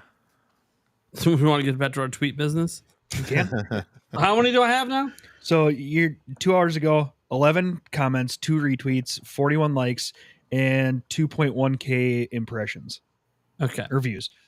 Okay.